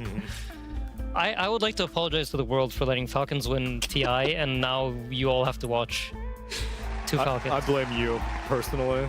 I feel like you could have changed history, and now My bad. Here we are. Sorry, guys. In this That's timeline. on me. I've now been demoted to a caster. This is the consequence of my actions. I am one of you guys now. Wind Ranger is not of Falcon's flavor, though. I think it's okay here because of no disruptor, though. Like, Doom is still scary, but at least if you get doomed, you're still not like on top of them. If you're doomed and get glimpsed back, you're definitely dead. So you guys are thinking mid DK carry Windrunner, probably. Yeah, most likely. I mean, they can still flex it, but it seems like this is going to be a dip. I mean, OG, they're going to be picking up their support probably last again, unless they want to be playing this Wind Ranger as a position 4 with the power shot, with the, what's it called? The facet. Kill shot. Kill shot, there we go. Very simple. With Axe, could be a very good lane because you can trade, like whenever you have Axe as your offlaner, you can really trade, like even in certain matchups, like even Jakiro, like one of the strongest position 5s, can't really trade against some of these position 4s because you always have Battle Hunger on you. Dude, I've got the perfect last pick support for OG. You get Ancient Apparition, 3 instant kill threshold spells Holy on moly. one team. Which one takes priority? I think Who gets the gold? AA always gets the kill credit with West. Unless Axe takes Not priority true. over it? No, you can definitely tick people into Ice Blast range and get the kill when somebody's Ice Blast. I feel like out of those three, I would say Axe gets the most. Yeah. And I'm basing that on absolutely nothing. Just vibe. Just gut vibes. feeling. Like the dunk, like the sound of the dunk overrides other abilities. Yeah. True. But OG, so wait, it's not Skem's last pick this time. It was Skem's last pick the first time. It's their position 4 player, Tim's. Yeah, it's for Timothy potentially. What does Tim's want a last pick here? Why are they banning out a Queen of Pain? I mean, Earth Spirit, guys. It's back. It's not, actually. It's not. I don't think so. I have a friend at home that got really, really happy for like 5 seconds when you said Earth Spirit's back. Yeah, I know. That's why I did it for those people. I'm kind of miffed at this last ban Quap because I was so confident it was going to be a Tim's last pick for OG. Unless they swap, what, Wind Ranger to support? I mean, Quap does well against tanking mid, I think. I think Quinn can confirm or deny that later. But I think it's a tricky matchup. I don't think it's very straightforward, but I think Quap does well. Holy moly, OG zero fucks game, and they're just going all in. Clockwork last pick. This is it. This is the game. If Flax is listening, this is Clockwork mid for OG. He has foreseen this coming. He's gonna chainmail? Chainmail, yeah. Just eat all those chainmails. Against all the physical damage of Yandex? I want to do that build so bad, but every time I'm like deciding between the fastest, I'm like, there's no possible way this facet is good at 40 minutes. It just can't be. So what carry does Yandex play? Is it gonna be TB? It's banned. It's banned. TB. Or it's not banned. Gyro banned. And you're a carry into a... It's Doom carry. It's carry Doom. Oh. Okay. Well, he doesn't attack very fast, so he doesn't have to worry about spinning himself on Doom very often. I feel like Doom is not like an anime protagonist hero. Which is the type of heroes that Watson plays? That I like to see Watson play at least. Gotcha. Maybe he's a Doom enthusiast, but I feel like no, that does not look like the face of someone that wants to play Doom. He's enthused. He's not happy. He's like, guys, I said anti-mage, why am I playing Doom? And he's going to be playing Doom against a Wind Ranger as the carry-to-carry matchup. Mid DK for a Yopaj against Cheer Jr.'s Sand King.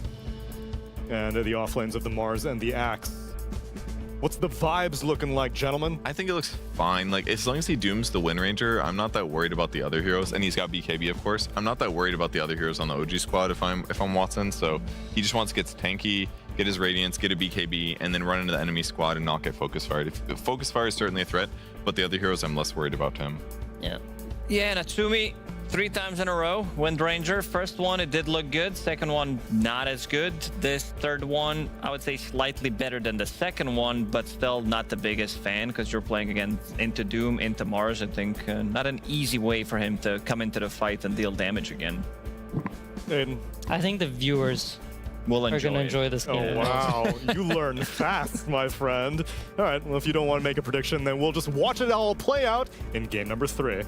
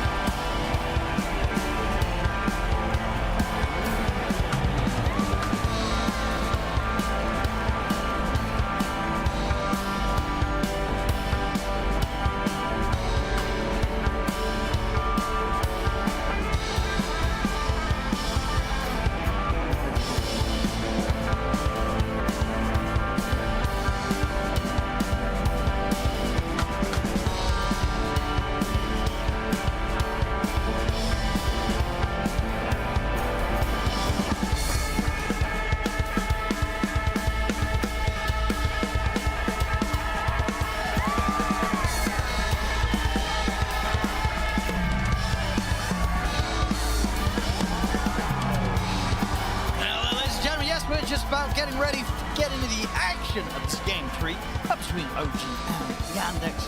Quinn, What do you make of this one? We're indeed getting this carry win range once again from OG that they love, and again, sort of similar tempo, maybe a bit more stable, I'd say, around this DK now being part of the lineup. Yopaj, and up against sort of a lineup that's, they switch stuff up at the end of the draft, right? They say, you know what, we want to put this Kit Doom on the carry, put it in Watson's hands.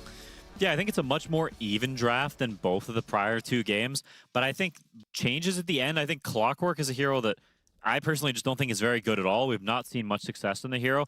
And then on the flip side, they put Doom Carry, which is a traditional, well, I mean, not traditional, but like in the past year, it was a counter to Axe. When Axe was first pick every game, you pick Doom Carry because Inferno Blade is super good against him. Also, they kind of want a melee carry. They want some beefy boys to go in front of him, a la Falcon style. So it makes sense putting the Doom Carry here. It's kind of difficult to pick carries against the Axe because it's such a dominant hero in the early game. But it is not a hero Watson is super comfortable on. He can play it. Don't get me wrong, but it's not, like, I agree with Aiden in that he's talking about, you know, the anime protagonist heroes, the PLs and the Terrorblades, the TAs. That's Watson's specialty. Doom, he's, you know, he's Satan posting. He's not so much about the anime vibes. All right, we'll see what Watson's able to bring out on this. And we did, I guess we saw actually on the load-in that, you know, this Tim's Clock, maybe one of the reasons why they also want to go for it. It is one of his more played heroes. It had, I think it had about 500 games. It was like 300 wins, 200 losses. So, you know, this guy, he likes to roll with the clock. So almost certainly something about this game that had Tim sort of saying to the lads, pick me the clock. I'm going to be able to crush it. Yeah, traditionally the hero is considered good against Pugna. Everything else in the game, it's sort of shmeep shmop. I think it's okay. I think it's decent against Doom too. Pretty bad at killing the cogs. So against the lane he's against, it makes a lot of sense. It is good against both those heroes, I'd say. But it's not a hero that pairs overly well with Axe, generally, I'd say. You either want follow-up damage or you want someone who's going to run around and gank other lanes. Will he be ganking a Sand King? Probably not. Will he be ganking this Mars Hoodwink? I don't know if he will be doing that either. They're both pretty robust lanes that aren't the easiest to gank. So we'll see how the gameplay actually shapes up. But I think overall, it's a pretty solid draft. It's less pokey than the other ones. More committal, more right-clicky. They have the DK mid, so Yopaj back to more of that right-clicking style compared to the Mars from Game 2. And overall, would you imagine that OG are going to look to play a very similar tempo to what they succeeded with in Game 1 and didn't quite get going in Game 2?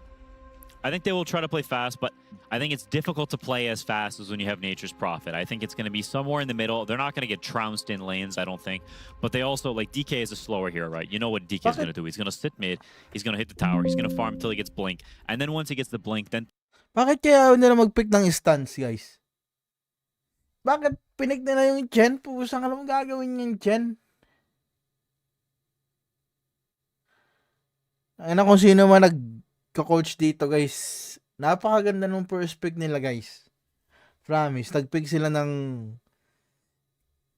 hero na may combo. This time halos walang combo eh. Chen? Pag nakakakita ako ng Chen, nandidire ako.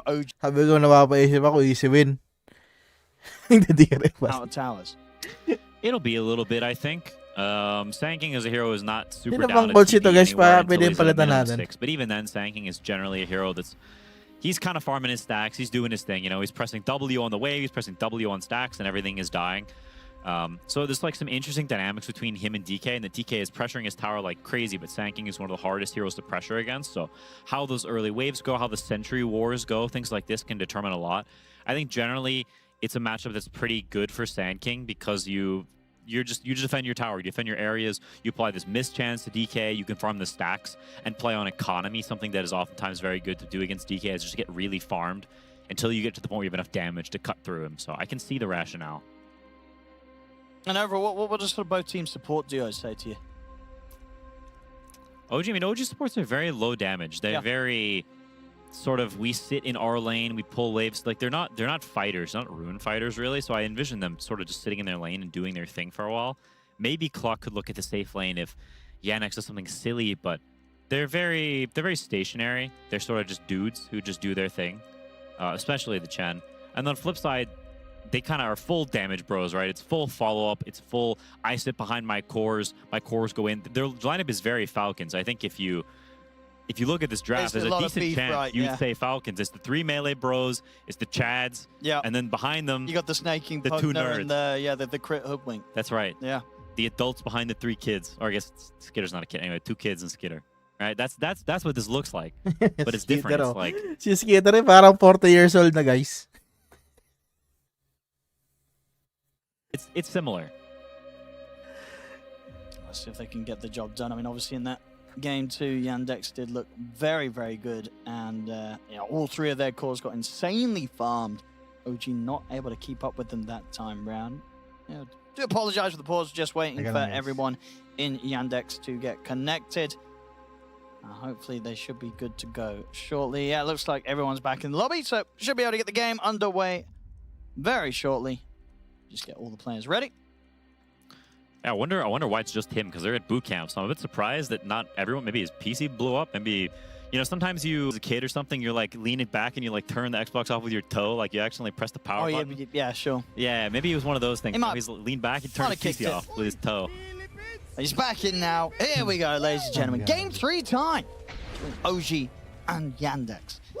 See who's able to get this one in the bag. Except, what do you think? Do you sort of have a preference to one of the lineups? I think I probably prefer Yandex. I think they have a nice mixture of spells. There's a reason why Falcons follows this formula so often. It's a very solid formula, the melee cores with the range supports. I think it's the easiest way to play and to draft. Melee cores just tend to work better. Generally, having range cores and melee supports is a more high-skill way to play oftentimes. So it's very simple, it's very basic. And I also think this Wind Ranger hero is a mixed bag against Doom. While Doom in the lane can't do much to Wind Ranger in terms of like sticking on her, they're not in the lane. And Doom is very, very good against Wind Ranger in the game because she's all about pressing this wind run over and over again and kiting, going in and out. If you just get doomed and he deletes all your spells, there's not much you can do. So we'll see how that pans out. Carry Doom is a little different. He's more about the right clicking, so maybe it's better, to be honest, than if it's an offlane Doom apart from lane. Keep that safety Doom to. Jordan decided to kill his ward for some reason. I don't know why exactly. Did someone see it? What is the? I don't understand. Yeah, I don't know. Did he feel that the DK saw him? I don't know. It's weird. Maybe he thought whenever the Sentry War starts that it's gonna get caught in the crossfire, collateral damage on the obs. Because to be honest, normally when you have Sand King, you don't ward around mid. You ward like really far to the side because otherwise there will be a Sentry War and your ward will get killed. It's gonna get caught. Yeah. It's really bad to feed the wards. It's so much XP. Oh, he took Hellbear. What the heck? On Chen. I haven't seen that in a while. Everybody always takes mana.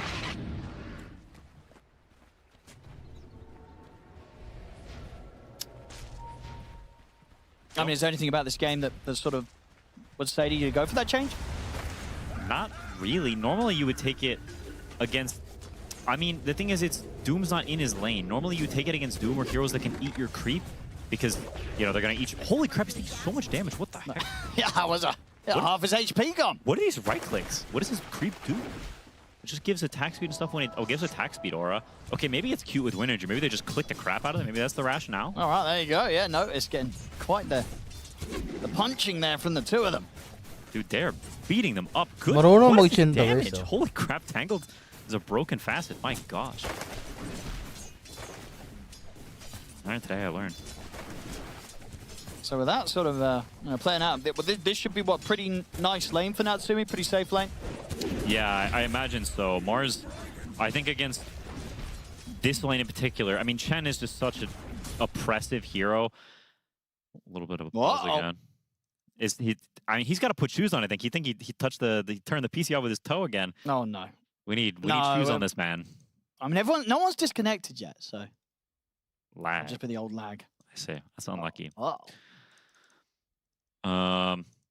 Yeah, no, Chen is just, he gives armor if you ever go on him. He just keeps bowling the small camp. He hits you with his creep, hits you with his hero. He's got 57 damage at level 1, which is honestly very high. So they're just going to click the crap out of you and keep pulling the small camp. It's a very strong lane. I imagine OG's going to have a very chill time up here, or down here.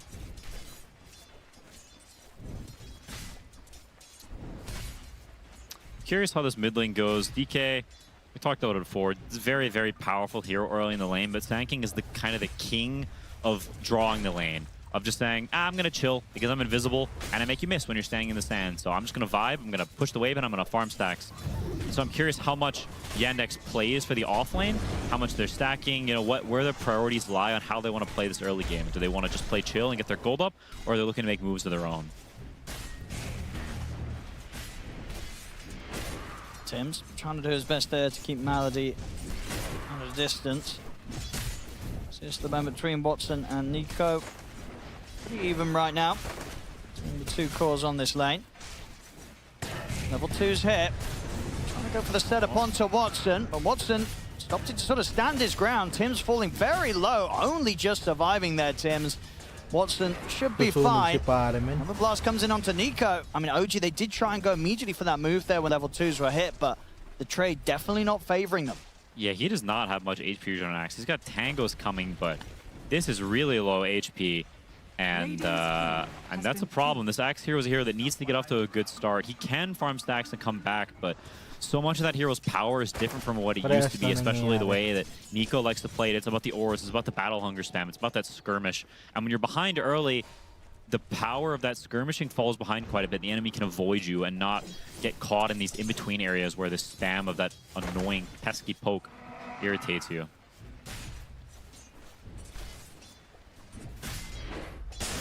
Tim's unable to get the setup there. Again, Siege still continues to go very evenly in the mid. Yeah, I'm curious to see how they, you know, choose to move their heroes around. I think it's a game where both side laners have one lane that's doing really well and one lane that's doing, you know, pretty poorly. I really worry for this Mars. You're looking at bottom, almost no mana, no HP. What the heck? Sim should be fine. I mean, both of them now super low resources, and this Wind Ranger, she's keep right-clicking, pressing those shackle shots for the bonus damage, and it's mounting. This Mars is not a happy camper. 3 empty inventory slots. His inventory looks super ugly, and they're continuing to just get shot. It's looking pretty solid so far from the safe lane of OG. Definitely see why they're very comfortable to keep just picking this carry Wind Ranger. Strong in the lane, but will get clipped here by the spear. So the Saxa and Noticed are both very low. So can't really mess around too much with Natsumi. And I don't envision it getting better anytime soon. They're buying regen to try to keep things afloat, but the spam is going to keep coming, and Yannex's heroes, your 5 is a Pugna. He's not really going to TP and change much about the situation. You're Sand-King. It's a long while before he's going to be looking to gank and don't even think about Doom, so they're kind of just stuck on this island while they just get plinked away at for the foreseeable future. Malady also getting bullied out, so won't be able to do much at all about Nico grabbing the creep waves. Likely both cores will be able to eat up the waves as they come in on the lanes. Yeah, pretty quiet over early game overall. It's not surprising, I think, considering the heroes. The big loser in all of this really is the Mars. But overall, it's very much a farm fest. And I wonder when and where that, you know, sort of trade of farm is going to be broken, how long it's going to continue for. Because I think OG, the onus is on them to do things and speed the game up, make these moves. And so we see Clockwork moving down to this bottom. Like, they don't want to just sit and trade farm. I think it's not the way their heroes like to play. They watch my YouTube because they place words in this area. Look at that. Look at that thing. See? They watch my YouTube, guys. Able to make the move with any sort of surprise potential. We'll see over in the mid. Bushwhack's going to set up here for Chill Jr. to get the epicenter off, run down Yopash, get that first blood. Same time, OG will make the move down bottom. But of course, Yandex just a little bit quicker to make the play mid. Yeah, I mean, you can see the Sand-King against DK matchup, right? DK, he wants to pressure that lane, he wants to pressure the tower. Tower's full HP. DK has already used ult one time. That's not something you see very often. And Sand-King now, with getting the kill, he's going to get to his level 7 very fast. Any pressure on this mid lane is gone for a long time, and DK is not a hero that ganks or skirmishes very well if he's not in a position of pressure. So OG's tempo has gotten slowed down a lot. I think you're primarily looking at side lanes now at this point, or looking at that safe lane, continuing to bully this Mars, because pressuring mid is off the table. Tim's in position to maybe threaten the 7-minute wisdom, but backup's coming in. Chira Jr. on the way over with the Invis rune. He's in with the Burrow Strike over towards Tims. Saxa falling low. Tims be able to put the Lotus. And he's going to survive. Same time, Nico, of course, getting chased on the other side of the map by Watson and Malady. But try and head into the neutral camp. Burrow Strikes there into the bushwhack. Yandex, they'll be able to maintain this area, keep that wisdom safe for themselves, and at the same time, find that chance to chase down the Axe and get the kill top. Yeah, good plays from Yandex defending their areas. It does give some time for DK to put a little bit of damage on the mid tower. He'll pop his ulti now potentially and hit it a little more. So actually more than a little damage, quite a solid chunk of damage, but not the end of the world. They have to help this Mars to give him some space. You can see he's still just dirt poor. He's not going to be in the game for a little bit, still chilling. So Chira trying to pick up some of that slack, getting a couple kills here and there. Very good for him, but their heroes are not that great at making moves. You can see Soxa still stacking up the camps. They're probably not doing anything super aggressive. They may just try to kill the Axe more if he keeps on with the cutting. DD, so we'll farm those stacks very, very, very quickly if he does choose to do so. If they can keep Yopaj off the turn. Not going to be easy this time round. Step forward. Get the Sandstorm down at least, and now further backup coming in. Noticed also joining around the mid if necessary. OG doing a great job moving heroes around. You see this move bottom, they force Yandex to respond there, and then now because they respond bottom, they use their TPs, they're able to get pressure mid. It's a very nice way of playing the game, making your enemies run around, hurts their efficiency, and also allows you to build up some pressure. Having the enemy on the back foot, you're the one dictating things, always feels better, and you can see suddenly the tempo of things shifted. This DK dies, things feel really bad, but they don't react to it, right? They keep their own pressure bottom. They keep doing things in the areas where they are strong. They don't overreact, and it works out very well for them. Now suddenly almost out of thin air, they're up 1k gold, even though Yandex is a team with the big stacks. Very impressive from OG. Good restraint to not, follow that instinct of save your buddy syndrome.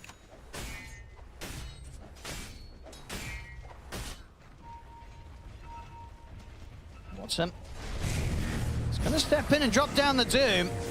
Sims will be able to hold back Watson for now. But Axe looking to be in a whole world of pain again. Team come out with some good jukes here. Saxa's going to try for the chase to ensure that Nico does not manage to escape. Acorn short into the bushwhack there just in time to stop the TP. They'll get the kill. But of course, at the same time, Natsumi able to find a chance to run down Notice. So getting the trade here, OG. Of course, finishing off the job in the mid lane. Yopaj taking that tower. Yep, he'll have the blink soon on Sand King. So farming the stack in the meantime. After all the moves that OG made, that tower was going to go down mid eventually. And Yopaj making a very interesting deviation from the normally Dragon Knight build, going for Mage Slayer. Not an item we see very often anymore. It is a great Mage Slayer game. It's good against pretty much all 5 heroes, but it is a very weird item. It's been nerfed, last 1 second less than whenever every hero was buying it all the time. So there's a reason it's fallen out of favor. And while this is a good Mage Slayer game on paper, and I like the creativity, we'll see if it actually pans out. In the river, taking the catch on to Tims. Able to make the quick plays here. Chira Jr. ready to go with that setup. Dire are scanning. OG looking to try and move Natsumi over to the top side of the map, see if they find a chance to get a kill or at the least take out the tier 1 from the top side. Yeah, Doom is very weak right now. No Doom, and also he's gone for Midas first. He is very much in farm mode. Not a strong hero, not super down to be in big fights, so makes a lot of sense to gank him. Is under attack. Natsumi. Twin Gate gets the setup into the focus fire, but the Decrepify comes in, allows him to TP out. They don't have any extra little bit of burst to finish him off. Watson's safe. Yeah, Pugna, I guess, against this, full right-click Wind Ranger with no points on Power Shot, pretty solid. Tims in the river will get saved here by the hand of God. Now with Yopaj turning up, they might be able to turn and threaten Chira Jr. instead.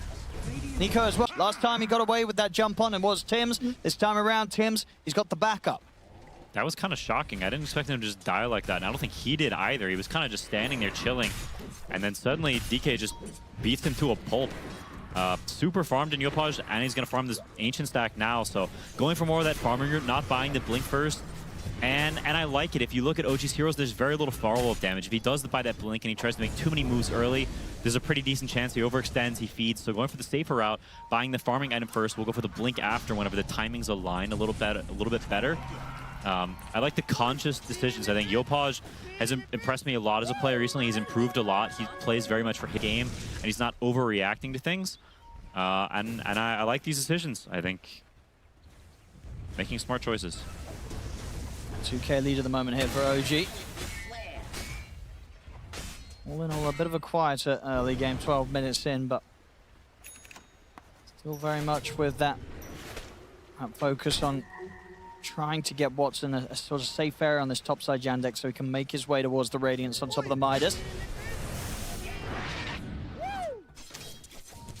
Really strange game. Yandex, their heroes they're honestly so weak right now. This Doom is not super interested in joining the game for quite some time.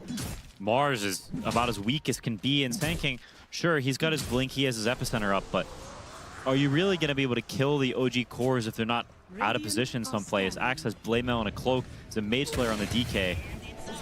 Tims.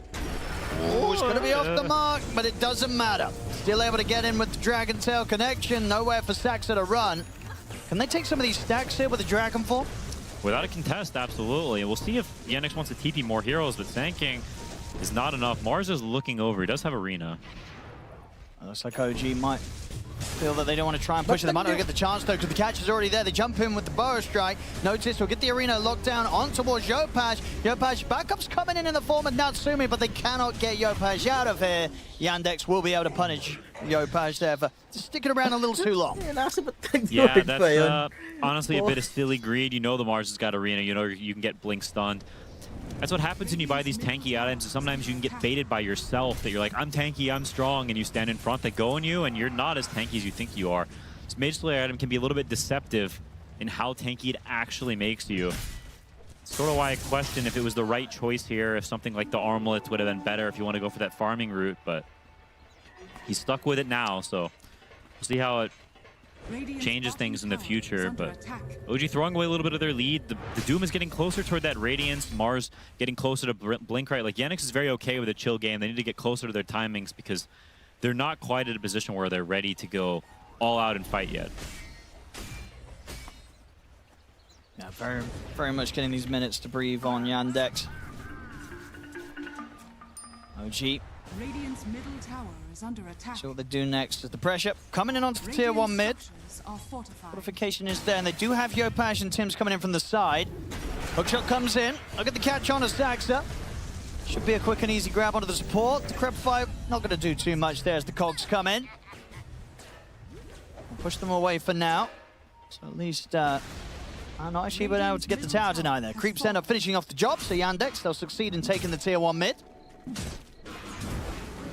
Yeah, there's an interesting clash of timings coming up. It's sort of a race between Axe toward the pipe and Yandex toward more of those spells and items that they're ready to fight. But unfortunately for them, the pipe is insanely good against all their timings, so... What the heck? Okay, just killing the creeps. Nico. Love the mod there with the call. Symphony of skills. Happens to the best of us. So yeah, we'll see if Yandex can actually reach those timings and take a fight before the pipe comes out, because once that pipe is there, you're playing against the pipe, against a Mage Slayer. Will they have the damage? It's somewhat unclear. It depends how things break out a little bit, but it's not super cut and dry for Yandex. Saxy's got eyes on Scam here. Scam looking pretty dead. Not a lot to be done. Caught out at the side. Oh, he's making them work for it, Scam. Is he going to take it? Hand of God as well. You know, he's making them really go for it. At the same time, they're going to get the catch on a notice. So, you know what? Scam will say space created, because the trade, it's a good one for OG. They get the core on the other side. Yeah, you'll take that any day of the week. Notice continues to have his day ruined and his blink delayed. No shortage of either one of those things. I mean, also, I you know, just ask you take a glance at the score. No real reason, but it's good to just keep note of the standing of things. Just no particular reason. Just thought I'd mention that. It's all good. There you go. Kids at home will love that. Radiant's top tower is under attack. Natsumi closing in on the Mjolnir. It's 300 off the recipe. His farm should start to skyrocket. The same to be said, though, of course, for Watson. Radiant's right round the corner. We'll see how these two cores, these two carries are able to scale into one another. Yeah, it's interesting. Even though he's just gotten the Radiance, you'd think he's like the big bad boss, but it's not actually that easy for him to connect to fights or to get into the game somehow. The way the lanes are being pushed out.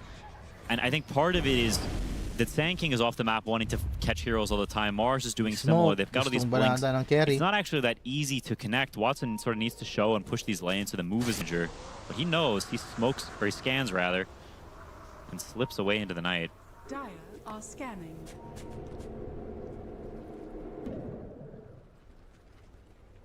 I'm not going to find anyone down here, Yandex.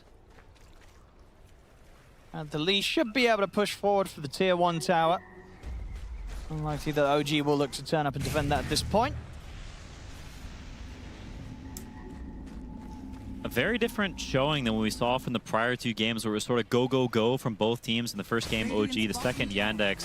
In this one, due to lineups, maybe also a little bit of the game 3 pressure, right? I think oftentimes there is a difference in the way game 1 and 2 are played to the way game 3 is played, and similarly in a best of 5, right? That 5th game will oftentimes be a little more tentative, a little more scared, especially when the teams are even, which I think these two teams definitely are. Tim's.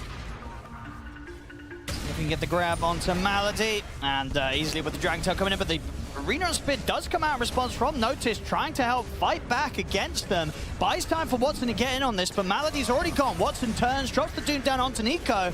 Bushwhack as well to hold Nico close to the action, but Nico's still able to run. Sharpshooter hits, it's still not enough damage to kill him. Nico should be fine, and Yopash, he jumps in looking for more as they killed off Chira Jr. They're going to get the grab on a Notice as well and kill him off on top of it. And indeed, Nico, amongst all of that, survives.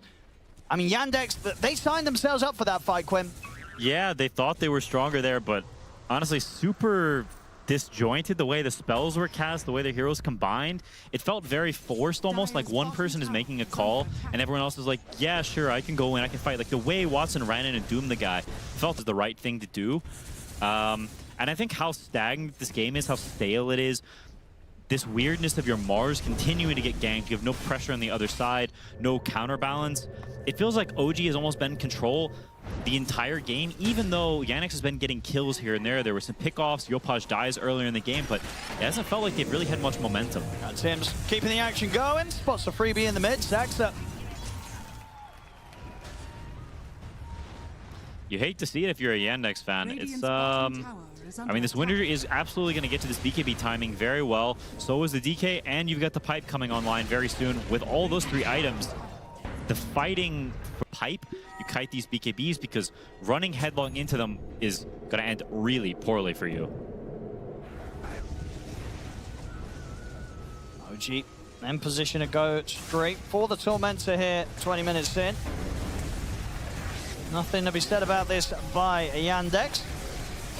And Shard will go the way of Scam.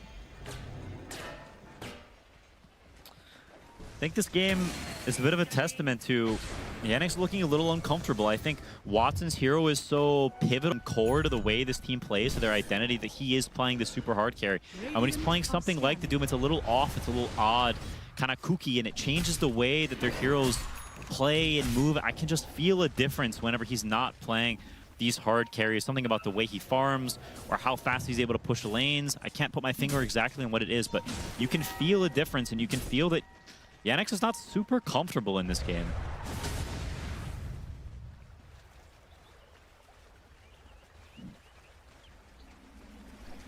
Yandex, I mean, they're looking at Nico, but it's, with the blade mail, with the pipe, it's just not someone you really want to jump unless you're 100% you can get the job done. And I think that they don't think that they can.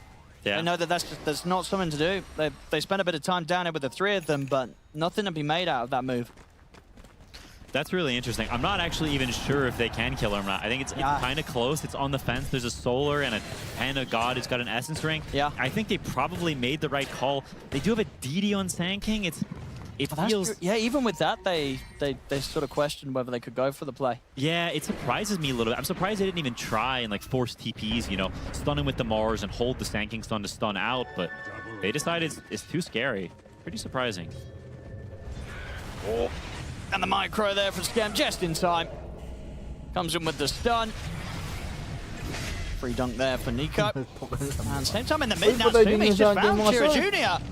Chira Jr.'s got to run. Focus fires in on towards him. The burrow stroke's already been used. There's no further way to get away from this.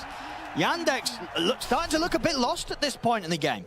They really do. It doesn't look like they have a clear idea. They don't look on the same page. The way their heroes are moving around, getting picked off in weird places. Now they do a two-man smoke. This almost feels like they need to get, like they feel they need to do something compared to this being a good, calculated move. I mean, do these two heroes succeed with this? This seems... I mean, what sort of situation they're trying to find it? I mean, I don't think they're going to 2v5 them. Maybe I greatly underestimate Doom's strength, but I don't think so. No BKB on him. I mean, Watson wants to go in for this. He's walking forward. He's just going to get stunned straight away by Yopaj. Hookshot comes in from Tim's. Cogs are down. What? Sun. What? He's dead. Son? Call. I mean, lost. They look more lost than looking lost. I don't know. What's going on, Quinn? that was so weird. But I don't know who made that call, but there is... If I'm being honest, I feel like they're straight up, like, they're like tilted almost. That was... Maybe the panel was right, you know, they were like, Watson probably don't want to play Doom. You know, it's just not his hero. He's not having fun. He's like, get me out of this game. That's what that looked like. I mean, there's just no way you can think this is going to work. You're running into Pipe, Solar, BKBs, 5 heroes. You're just as 2. Doom, not even a BKB finish. He's got a Midas in his inventory. There was no way that was going to work. And I think Yandex would agree with that. That was not a decision made of rationale. That was out of pressure and fear and maybe nervousness. I'm not sure exactly what combination soup of emotions caused that, but it was definitely not Dota skill. Tough one here for Yandex. OG looking to be back on form in this game 3 after a rough game 2. Looking, just to be completely inside the heads of Yandex and making it evidently impossible for Yandex to really pull any sort of move together. OG looking to be on top of them right now and continuing as the jump down bottom. Notice he'll be at least able to push back. Yopaj with the spear should allow him to walk away. Nico, see if we can get some sort of cheeky opportunity here. And he might just find it. Chirichuni just... Nico's going to get him. Gets him with the call. Shackle shot not going to latch. It doesn't matter. Ooh, he actually does the dance detection. Sometimes happens when it's the 2 cores out in the hunt, you know. Walang dust. Dust is annoying to hold. It is.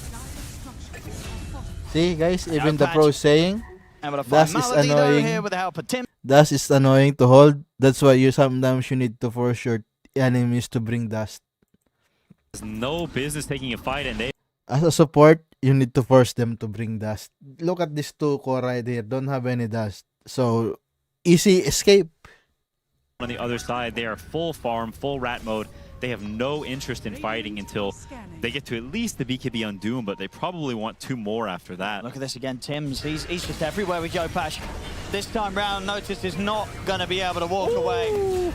The Tumbler's toy to the other side. This guy is in zone.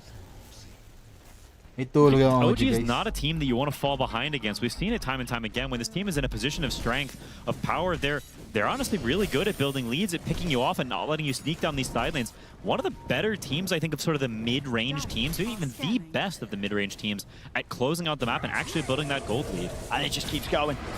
Nico gets the jump. I think Yandex, it's... I mean, what do you think is going on the comms right now in Yandex? Is it sort of silence, or is it... I think it might be quiet. Yeah, it's tough.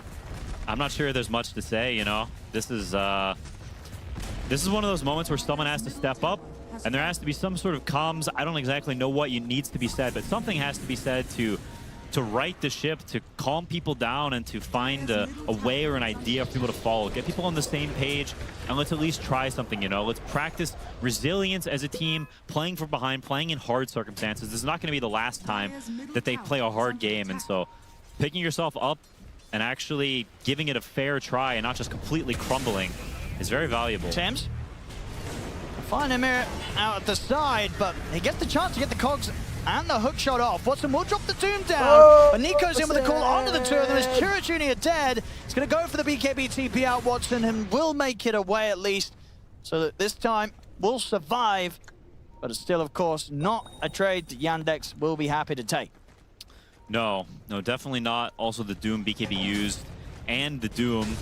But now they're on notice again. Spear push back onto Nico. Luckily, the spear last hit one of the creeps. Otherwise, I think he might have died there from the battle hunger slow. But does slide away. But the gold lead continuing to mount. Look at this Mars's net worth below the Chen by almost 1,000 gold. That is not what you want to see in this Wind Ranger. Is just free to do whatever she wants. It feels almost impossible for her to die, even if she didn't still have the Aegis for a minute, which she does. So rough times. He's got a Shadow Blade queued up on Doom. You look at this and you can't help but think, you know, they're playing for the fight burst, right? This is not a fight where they're going to right-click them down where they can DPS. They need to get everything to go their way. They need to jump the right heroes. They need to do it at the right time. There's a lot of, it's a very high skill and precise for them to win these fights. It's not straightforward by any means.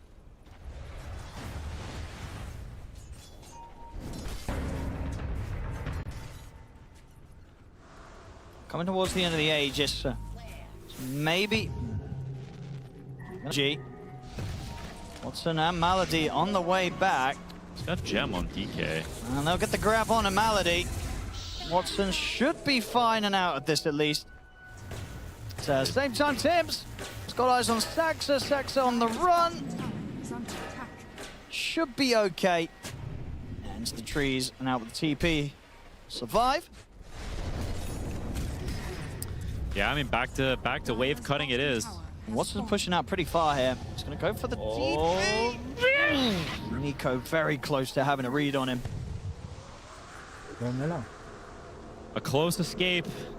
It would be disastrous if he dies, but almost equally disastrous to just continue playing in this state. Maybe Chira even dies here. He does have the blink up.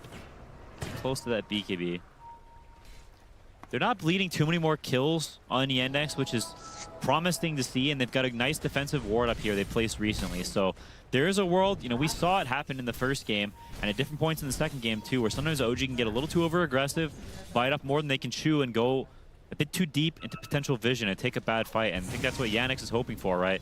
If it's on OG's side of the map, if it's out in the dark, very unlikely they're gonna get a proper jump. But if OG does overextend, they're pressing a smoke now. Maybe they push it a bit too far and give Yandex something to grab a hold of.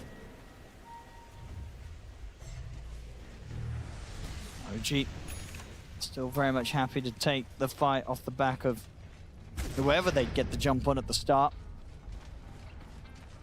See who they get their eyes on first. I'm not opposed to taking the occasion. And straight over towards Malady and Watson. They'll get the grab on a Malady. Should give info for Watson a run. As again, looks like Watson should be able to evade their move. Easy win. It's almost the same spot he's deeping from. Closing in on a Silver Edge, but you have to look at these item progression and think, what is a Silver Edge gonna do exactly? You know, on the flip side, you've got Axe coming up for Wind Ranger, Bloodthorn on the DK, BKB on Axe. All these items are in the works, and their counterparts. Is Silver Edge gonna change anything? Is it gonna do anything significant in these fights? I have a hard time believing it will. Hiwa-hiwalay ang Team OG Almost guys. need to get Delikado this to. Doom on the Wind Ranger, but she does have BKB, so she can potentially just BKB and run, reset the Doom. They're wrapping around, though.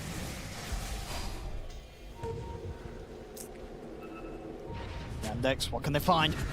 They look for the jump and they get the arena down onto the two of them, but Nico's able to turn quickly with a call on towards Notice. BKB from Watson, he's going to look to get him with the Doom onto Natsumi. Natsumi trying to keep his distance, but Watson is closing in on towards him.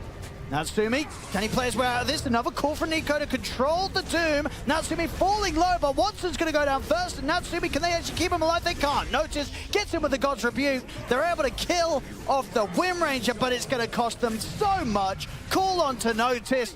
This is going to be OG finding themselves all 5 kills. Yandex just cost them so much to just kill off the one hero. Yeah, it's just hard. They have, I mean, the Sand King blinked in, didn't epi before, blinking, gets shackled and just dies 100-0, doesn't use his BKB or Epicenter in the fight. Yeah, we'll see it again here. He just gets insta-killed by Yopaj and Natsumi. Maybe he got Dragon Tail, not shackled, but either way, just completely pulverized, turned into mincemeat. I wouldn't want minced scorpion anyway, but That might taste good. I feel like it's kind of tough. They're like little bugs, It'll be nice and crispy, nice and crunchy. but not if you mince it. Wait, how minced are you mincing it?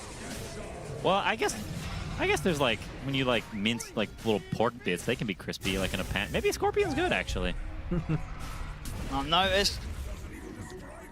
Last one to survive in that fight.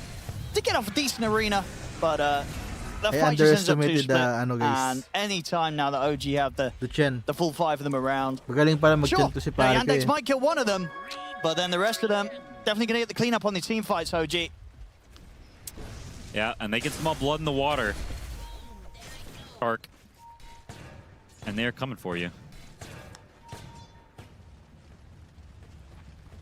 Yun, carry yan, no? Watch them. They're going to be able to find him. Yopaj in with the stun. They get the call. He did get the BKB off, but it shouldn't matter as they could just chase him down, get him with the dunk.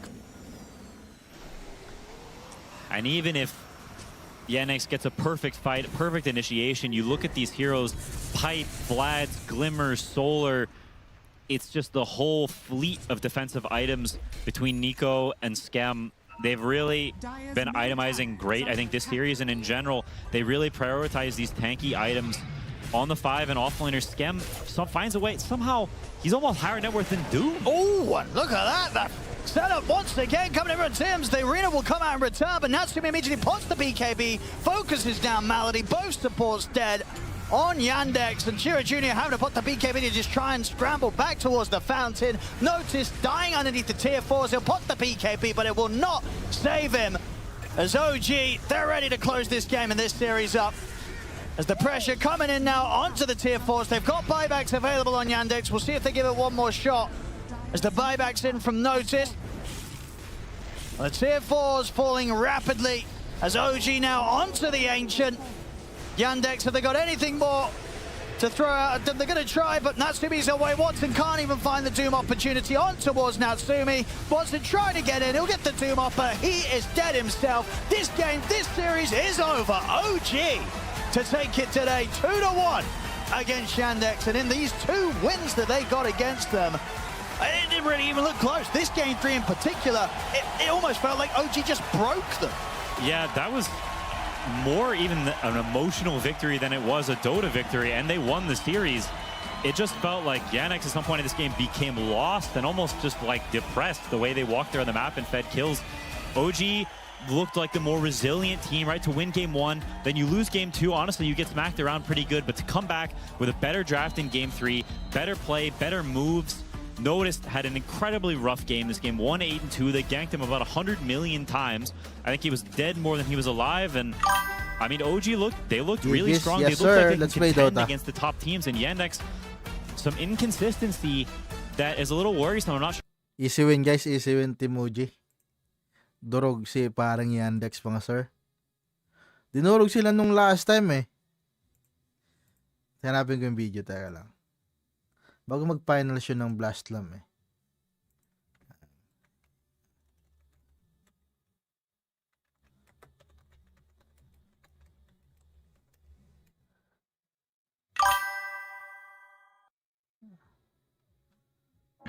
Ay, wala rin yung sneaking lip. Pwede hindi pa mag-Dota pa tayo. Bakit Dota? Kagigising ko pa lang. Bakit ka matutulog bagong gising ka, di ba? Pero kayo, Chip, matulog na kayo. 12 AM na eh. PM na. Madaling araw na dyan sa inyo eh. Good night, Chip. And thank you for watching the live stream. Pero kung manonood ka pa man, stay mo lang, Chip. I-have fun. Maglalaro pa tayo eh.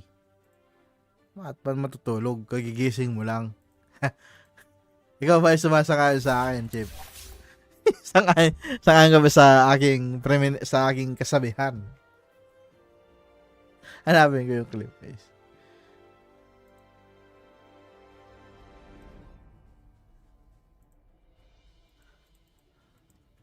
Sa Blast lang yun eh. Blast. Slam Dota to yan.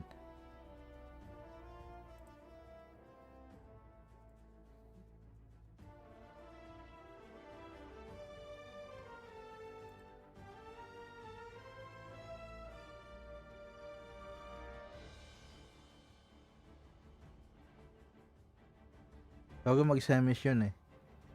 Kaya ata yun.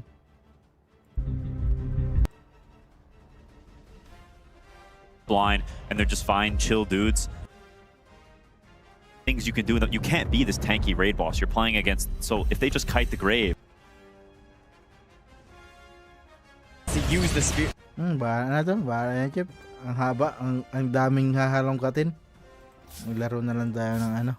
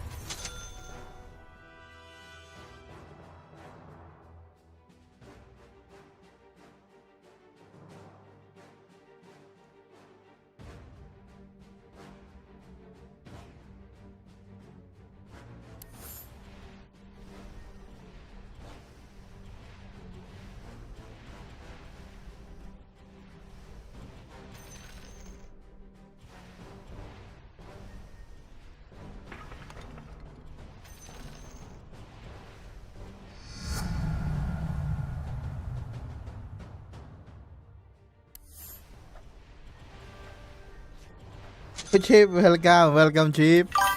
Welcome to the live stream. Ano yan, lumpia. Uy, sarap niya, lumpia ng Shanghai. Yan yung ano dito, Chip. Kumbaga, hahanap-hanapin mo eh. Iba pa rin talaga yung luto na sa Pinas, Chip eh. Kumpara dito, wala kasi ditong lumpiang wrapper eh. Yung nakakalagay dito, naka-plastic na. Ang pangit, Chip. Walang flavor nung ano pawis nung naghalo. Kasi yan yung nakakapasarap niyan eh. Yung flavor nung pawis nung naggagawa ng ano ng pangbalot sa lumpiang Shanghai. Wala eh.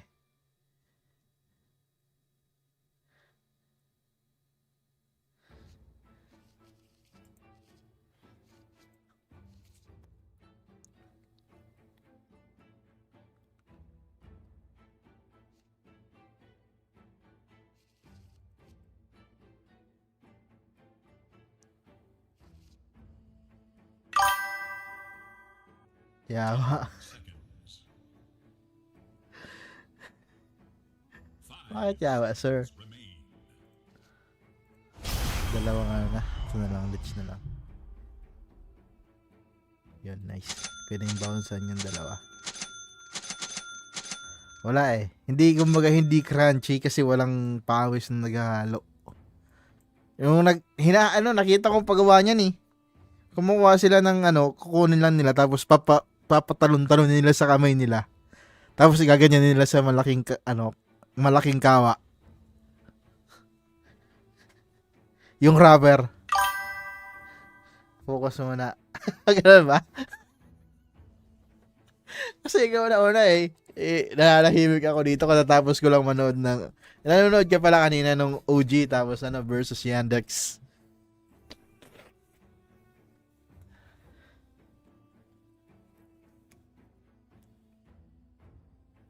Yung pinapanood namin kanina eh.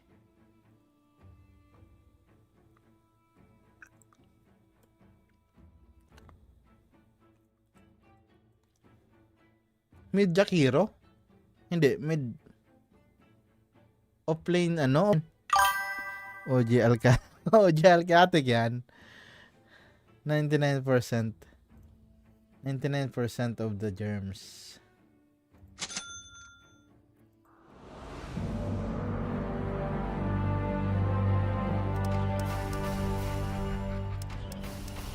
Nagda-dagger ako dito. Dagger shard tayo, guys. Kasi tayo tatalong kay sniper mamaya eh.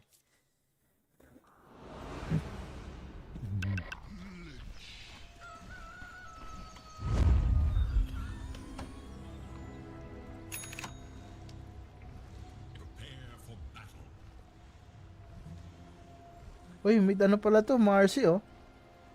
Malakas lineup namin, Chip, ha?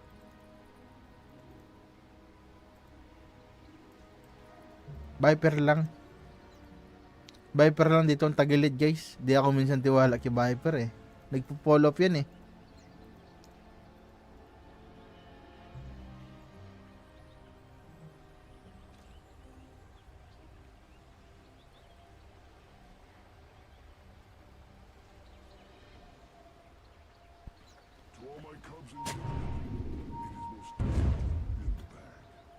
Fuck that shit. Fuck that shit. 30 seconds and counting.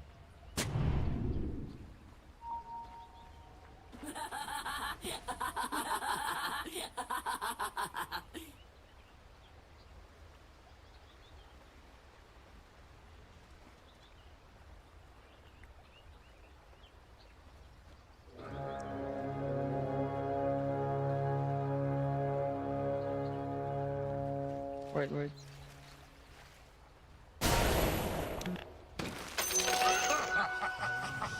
Stay frosty. Wala to, Chip. Wala ito. Mga ganyan galawan niya.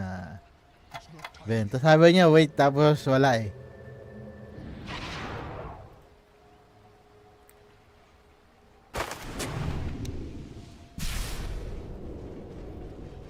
Kailangan movement speed agad dito, guys. Nakapulong tayo nito mamaya.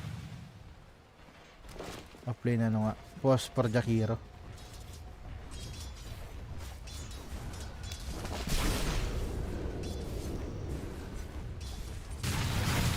Bukan mong kulungin to si Ursa. Ewan ko na lang kung di kanyang bakbakin. You tapak mine, I tapak yours.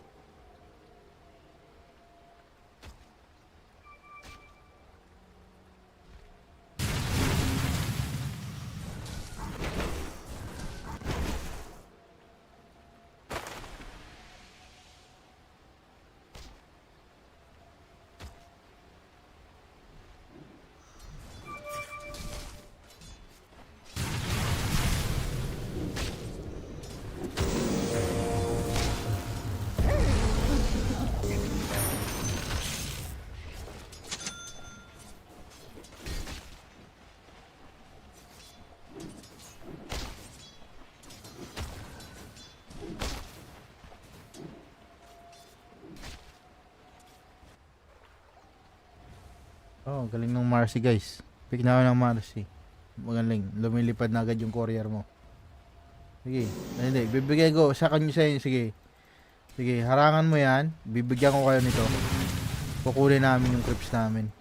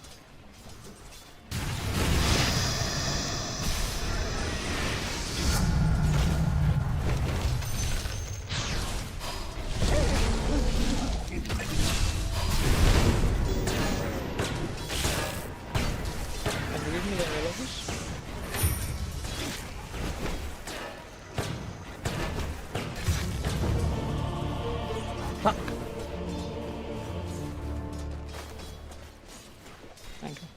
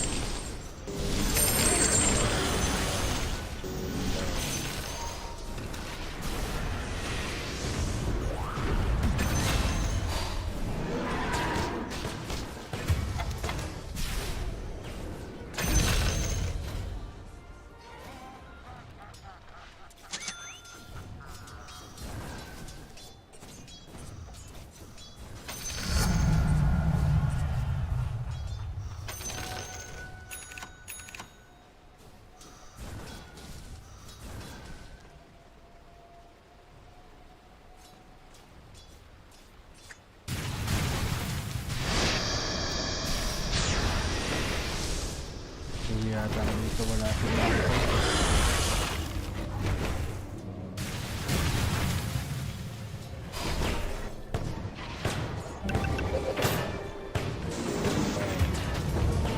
Fuck!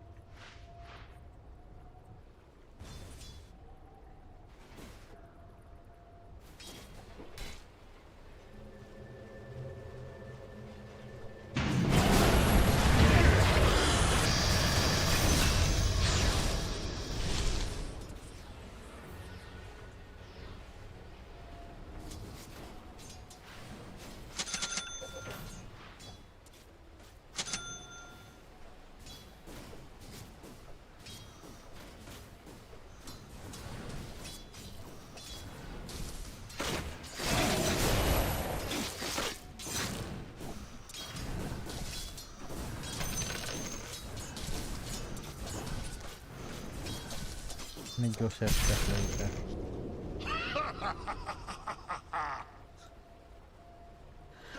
Killing sir.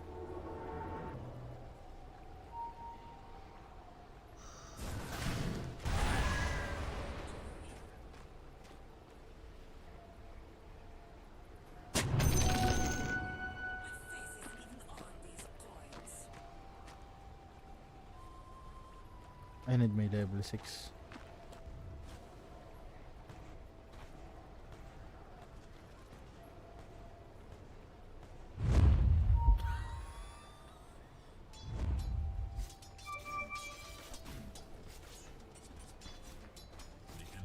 Attacks your top tower.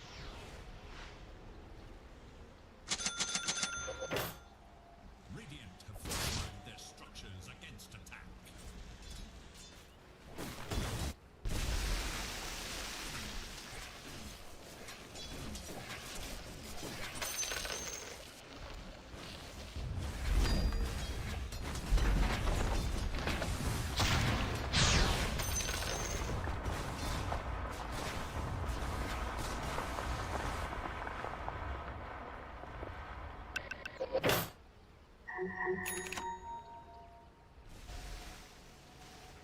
to your top tower. Dire have fortified their structure.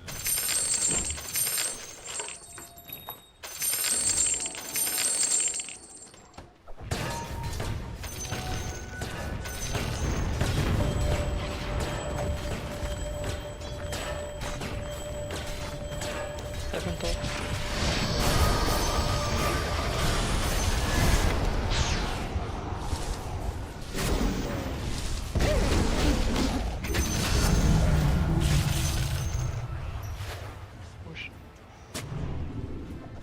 Motherfucker.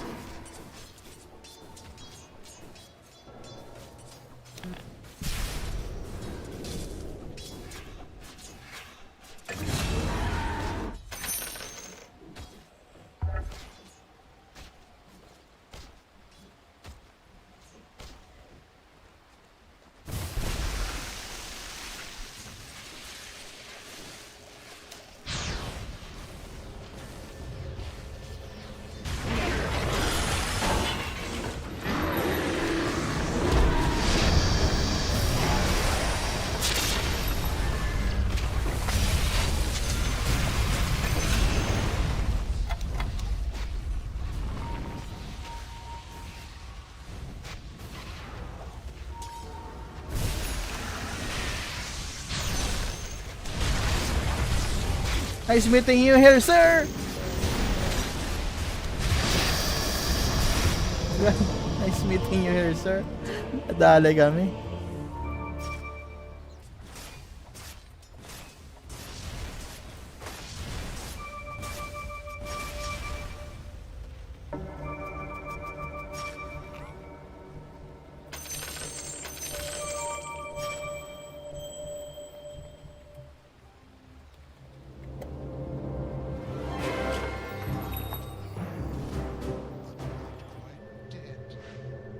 Motherfuckers.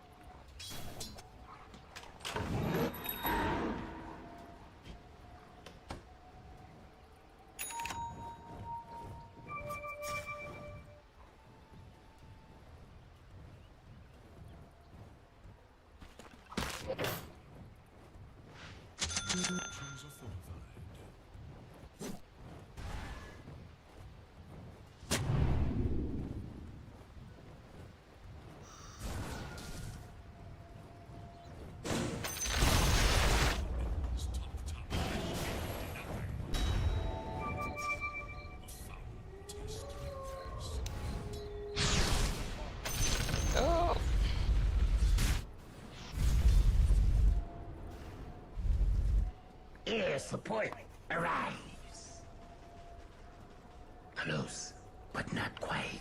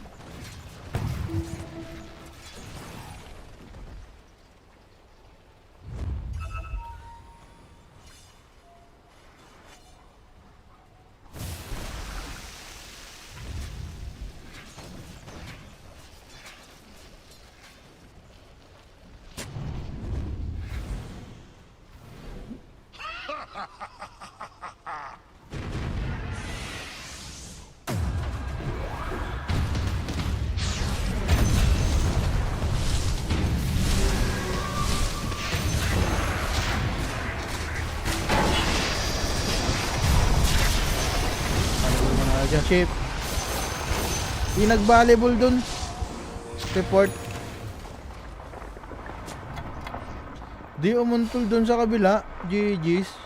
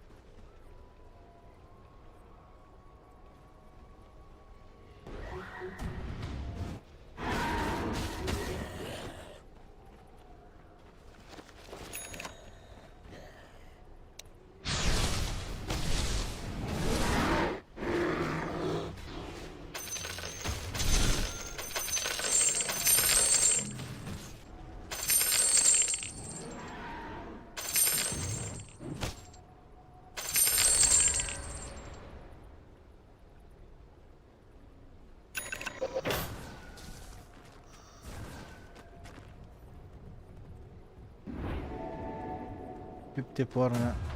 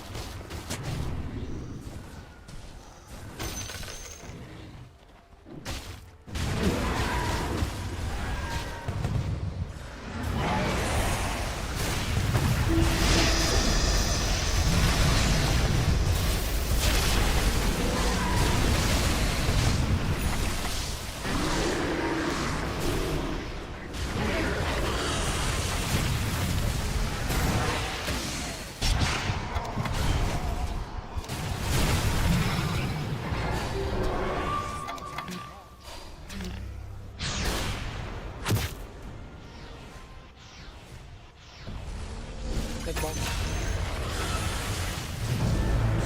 I'm out.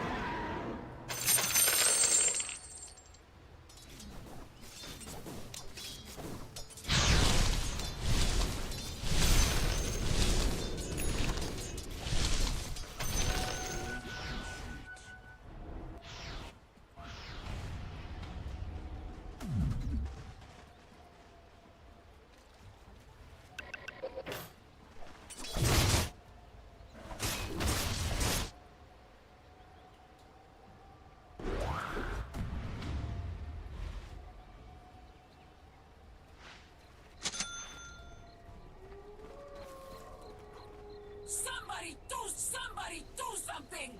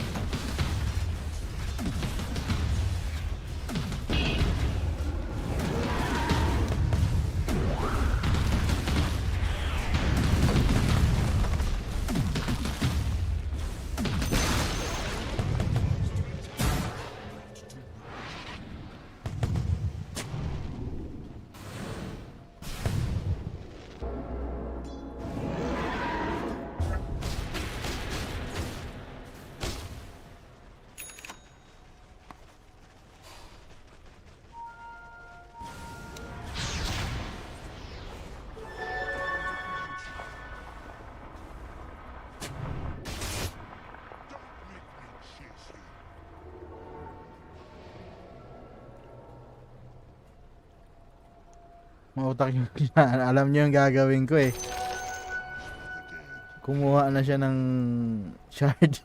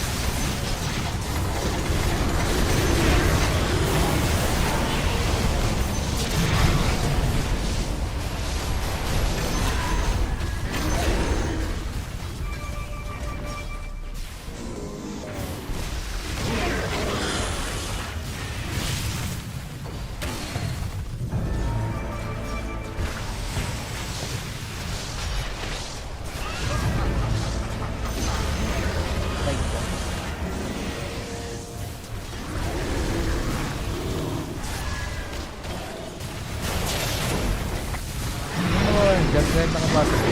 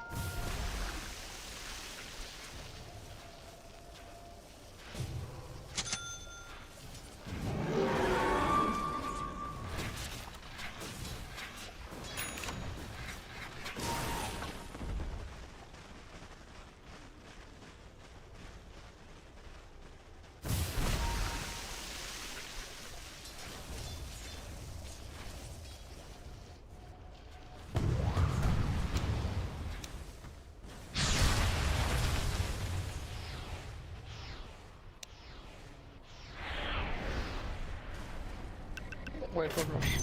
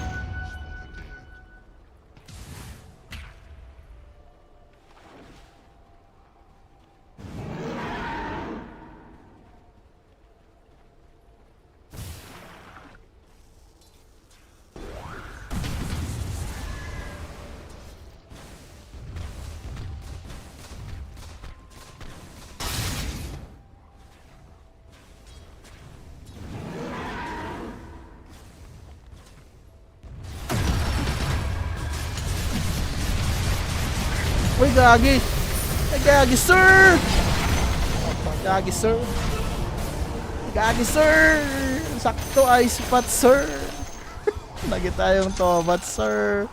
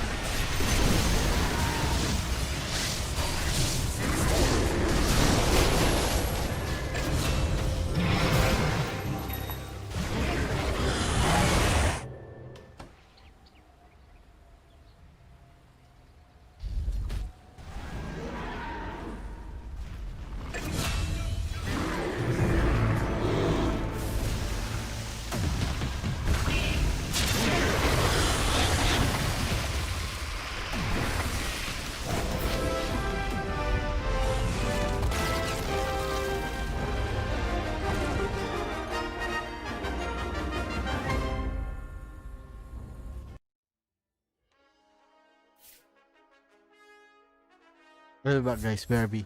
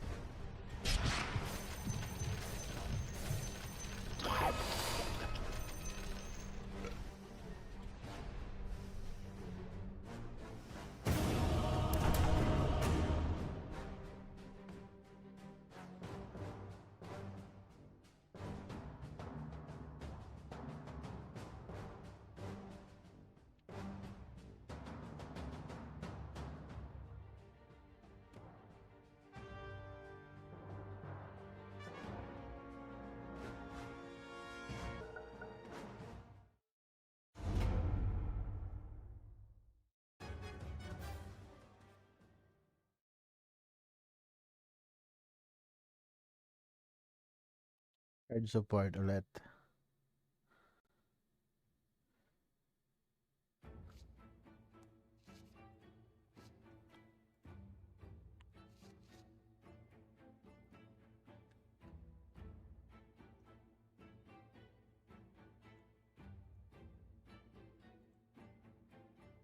Seconds remain. Pek. Pinoy guild to. Kasi pek 2 times. Pek. Sabi na, the pek order. Pek. Sabi na. Suna.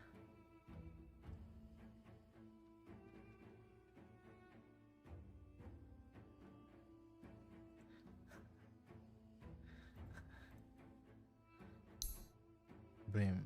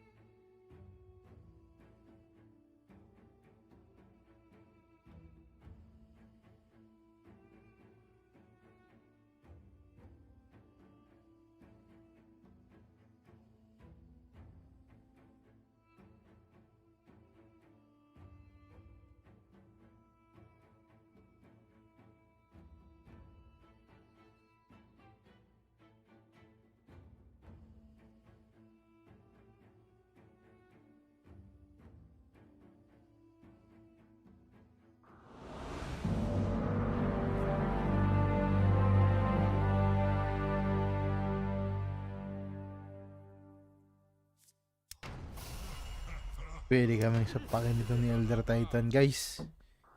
Magsasapak to mamaya.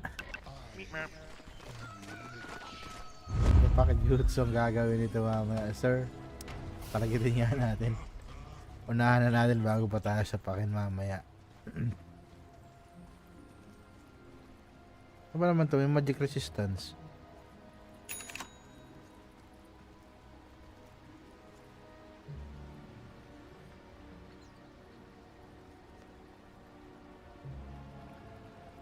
Yung third skill niya.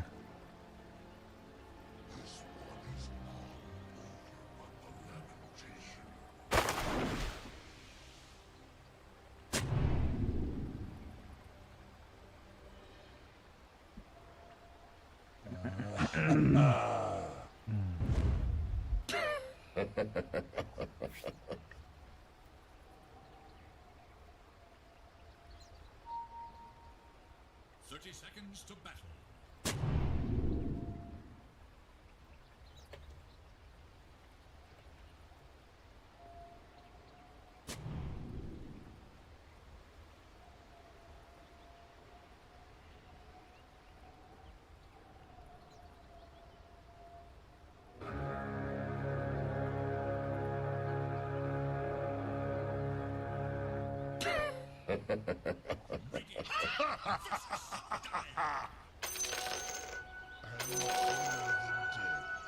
Pero may target sa akin.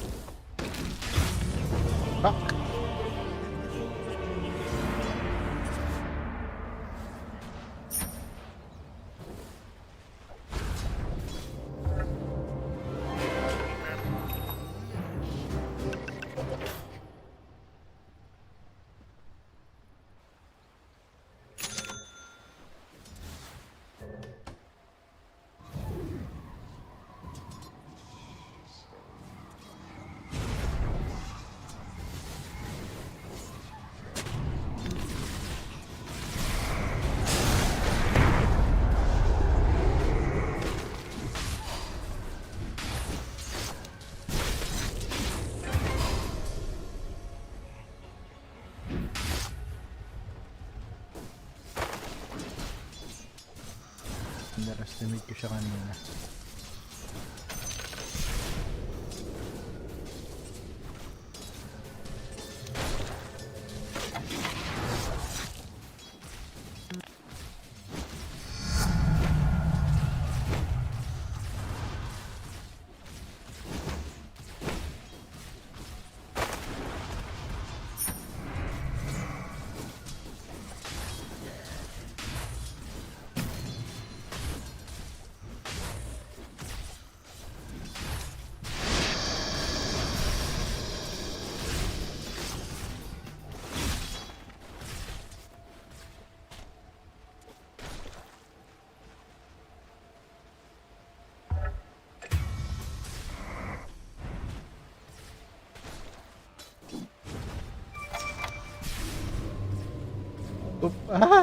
Takbo, sir! Hindi na, sir. Hindi ka na tayo dun, sir. Hindi ka na tayo, mga sir.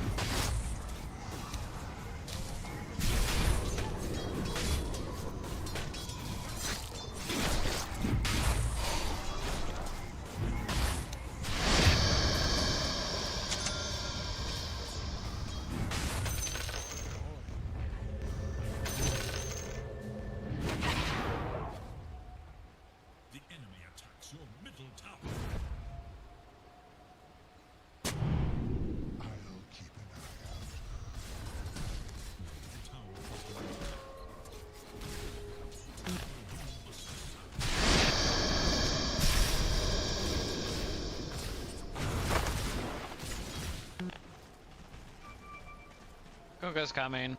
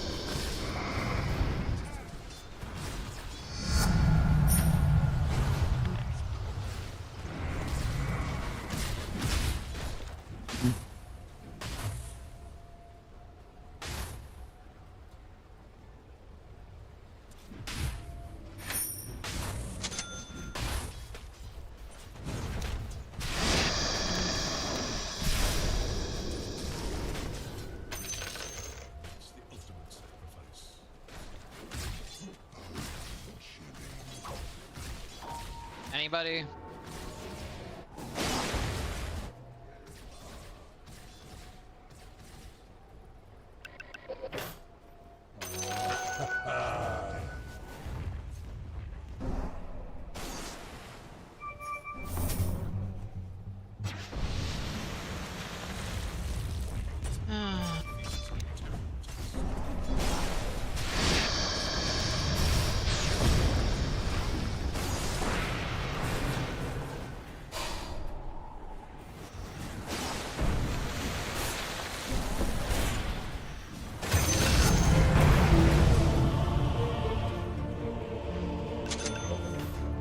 Nabagsakan pa nga mga sir. Bagsakan pa ng barko.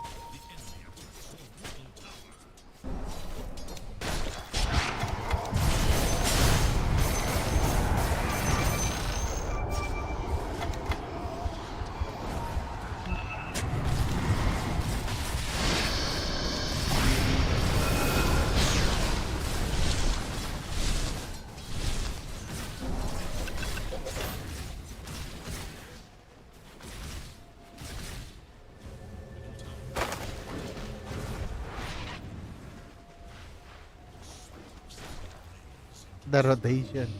What a rotation mga sir. Pwede pala nyo yung gawin guys. Ipantaka siya. Ngayon ko lang na-realize na nakakatakas pala yun. Ngayon di na siya makakatakas this time.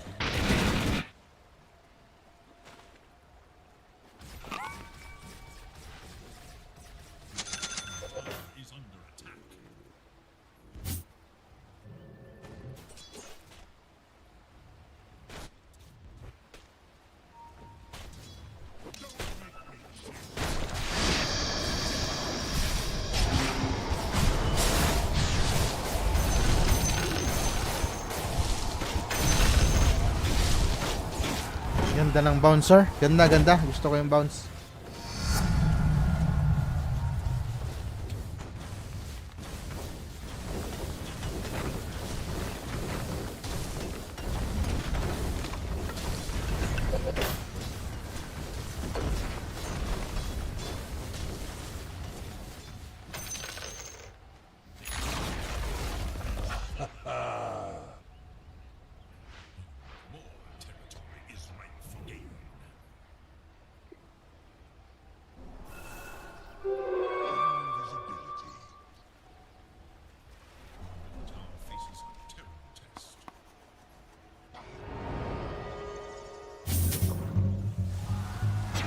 Oh shit, mate.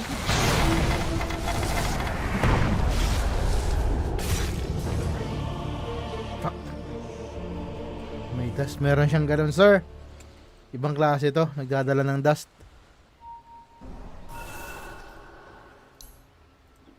Katsaki Spanish. Katsaki enjoyer pala to, sir. Meron palang ganun, guys. Magaling na Spanish, guys.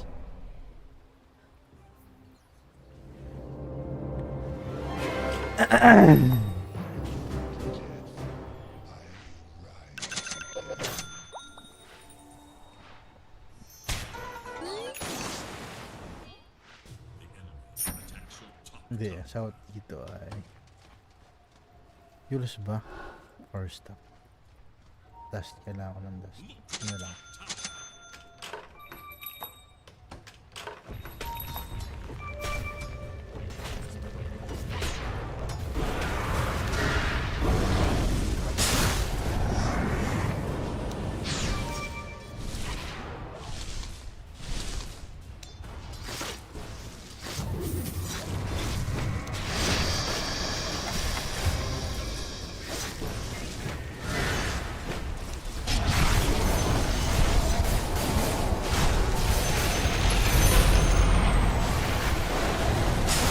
Uy!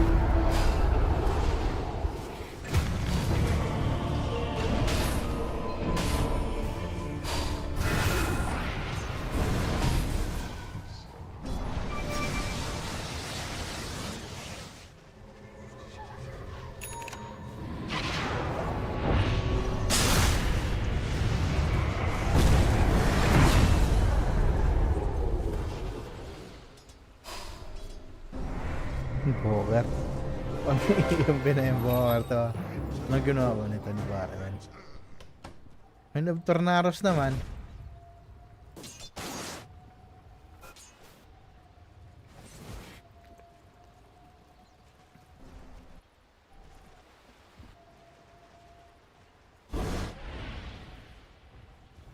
Tornaros naman, bakit walang EMP?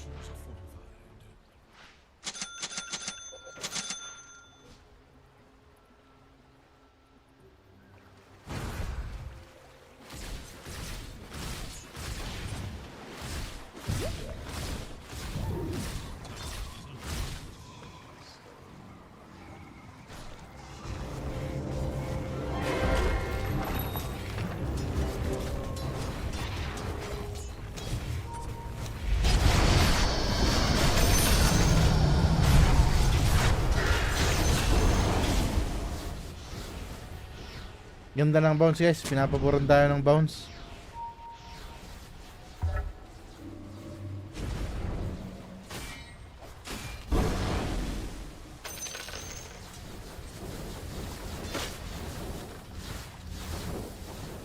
Ganda lagi ng bounce.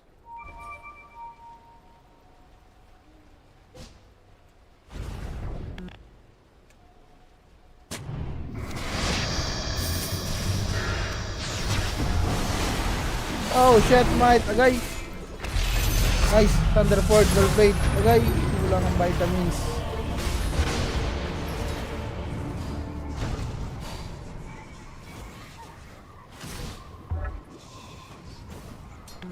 Okay lang. It's a good trade. Kaya nga. Good sheet.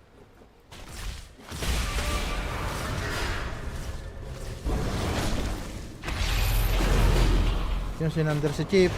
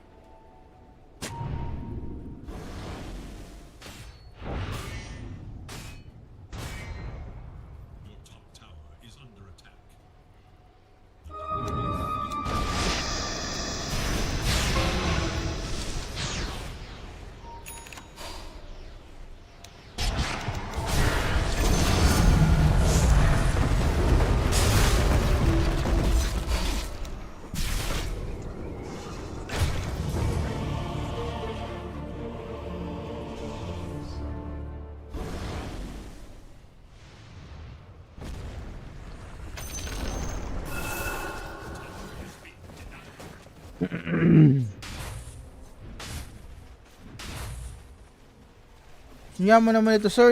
Kala ko naka-radiance. Kung ka pa yung naka-radiance. Kala ko naka-radiance si E.T. eh. Hindi pala.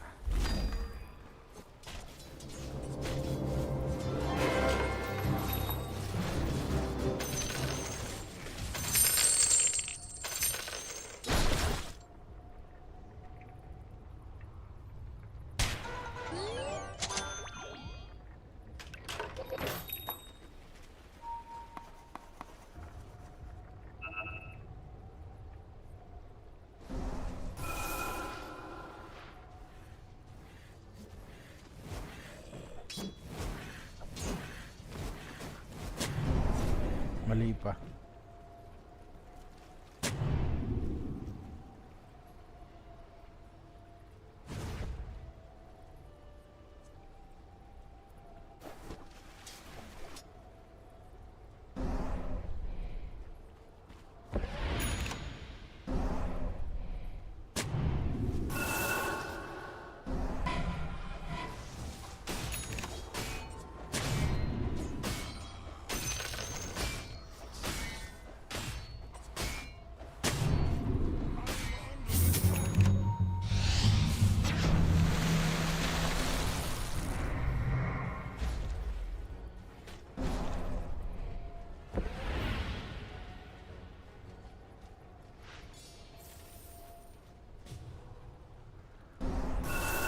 Papabuildan tuloy ako ng Yules. Dahil kung ka. Pero tagal na lang. Shard na lang, shard. Unahin natin shard. Ano kasi dalawang nakamaidas guys. Tatlo sana nakamaidas kung nagpick pa ako dito ng ogre.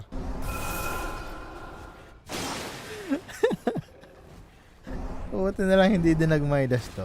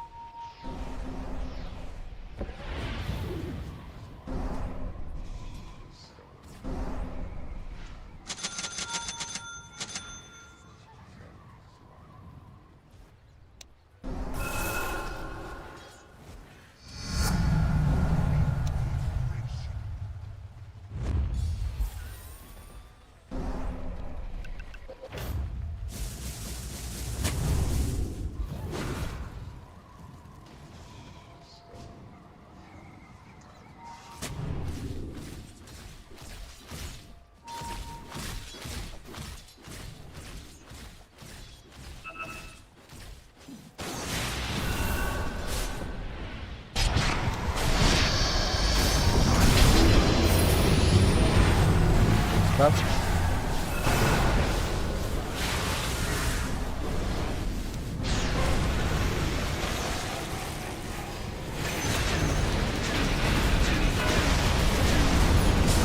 We have dog, guys. Yun lang, nadali siya, sir.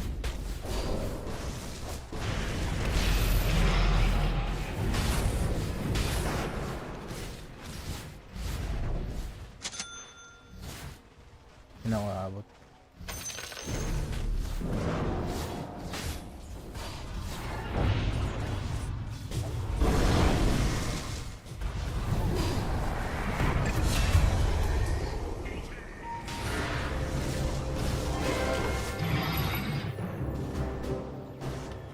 Layo mo, Chief.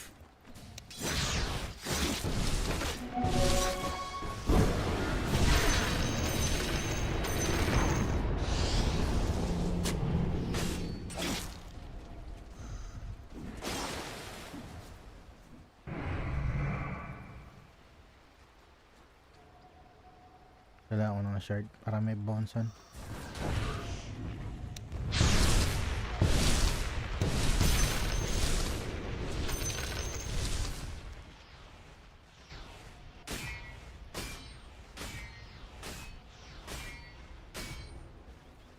May dust pa rin si Kongka. Di na ayaw matakasan ni Sir.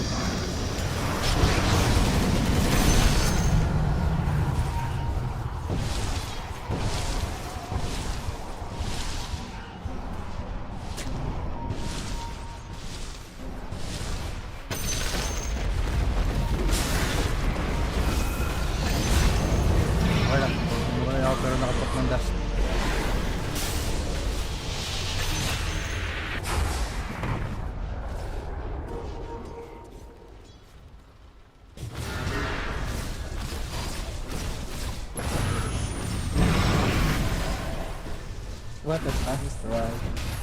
What a move.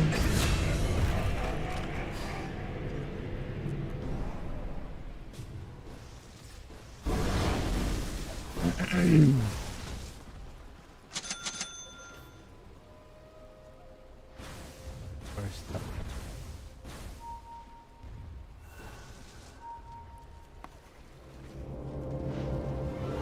Nakakatakas dun sa ano eh, nakakadali sa akin yung Sandstorm eh.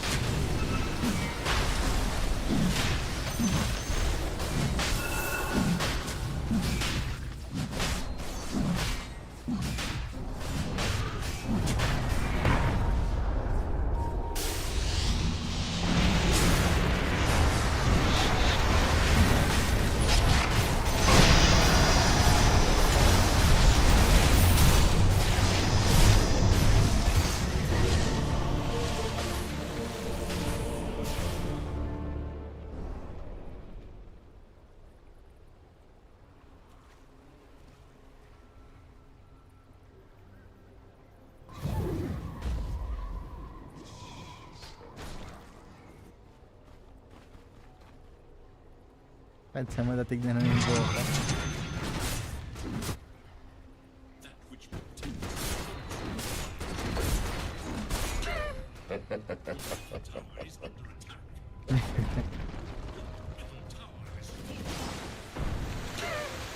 Level 13 mo.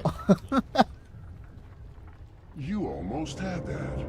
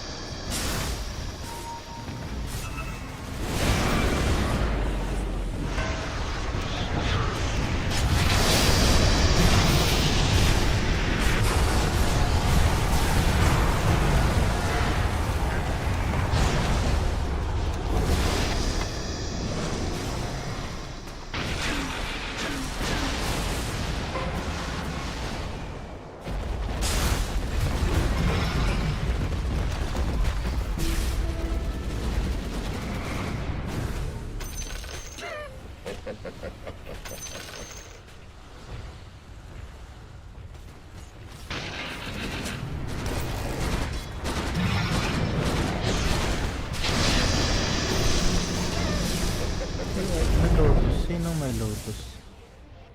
Kaya pang alam ko ng Aghanems.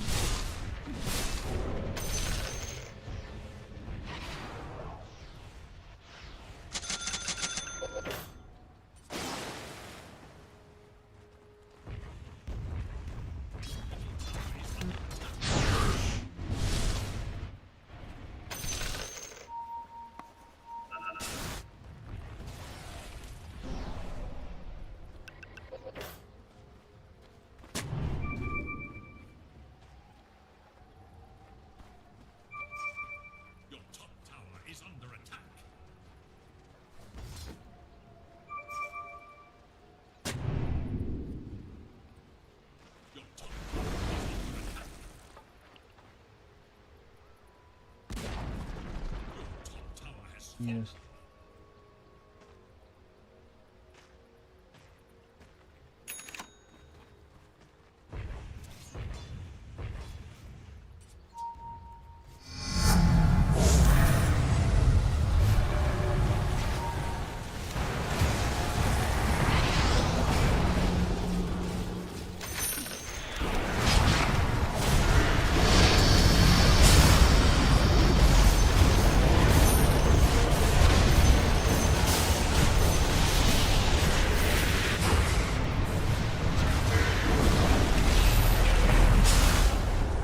GG.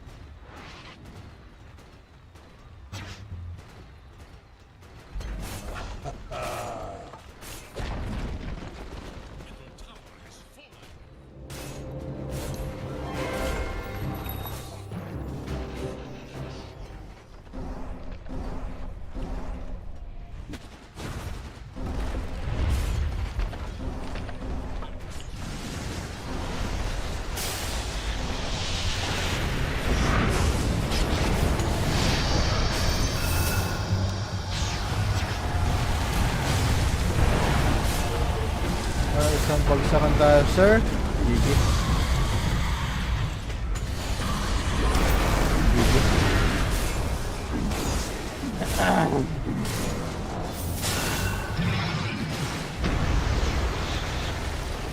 So, pero mga sir,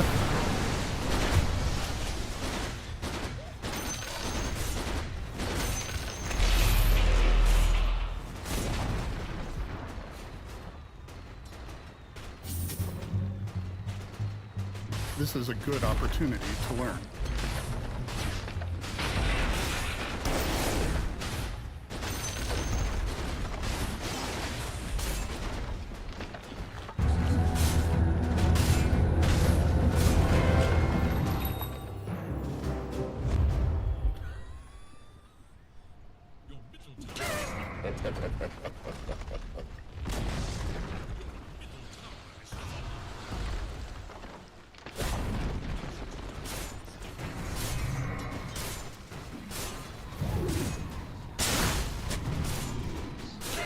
Okay